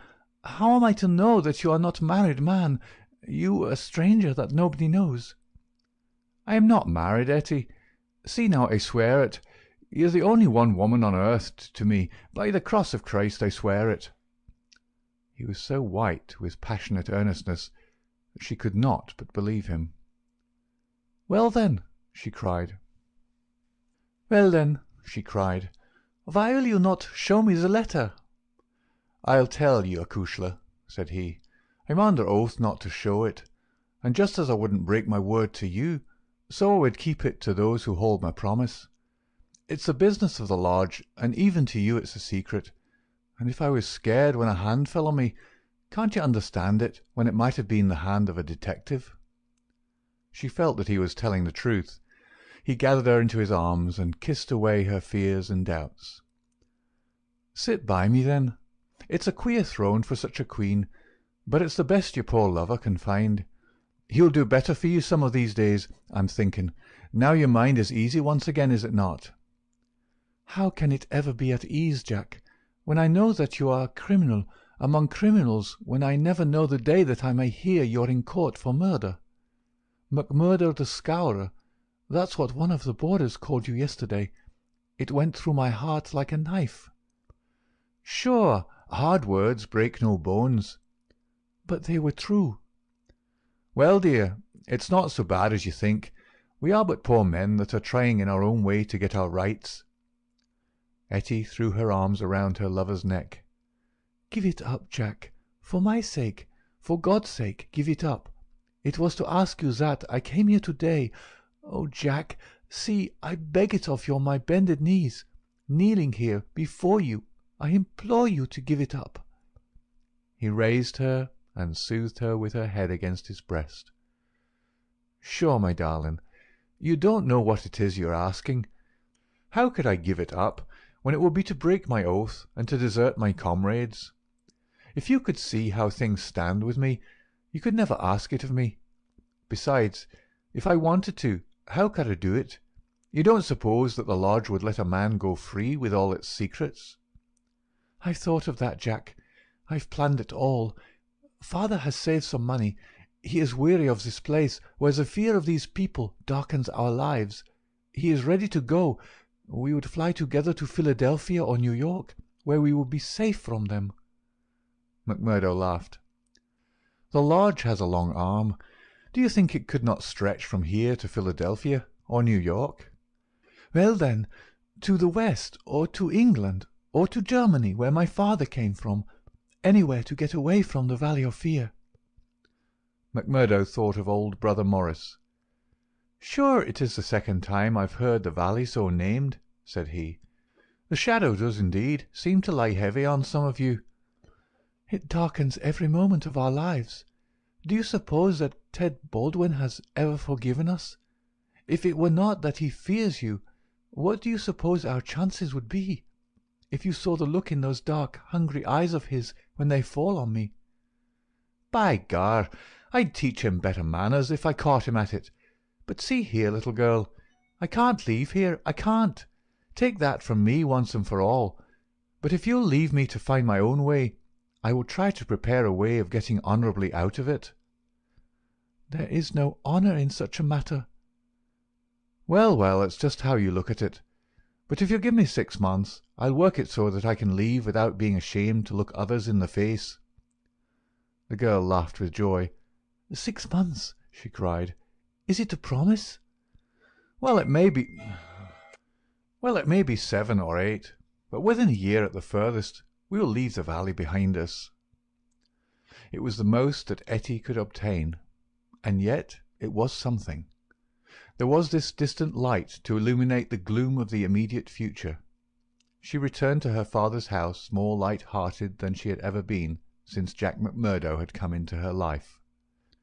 It might be thought that as a member all the doings of the society would be told to him, but he was soon to discover that the organization was wider and more complex than the simple lodge.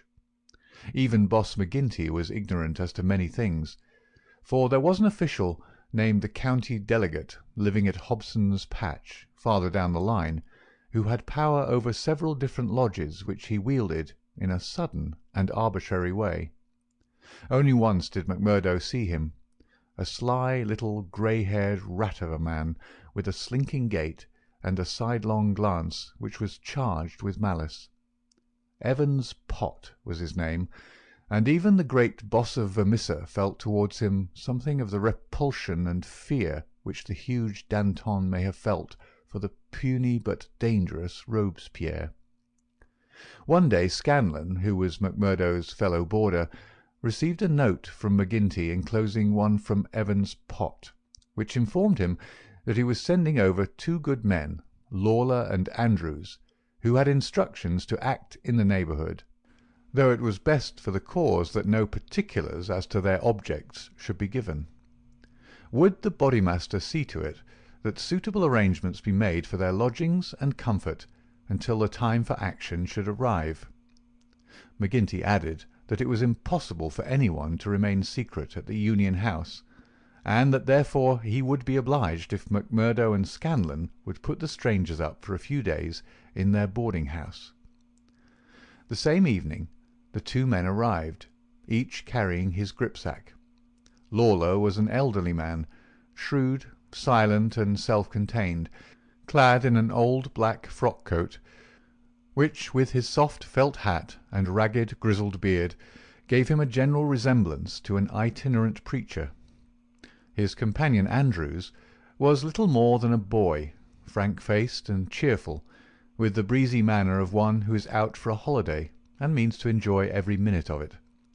Both men were total abstainers, and behaved in all ways as exemplary members of the society, with the one simple exception that they were assassins who had often proved themselves to be most capable instruments for this association of murder.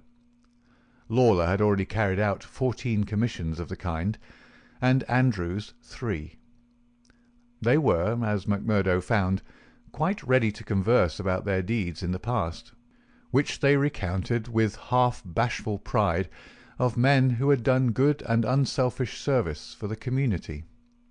They were reticent, however, as to the immediate job in hand.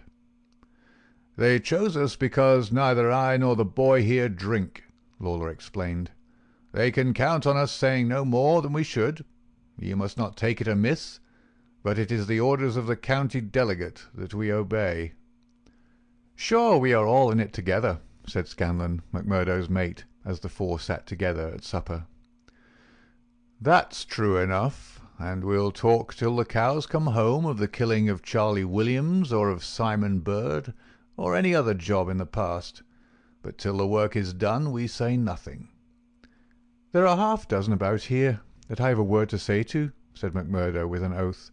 "I suppose it isn't Jack Knox of Ironhill that you're after? I'd go some way to see him get his deserts." "No, it's not him yet." "Or Herman Strauss?" "No, nor him either." "Well, if you won't tell us, we can't make you, but I'd be glad to know." Lawler smiled and shook his head. He was not to be drawn. In spite of the reticence of their guests, Scanlon and McMurdo were quite determined to be present at what they called the fun. When, therefore, at an early hour one morning, McMurdo heard them creeping down the stairs, he awakened Scanlon, and the 2 hurried on their clothes. When they were dressed, they found that the others had stolen out, leaving the door open behind them. It was not yet dawn, and by the light of the lamps they could see the 2 men some distance down the street. They followed them warily, treading noiselessly in the deep snow. The boarding-house was near the edge of the town, and soon they were at the crossroads which is beyond its boundary, here 3 men were waiting, with whom Lawler and Andrews held a short, eager conversation. Then they all moved on together. It was clearly some notable job which needed numbers. At this point there are several trails which lead to various mines. The strangers took that which led to the Crow Hill, a huge business which was in strong hands, which had been able, thanks to their energetic and fearless New England manager, Josiah H. Dunn, to keep some order and discipline during the long reign of terror. Day was breaking now, and a line of workmen were slowly making their way singly and in groups along the blackened path. McMurdo and Scanlon strolled on with the others, keeping in sight of the men whom they followed. A thick mist lay over them, and from the heart of it there came the sudden scream of a steam whistle. It was the 10-minute signal before the cages descended and the day's labour began.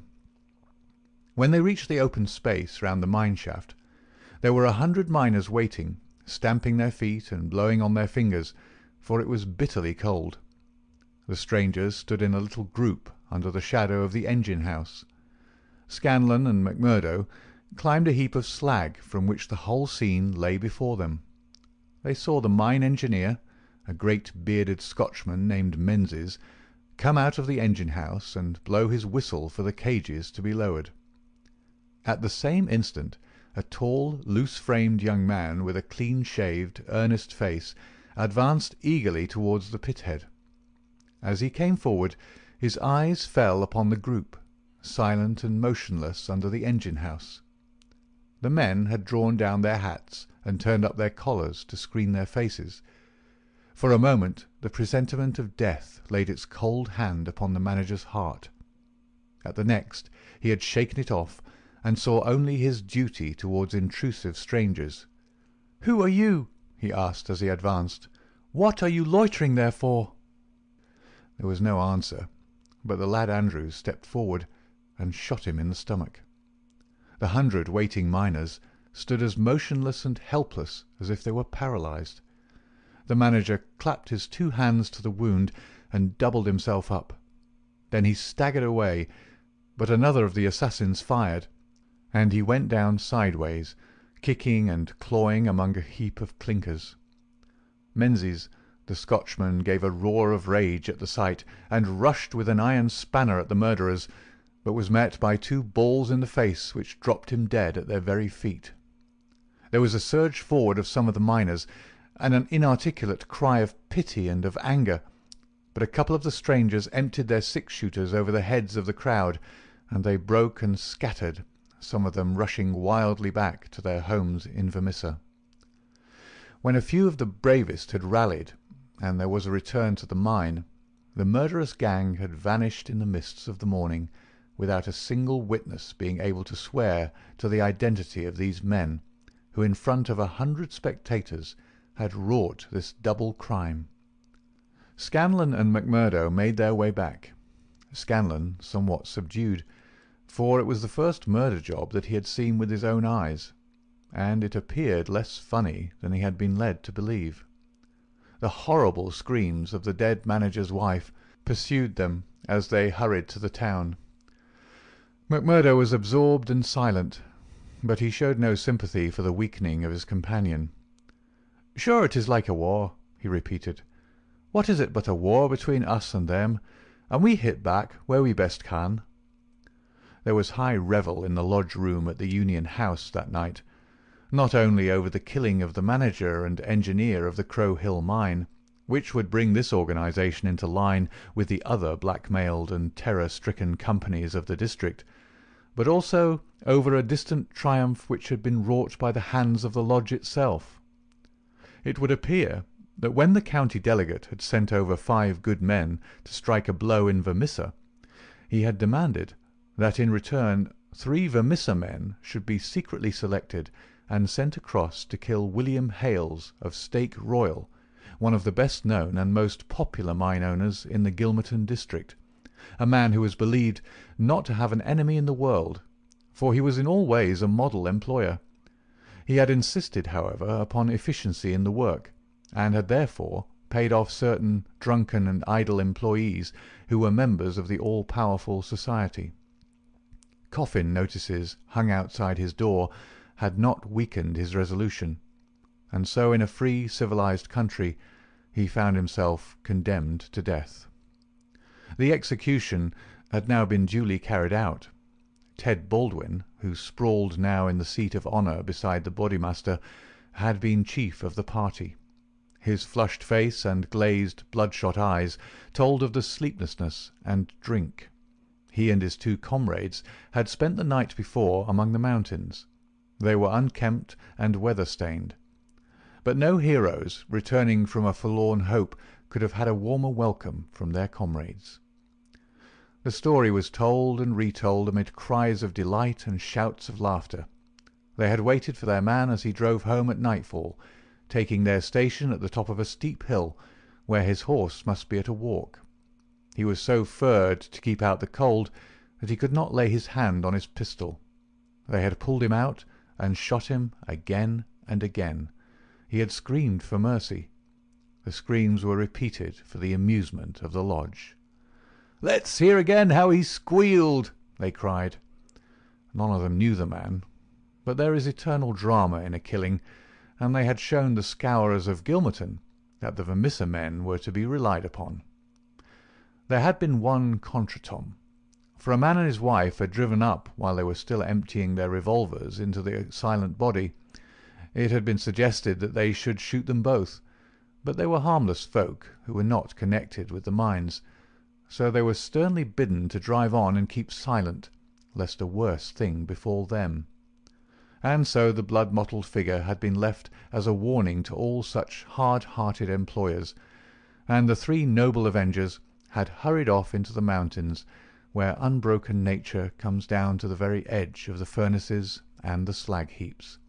Here they were safe and sound, their work well done, and the plaudits of their companions in their ears. It had been a great day for the scourers. The shadow had fallen even darker over the valley. But as the wise general chooses the moment of victory in which to redouble his efforts, so that his foes may have no time to steady themselves after disaster, so Boss McGinty, looking out upon the scene of his operations with his brooding and malicious eyes, had devised a new attack upon those who opposed him. That very night, as the half-drunken company broke up, he touched McMurdo on the arm and led him aside into that inner room where they had their first interview. "See here, my lad," said he, "I've got a job that's worthy of you at last. You'll have the doing of it in your own hands." "Proud I am to hear it," McMurdo answered. "You can take 2 men with you, Manders and Riley. They have been warned for service. We'll never be right in this district until Chester Wilcox has been settled, and you'll have the thanks of every lodge in the coalfields if you can down him." "I'll do my best, anyhow. Who is he, and where shall I find him?" McGinty took his eternal, half-chewed, half-smoked cigar from the corner of his mouth, and proceeded to draw a rough diagram on a page torn from his notebook. "He's the chief foreman of the Iron Dyke Company. He's a hard citizen, an old colour sergeant of the war, all scars and gristle. We've had 2 tries at him, but had no luck, and Jim Carnaway lost his life over it. Now it's for you to take it over. That's the house, all alone at the Iron Dyke crossroad, same as you see here on the map, without another within earshot. It's no good by day. He's armed and shoots quick and straight, with no questions asked. But at night, well, here he is with his wife, 3 children and a hired help. You can't pick or choose, it's all or none. If you could get a bag of blasting powder at the front door with a slow match to it." "What's the man done?" "Didn't I tell you he shot Jim Carnaway?" "Why did he shoot him?" "What in thunder has that to do with you?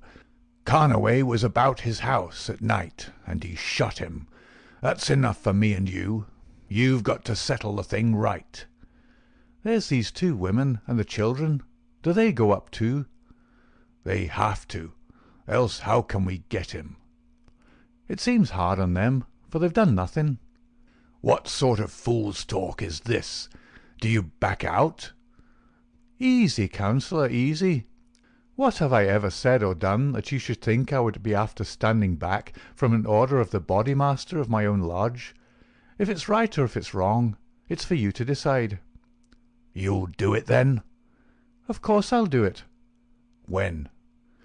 Well, you had best give me a night or two that I may see the house and make my plans. Then— Very good, said McGinty, shaking him by the hand. I leave it with you. It'll be a great day when you bring us the news. It's just the last stroke that'll bring them all to their knees. McMurdo thought long and deeply over the commission which had been so suddenly placed in his hands. The isolated house in which Chester Wilcox lived was about 5 miles off in an adjacent valley. That very night he started off all alone to prepare for the attempt. It was daylight before he returned from his reconnaissance. Next day he interviewed his 2 subordinates, Manders and Riley, reckless youngsters who were as elated as if it were a deer hunt. 2 nights later they met outside the town, all 3 armed, and one of them carrying a sack stuffed with the powder which was used in the quarries.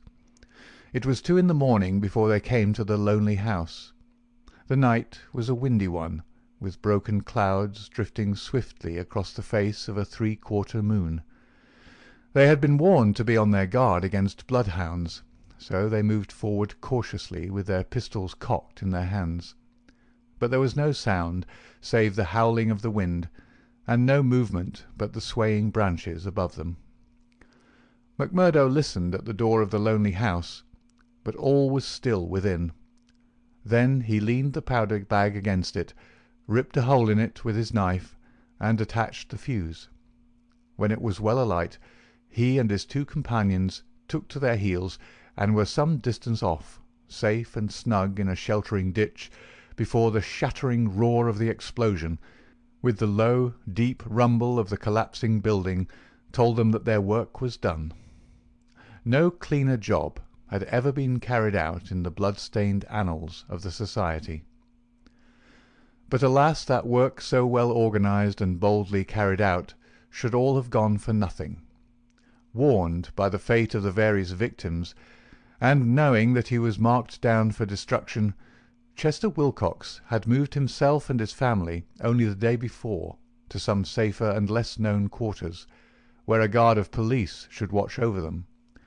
It was an empty house which had been torn down by the gunpowder, and the grim old colour sergeant of the war was still teaching discipline to the miners of Iron Dyke. "Leave him to me," said McMurdo. "He's my man, and I'll get him, sure, if I have to wait a year for him." A vote of thanks and confidence was passed in full lodge, and so for the time the matter ended. When a few weeks later it was reported in the papers that Wilcox had been shot at from an ambuscade, it was an open secret that McMurdo was still at work upon his unfinished job. Such were the methods of the Society of Freemen, and such were the deeds of the Scourers by which they spread their rule of fear over the great and rich district which was for so long a period haunted by their terrible presence.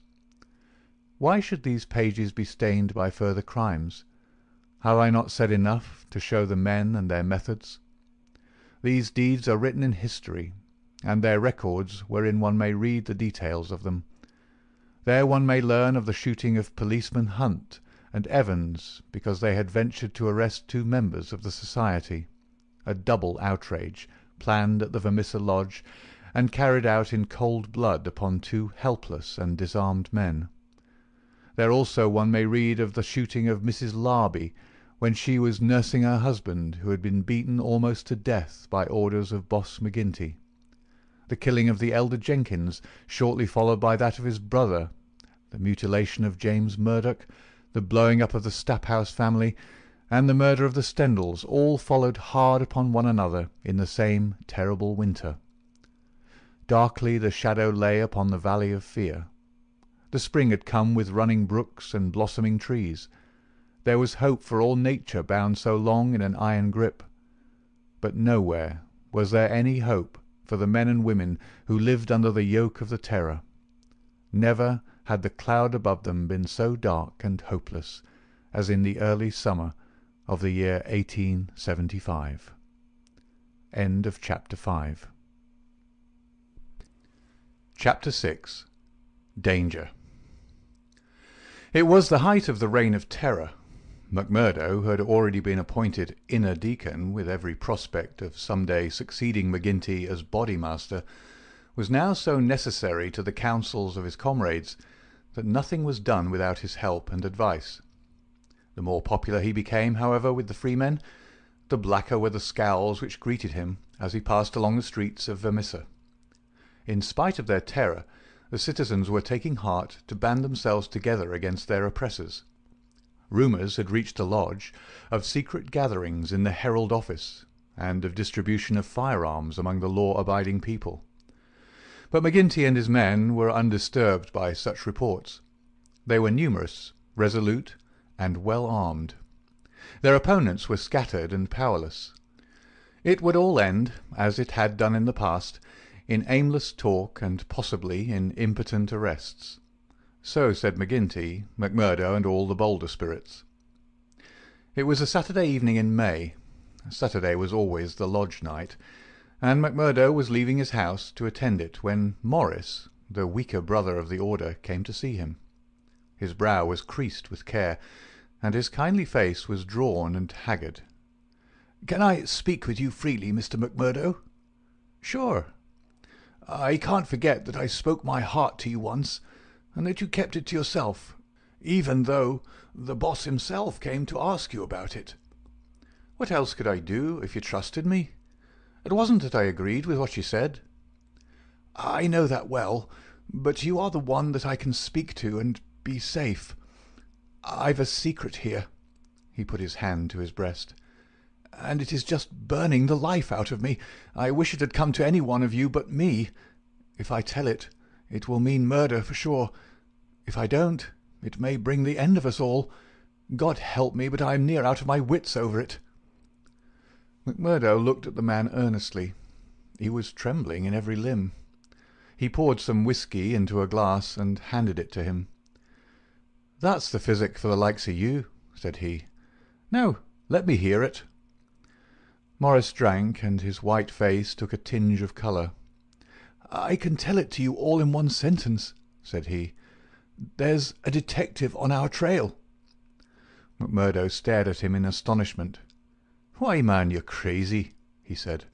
"Isn't the place full of police and detectives, and what harm did they ever do us?"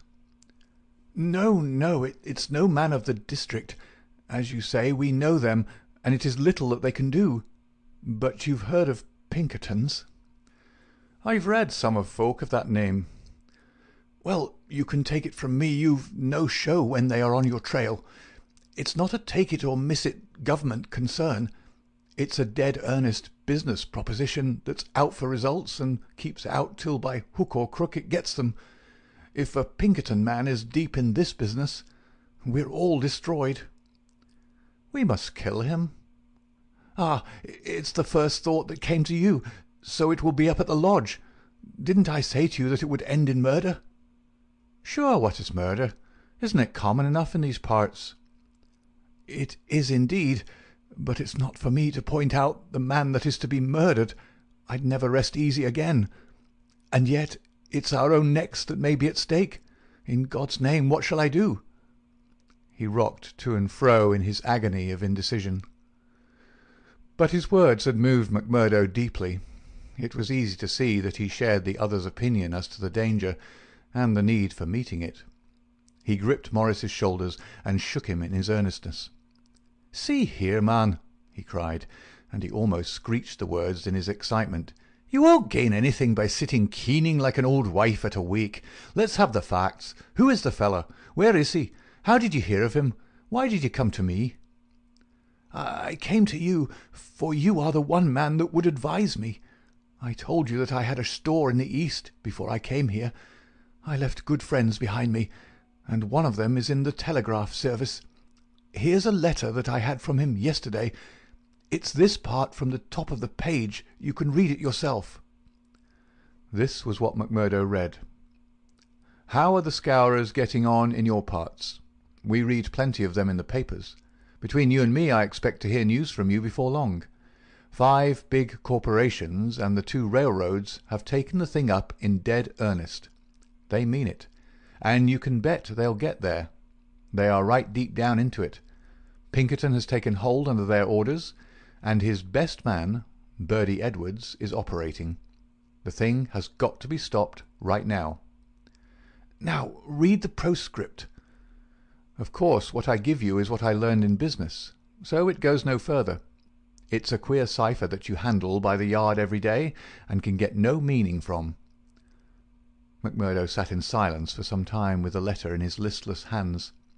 The mist had lifted for a moment, and there was the abyss before him. "Does anyone else know of this?" he asked. "I have told no one else." "But this man, your friend, has he any other person that we would likely write to?" "Well, I dare say he knows 1 or 2 more." "Of the lodge?" "It's likely enough." "I was asking because it is likely that he may have given some description of this fellow Birdy Edwards. Then we could get on his trail." "Well, it's possible, but I shouldn't think he knew him. He's just telling me the news that came to him by way of business. How would he know this Pinkerton man?" McMurdo gave a violent start. "By gar!" he cried. "I've got him! What a fool I was not to know it! Lord, but we're in luck! We'll fix him before he can do any harm. See here, Morris, will you leave this thing in my hands?" "Sure, if you will only take it off mine." "I'll do that. You can stand right back and let me run it. Even your name need not be mentioned. I'll take it all on myself, as if it were to me that this letter has come. Will that content you?" "It's just what I would ask." "Then leave it at that, and keep your head shut. Now I'll get down to the lodge, and we'll soon make old man Pinkerton sorry for himself." "You wouldn't kill this man?" "The less you know, friend Morris, the easier your conscience, and the better you'll sleep. Ask no questions, and let these things settle themselves. I have hold of it now." Morris shook his head sadly as he left. "I feel that his blood is on my hands," he groaned. "Self-protection is no murder, anyhow," said McMurdo, smiling grimly. "It's him or us. I guess this man would destroy us all if we left him long in the valley. Why, Brother Morris, we'll have to elect you Bodymaster yet, for you've surely saved the lodge." And yet it was clear from his actions that he thought more seriously of this new intrusion than his words would show. It may have been his guilty conscience. It may have been the reputation of the Pinkerton organization. It may have been the knowledge that great, rich corporations had set themselves the task of clearing out the Scourers. But whatever his reason, his actions were those of a man who is preparing for the worst. Every paper which would incriminate him was destroyed before he left the house. After that he gave a long sigh of satisfaction, for it seemed to him that he was safe. And yet the danger must still have pressed somewhat upon him, for on his way to the lodge he stopped at old man Shafter's. The house was forbidden him, but when he tapped at the window, Etty came out to him. The dancing Irish devilry had gone from her lover's eyes. She read his danger in his earnest face. "Something has happened," she cried. "Oh, Jack, you are in danger." "Sure, it is not very bad, my sweetheart, and yet it may be wise that we make a move before it's worse." "Make a move?" "I promised you once that I'd go some day. I think the time is coming. I had news tonight, bad news, and I see trouble coming." "The police?" "Well, a Pinkerton. But sure you wouldn't know what that is, a cushla, nor what it would mean to the likes of me. I'm too deep in this thing, and I may have to get out of it quick. You said you'd come with me if I went." "Oh, Jack, it would be the saving of you." "I'm an honest man in some things, Etty.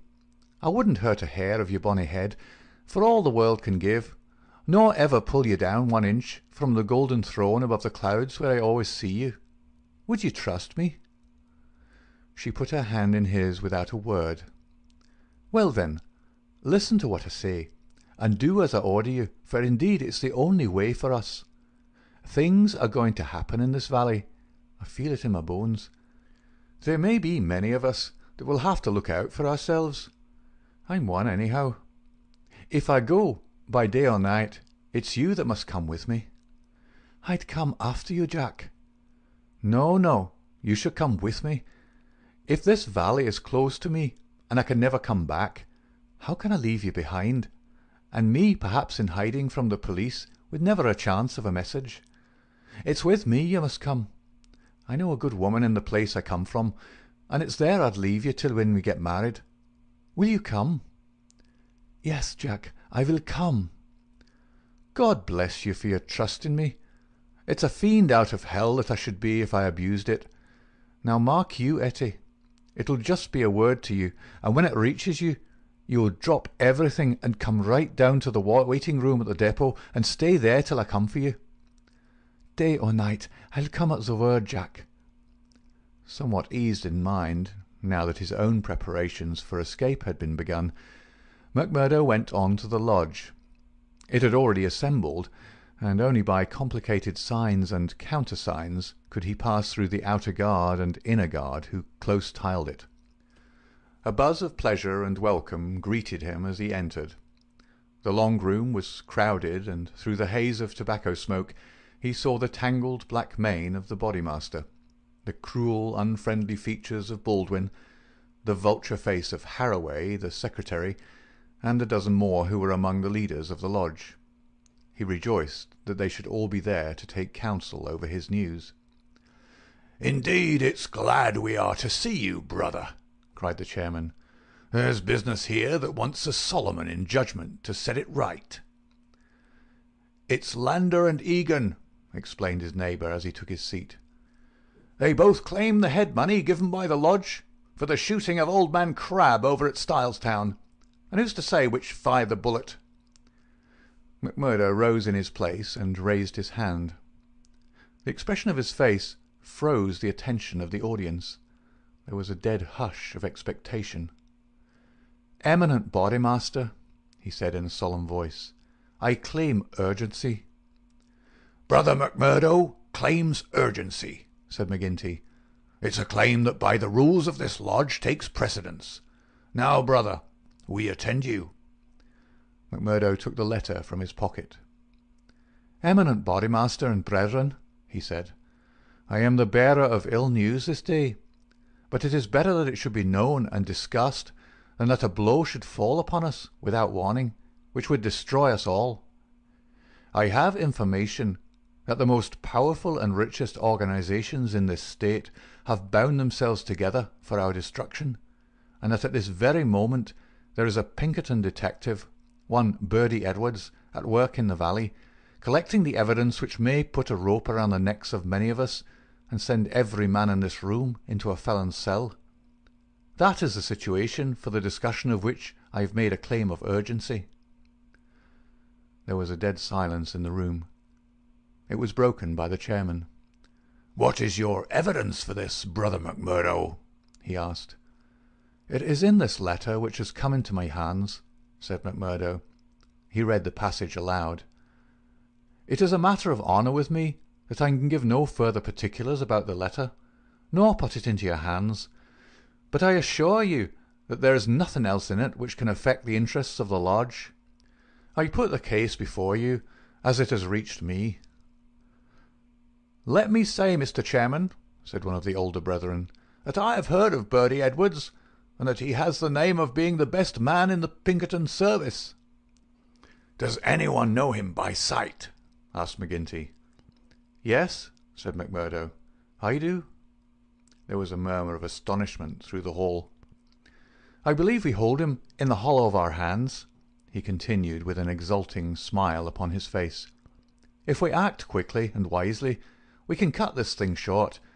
If I have your confidence and your help, 'tis a little that we have to fear." "What have we to fear anyhow? What can he know of our affairs?" "You might say so, if all were as staunch as you, counsellor. But this man has all the millions of the capitalists at his back. Do you think there is no weaker brother among all our lodges that could not be bought? He will get at our secrets. Maybe has got them already. There's only one sure cure." "That he never leaves the valley," said Baldwin. McMurdo nodded. "Good for you, Brother Baldwin," he said. "You and I have had our differences, but you've said the true word tonight." "Where is he, then? Where shall we know him?" "Eminent Bodymaster," said McMurdo earnestly, "I'd put it to you that this is too vital a thing for us to discuss in open lodge.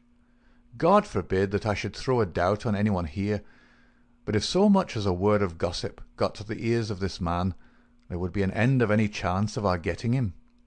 I would ask the lodge to choose a trustee committee, Mr. Chairman, yourself, if I might suggest it, and Brother Baldwin here, and 5 more. Then I can talk freely of what I know and of what I advise should be done." The proposition was at once adopted, and the committee chosen. Besides the chairman and Baldwin, there were the vulture-faced secretary, Harroway, Tiger Cormac, the brutal young assassin, Carter, the treasurer, and the brothers Willoughby, fearless and desperate men who would stick at nothing. The usual revelry of the lodge was short and subdued, for there was a cloud upon the men's spirits, and many there for the first time began to see the cloud of avenging law drifting up in that serene sky under which they had dwelt so long. The horrors they had dealt out to others had been so much a part of their settled lives that the thought of retribution had become a remote one, and so seemed the more startling now that it came so closely upon them. They broke up early, and left their leaders to their counsel. "Now, McMurdo," said McGinty when they were all alone. The 7 men sat frozen in their seats. "I said just now that I knew Birdy Edwards," McMurdo explained. "I need not tell you that he is not here under that name. He's a brave man, but not a crazy one. He passes under the name of Steve Wilson, and he's lodging at Hobson's Patch." "How do you know this?" "Because I fell into talk with him. I thought little of it at the time, nor would have given it a second thought but for this letter. But now I'm sure it's the man. I met him on the cars when I went down the line on Wednesday. A hard case if ever there was one. He said he was a reporter. I believed it for the moment. Wanted to know all he could about the Scourers and what he called the outrages for a New York paper. Asked me every kind of question so as to get something. You bet I was giving nothing away. I'd pay for it and pay well, said he, if I could get some stuff that would suit my editor. I said what I thought would please him best, and he handed me a $20 bill for my information. "There's 10 times that for you," said he, "if you can find me all that I want." "What did you tell him then?" "Any stuff I could make up." "How do you know he wasn't a newspaper man?" "I'll tell you. He got out at Hobson's Patch, and so did I. I chanced into the Telegraph Bureau, and he was leaving it.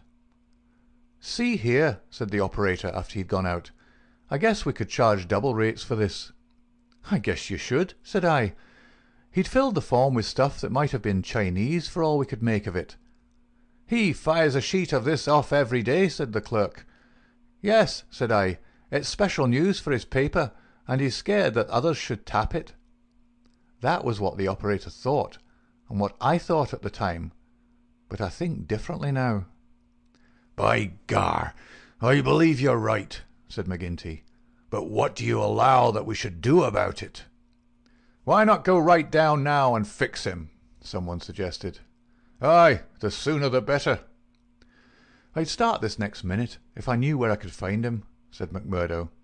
"He's in Hobson's Patch, but I don't know the house. I've got a plan, though, if you'll only take my advice." "Well, what is it?" "I'll go to the patch tomorrow morning. I'll find him through the operator. He can locate him, I guess. Well, then I'll tell him that I'm a free man myself. I'll offer him all the secrets of the lodge for a price. You bet he'll tumble to it. I'll tell him the papers are at my house, and that it's as much as my life would be worth to let him come while my folk were about. He'll see that that's horse sense. Let him come at 10 o'clock at night, and he shall see everything. That will fetch him, for sure. Well, you can plan the rest for yourselves. Widow MacManara is a lonely house. She's as true as steel and as deaf as a post. There's only Scanlon and me in the house. If I get his promise, and I'll let you know if I do, I'd have the whole 7 of you come to me by 9 o'clock. We'll get him in. If ever he gets out alive, well, he can talk of Birdy Edwards' luck for the rest of his days. There's going to be a vacancy at Pinkerton's, or I'm mistaken. Leave it at that, McMurdo. At 9 tomorrow we'll be with you. You once get the door shut behind him, and you can leave the rest with us. End of Chapter 6. Chapter 7. The Trapping of Birdy Edwards. As McMurdo had said, the house in which he lived was a lonely one, and very well suited for such a crime as they had planned. It was on the extreme fringe of the town, and stood well back from the road. In any other case, the conspirators would have simply called out their man, as they had many times before, and emptied their pistols into his body. But in this instance it was very necessary to find out how much he knew, how he knew it, and what had been passed on to his employers. It was possible that they were already too late, and that the work had been done. If that was indeed so, they could at least have their revenge upon the man who had done it. But they were hopeful that nothing of great importance had yet come to the detective's knowledge, as otherwise, they argued, he would not have troubled to write down and forward such trivial information as McMurdo claimed to have given him. However, all this they would learn from his own lips. Once in their power, they would find a way to make him speak. It was not the first time that they had handled an unwilling witness. McMurdo went to Hobson's Patch as agreed. The police seemed to take particular interest in him that morning, and Captain Marvin, he who had claimed the old acquaintance with him at Chicago, actually addressed him as he waited at the station. McMurdo turned away and refused to speak with him. He was back from his mission in the afternoon, and saw McGinty at the Union House. "He is coming," he said. "Good," said McGinty. The giant was in his shirt-sleeves, with chains and seals gleaming athwart his ample waistcoat, and a diamond twinkling through the fringe of his bristling beard. Drink and politics had made the boss a very rich as well as powerful man. The more terrible, therefore, seemed that glimpse of the prison or the gallows which had risen before him the night before. "Do you reckon he knows much?" he asked anxiously. McMurdo shook his head gloomily. "He's been here some time, 6 weeks at least. I guess he didn't come into these parts to look at the prospect. If he's been working among us all that time with the railroad money at his back, I should expect that he's got results, and that he's passed them on." "There's not a weak man in the lodge," cried McGinty. "True as steel, every man of them. And yet, by the Lord, there is that skunk Morris. What about him?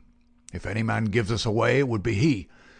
I've a mind to send a couple of the boys round before evening to give him a beating up and see what they can get from him." "Well, there would be no harm in that," McMurdo answered. "I won't deny that I have a liking for Morris, and would be sorry to see him come to harm. He has spoken to me once or twice over lodge matters. I know he may not see them the same as you or I. He never seemed the sort that squeals. But still, 'tis not for me to stand between him and you." "I'll fix the old devil," said McGinty with an oath. "I've had my eye on him this year past." "Well, you know best about that," McMurdo answered. "But whatever you do must be tomorrow. For we must lie low until the Pinkerton affair is settled up. We can't afford to set the police buzzing today of all days." "True for you," said McGinty. "And we'll learn from Birdy Edwards himself where he got his news if we have to cut his heart out first. Did he seem to scent a trap?" McMurdo laughed. "I guess I took him on his weak point," he said. If he could get on a good trail of the scourers, he's ready to follow it into hell. I took his money." McMurdo grinned as he produced a wad of dollar notes. "And there's much more when he's seen all my papers." "What papers?" "Well, there are no papers, but I filled him up about constitutions and books of rules and forms of membership. He expects to get right down to the end of everything before he leaves." "Faith, he's right there," said McGinty grimly. "Didn't he ask you why you didn't bring him the papers?" "As if I would carry such things, and me a suspected man, and Captain Marvin after speaking to me this very day at the depot." "Aye, I heard of that," said McGinty. "I guess the heavy end of this business is coming on to you. We could put him down an old shaft when we've done with him, but however we work it, we can't get past the man living at Hobston's Patch, and you being there today." McMurdo shrugged his shoulders. "If we handle it right, they can never prove the killing," said he. "No one can see him come to the house after dark, and I'll lay to it that no one will see him go. Now see here, councillor, I'll show you my plan, and I'll ask you to fit the others into it. You'll all come in good time. Very well. He comes at 10. He's to tap 3 times, and me to open the door for him. Then I'll get behind him and shut it. He's our man then." "That's all easy and plain." "Yes, but the next step wants considering. He's a hard proposition. He's heavily armed. I filled him proper, and yet he's likely to be on his guard. Suppose I show him right into a room with 7 men in it where he expected to find me alone. There's going to be shooting, and somebody's going to be hurt." "That's so." "And the noise is going to bring every damned copper in the township on top of it." "I guess you're right." "This is how I should work it. You'll all be in the big room, same as you saw when you had a chat with me. I'll open the door for him, show him into the parlour beside the door, and leave him there while I get the papers. That will give me the chance of telling you how things are shaping. Then I'll go back to him with some faked papers. As he's reading them, I'll jump for him and get my grip on his pistol arm. You'll hear me call, and in you'll rush. The quicker the better, for he's as strong a man as I, and I may have more than I can manage. But I allow that I can hold him till you come." "It's a good plan," said McGinty. "The lodge will owe you a debt for this. I guess when I move out of the chair I can put a name to the man that's coming after me." "Sure, councillor. I'm little more than a recruit," said McMurdo, but his face showed what he thought of the great man's compliment. When he'd returned home, he made his own preparations for the grim evening in front of him. First he cleaned, oiled, and loaded his Smith & Wesson revolver. Then he surveyed the room in which the detective was to be trapped. It was a large apartment, with a long deal table in the centre, and the big stove at one side. At each of the other sides were windows. There were no shutters on these, only light curtains which drew across. McMurdo examined these attentively. No doubt it must have struck him that the apartment was very exposed for so secret a meeting. Yet its distance from the road made it of less consequence. Finally, he discussed the matter with his fellow lodger.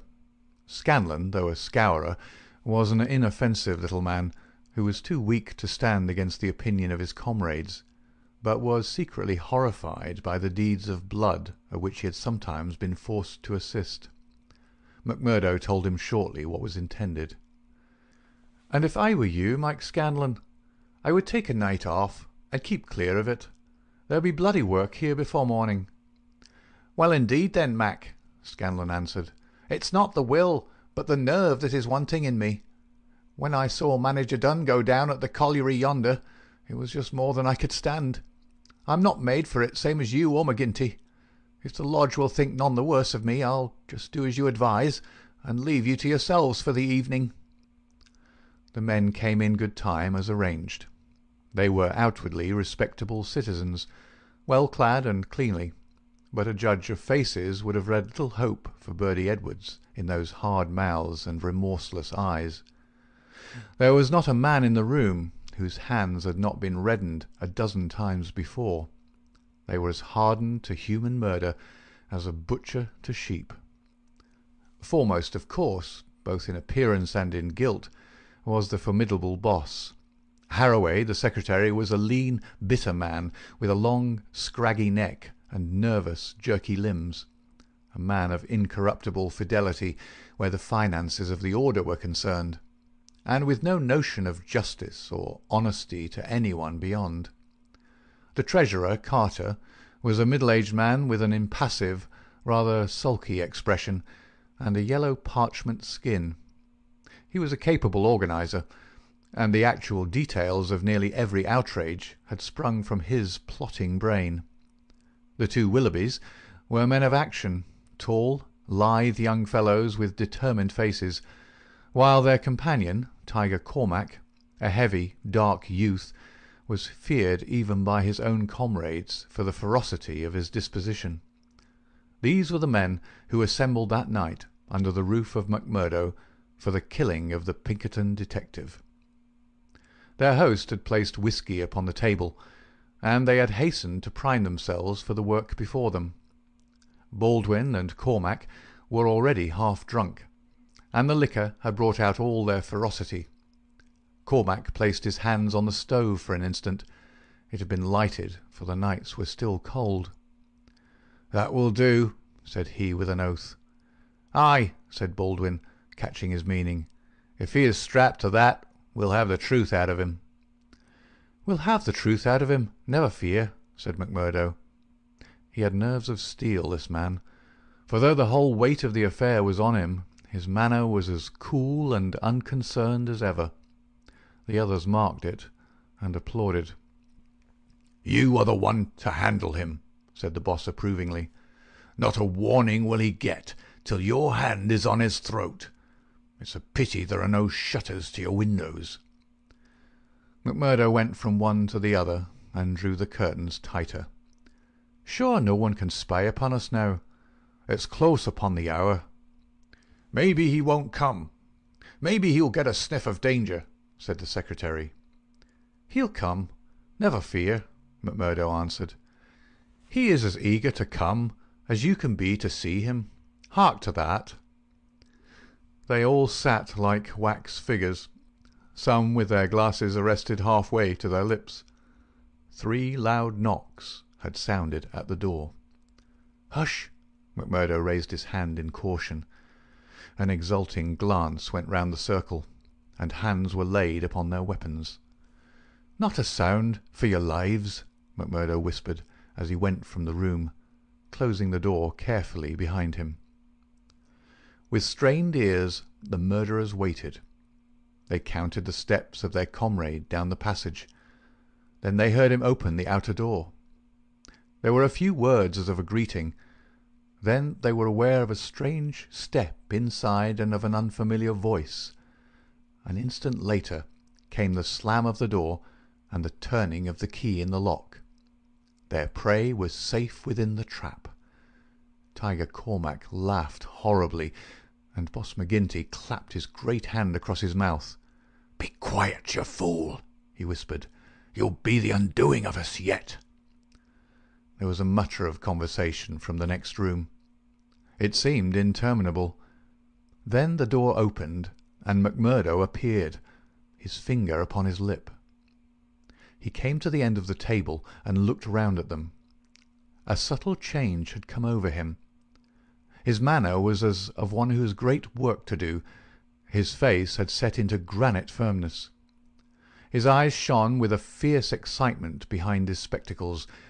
He had become a visible leader of men. They stared at him with eager interest, but he said nothing. Still, with the same singular gaze, he looked from man to man. "Well," cried Boss McGinty at last, "is he here? Is Birdy Edwards here?" "Yes," McMurdo answered slowly. "Birdy Edwards is here. I am Birdy Edwards." There were 10 seconds after that brief speech during which the room might have been empty, so profound was the silence. The hissing of a kettle upon the stove rose sharp and strident to the ear.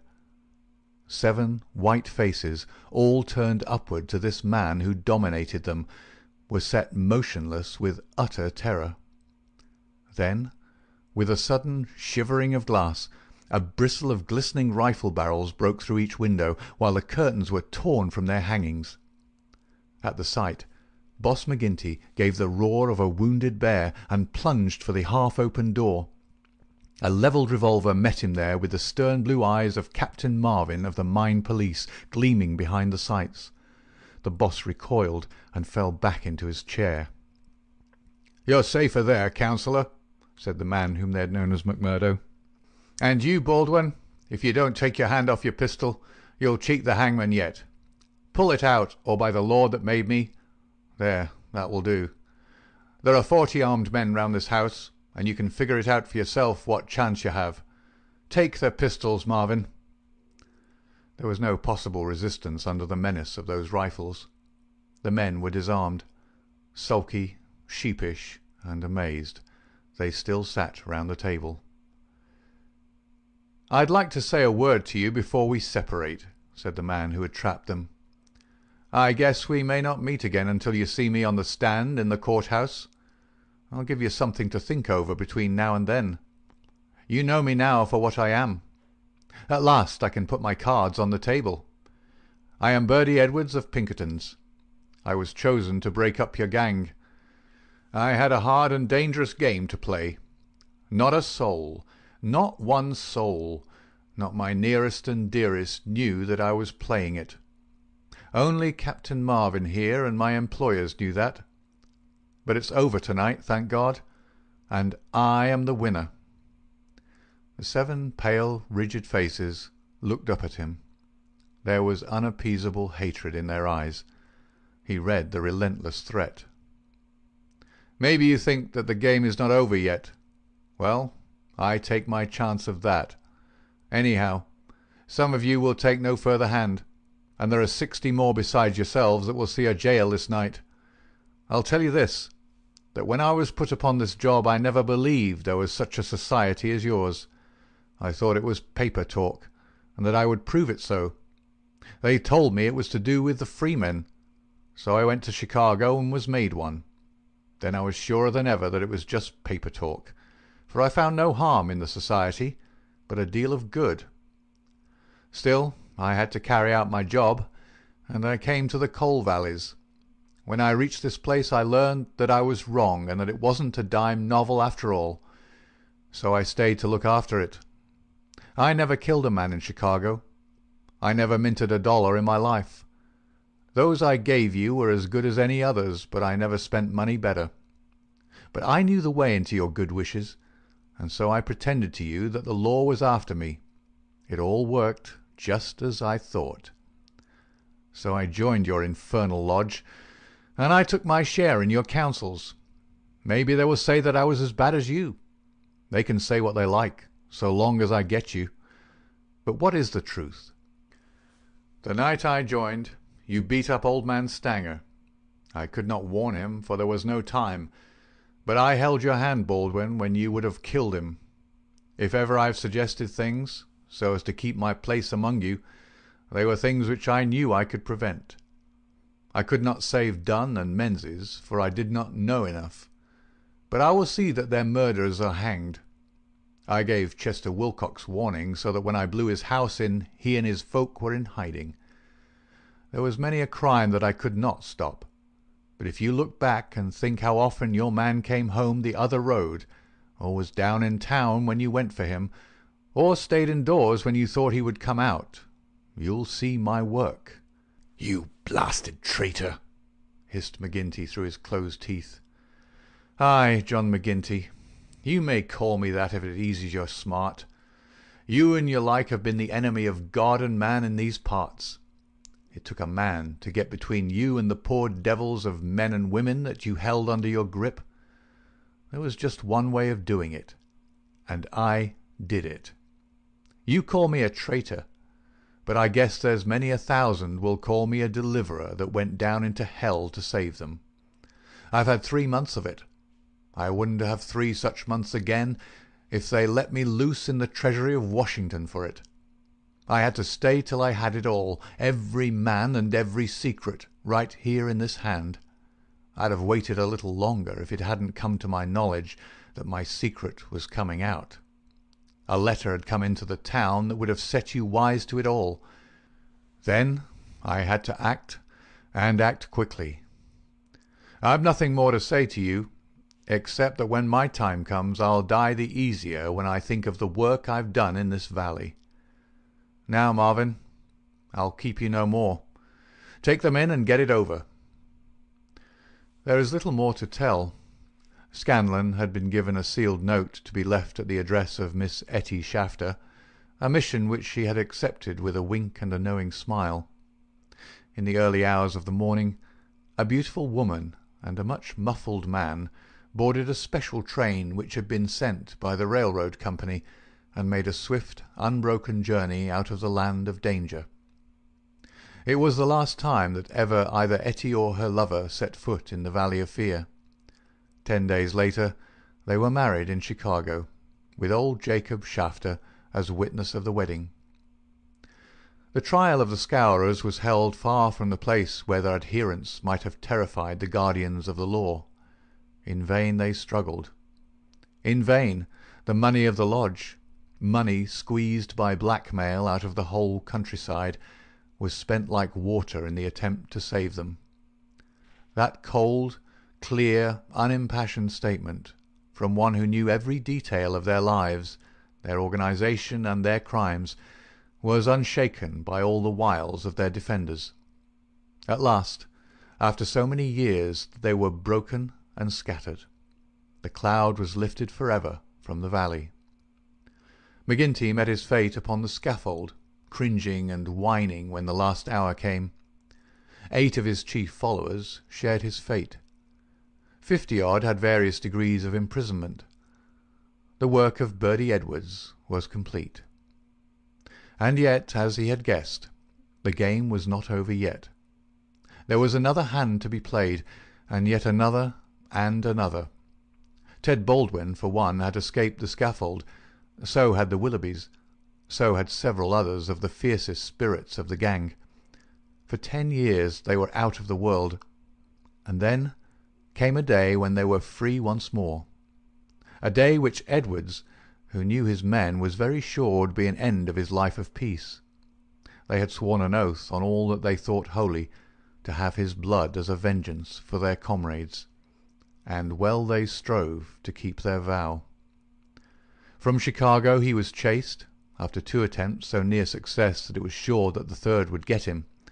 From Chicago he went under a changed name to California, and it was there that the light went for a time out of his life when Etty Edwards died. Once again he was nearly killed, and once again, under the name of Douglas, he worked in a lonely canyon, where with an English partner named Barker he amassed a fortune. At last there came a warning to him that the bloodhounds were on his track once more, and he cleared, only just in time, for England. And thence came the John Douglas, who for a second time married a worthy mate, and lived for 5 years as a Sussex county gentleman, a life which ended with the strange happenings of which we have heard. End of Chapter 7. Epilogue. The police trial had passed, in which the case of John Douglas was referred to a higher court. So had the quarter sessions, at which he was acquitted as having acted in self-defence. "Get him out of England at any cost," wrote Holmes to the wife. "There are forces here which may be more dangerous than those he has escaped. There is no safety for your husband in England." 2 months had gone by, and the case had to some extent passed from our minds. Then one morning there came an enigmatic note slipped into our letter-box. "Dear me, Mr. Holmes, dear me," said this singular epistle. There was neither superscription nor signature. I laughed at the quaint message, but Holmes showed unwonted seriousness. "Devilry, Watson," he remarked, and sat long with a clouded brow. Late last night Mrs. Hudson, our landlady, brought up a message that a gentleman wished to see Mr. Holmes, and that the matter was of the utmost importance. Close at the heels of his messenger came Cecil Barker, our friend of the moated manor house. His face was drawn and haggard. "I've had bad news, terrible news, Mr. Holmes," said he. "I feared as much," said Holmes. "You have not had a cable, have you?" "I have had a note from someone who has." "It's poor Douglas. They tell me his name is Edwards, but he will always be Jack Douglas of Bonito Canyon to me. I told you that they started together for South Africa in the Palmyra 3 weeks ago." "Exactly." "The ship reached Cape Town last night. I received this cable from Mrs. Douglas this morning." "Jack has been lost overboard in gale off St. Helena. No one knows how accident occurred. Ivy Douglas." "Ha! It came like that, did it?" said Holmes thoughtfully. "Well, I've no doubt it was well stage managed." "You mean that you think there was no accident?" "None in the world." "He was murdered?" "Surely." "So I think also. These infernal scourers, this cursed vindictive nest of criminals." "No, no, my good sir," said Holmes. "There is a master hand here. It is no case of sawed-off shotguns and clumsy six-shooters. You can tell an old master by the sweep of his brush. I can tell a Moriarty when I see one. This crime is from London, not from America." "But for what motive?" "Because it is done by a man who cannot afford to fail. One whose whole unique position depends upon the fact that all he does must succeed. A great brain and a huge organization have been turned to the extinction of one man. It is crushing the nut with the trip-hammer, an absurd extravagance of energy, but the nut is very effectually crushed all the same." "How came this man to have anything to do with it?" "I can only say that the first word that ever came to us of the business was from one of his lieutenants. These Americans were well advised. Having an English job to do, they took into partnership as any foreign criminal could do, this great consultant in crime. From that moment their man was doomed. At first he would content himself by using his machinery in order to find their victim. Then he would indicate how the matter might be treated. Finally, when he read in the reports of the failure of this agent, he would step in himself with a master touch. You heard me warn this man at Birlstone Manor House that the coming danger was greater than the past. Was I right?" Barker beat his head with his clenched fist in his impotent anger. "Do not tell me that we have to sit down under this. Do you say that no one can ever get level with this king devil?" "No, I don't say that," said Holmes, and his eyes seemed to be looking far into the future. "I don't say that he can't be beat. But you must give me time. You must give me time." We all sat in silence for some minutes, while those fateful eyes still strained to pierce the veil. End of the Epilogue, and end of The Last Valley by Sir Arthur Conan Doyle. Read by David Clarke. bgdavid.wordpress.com and www.bgcoffee.net. Thank you for listening.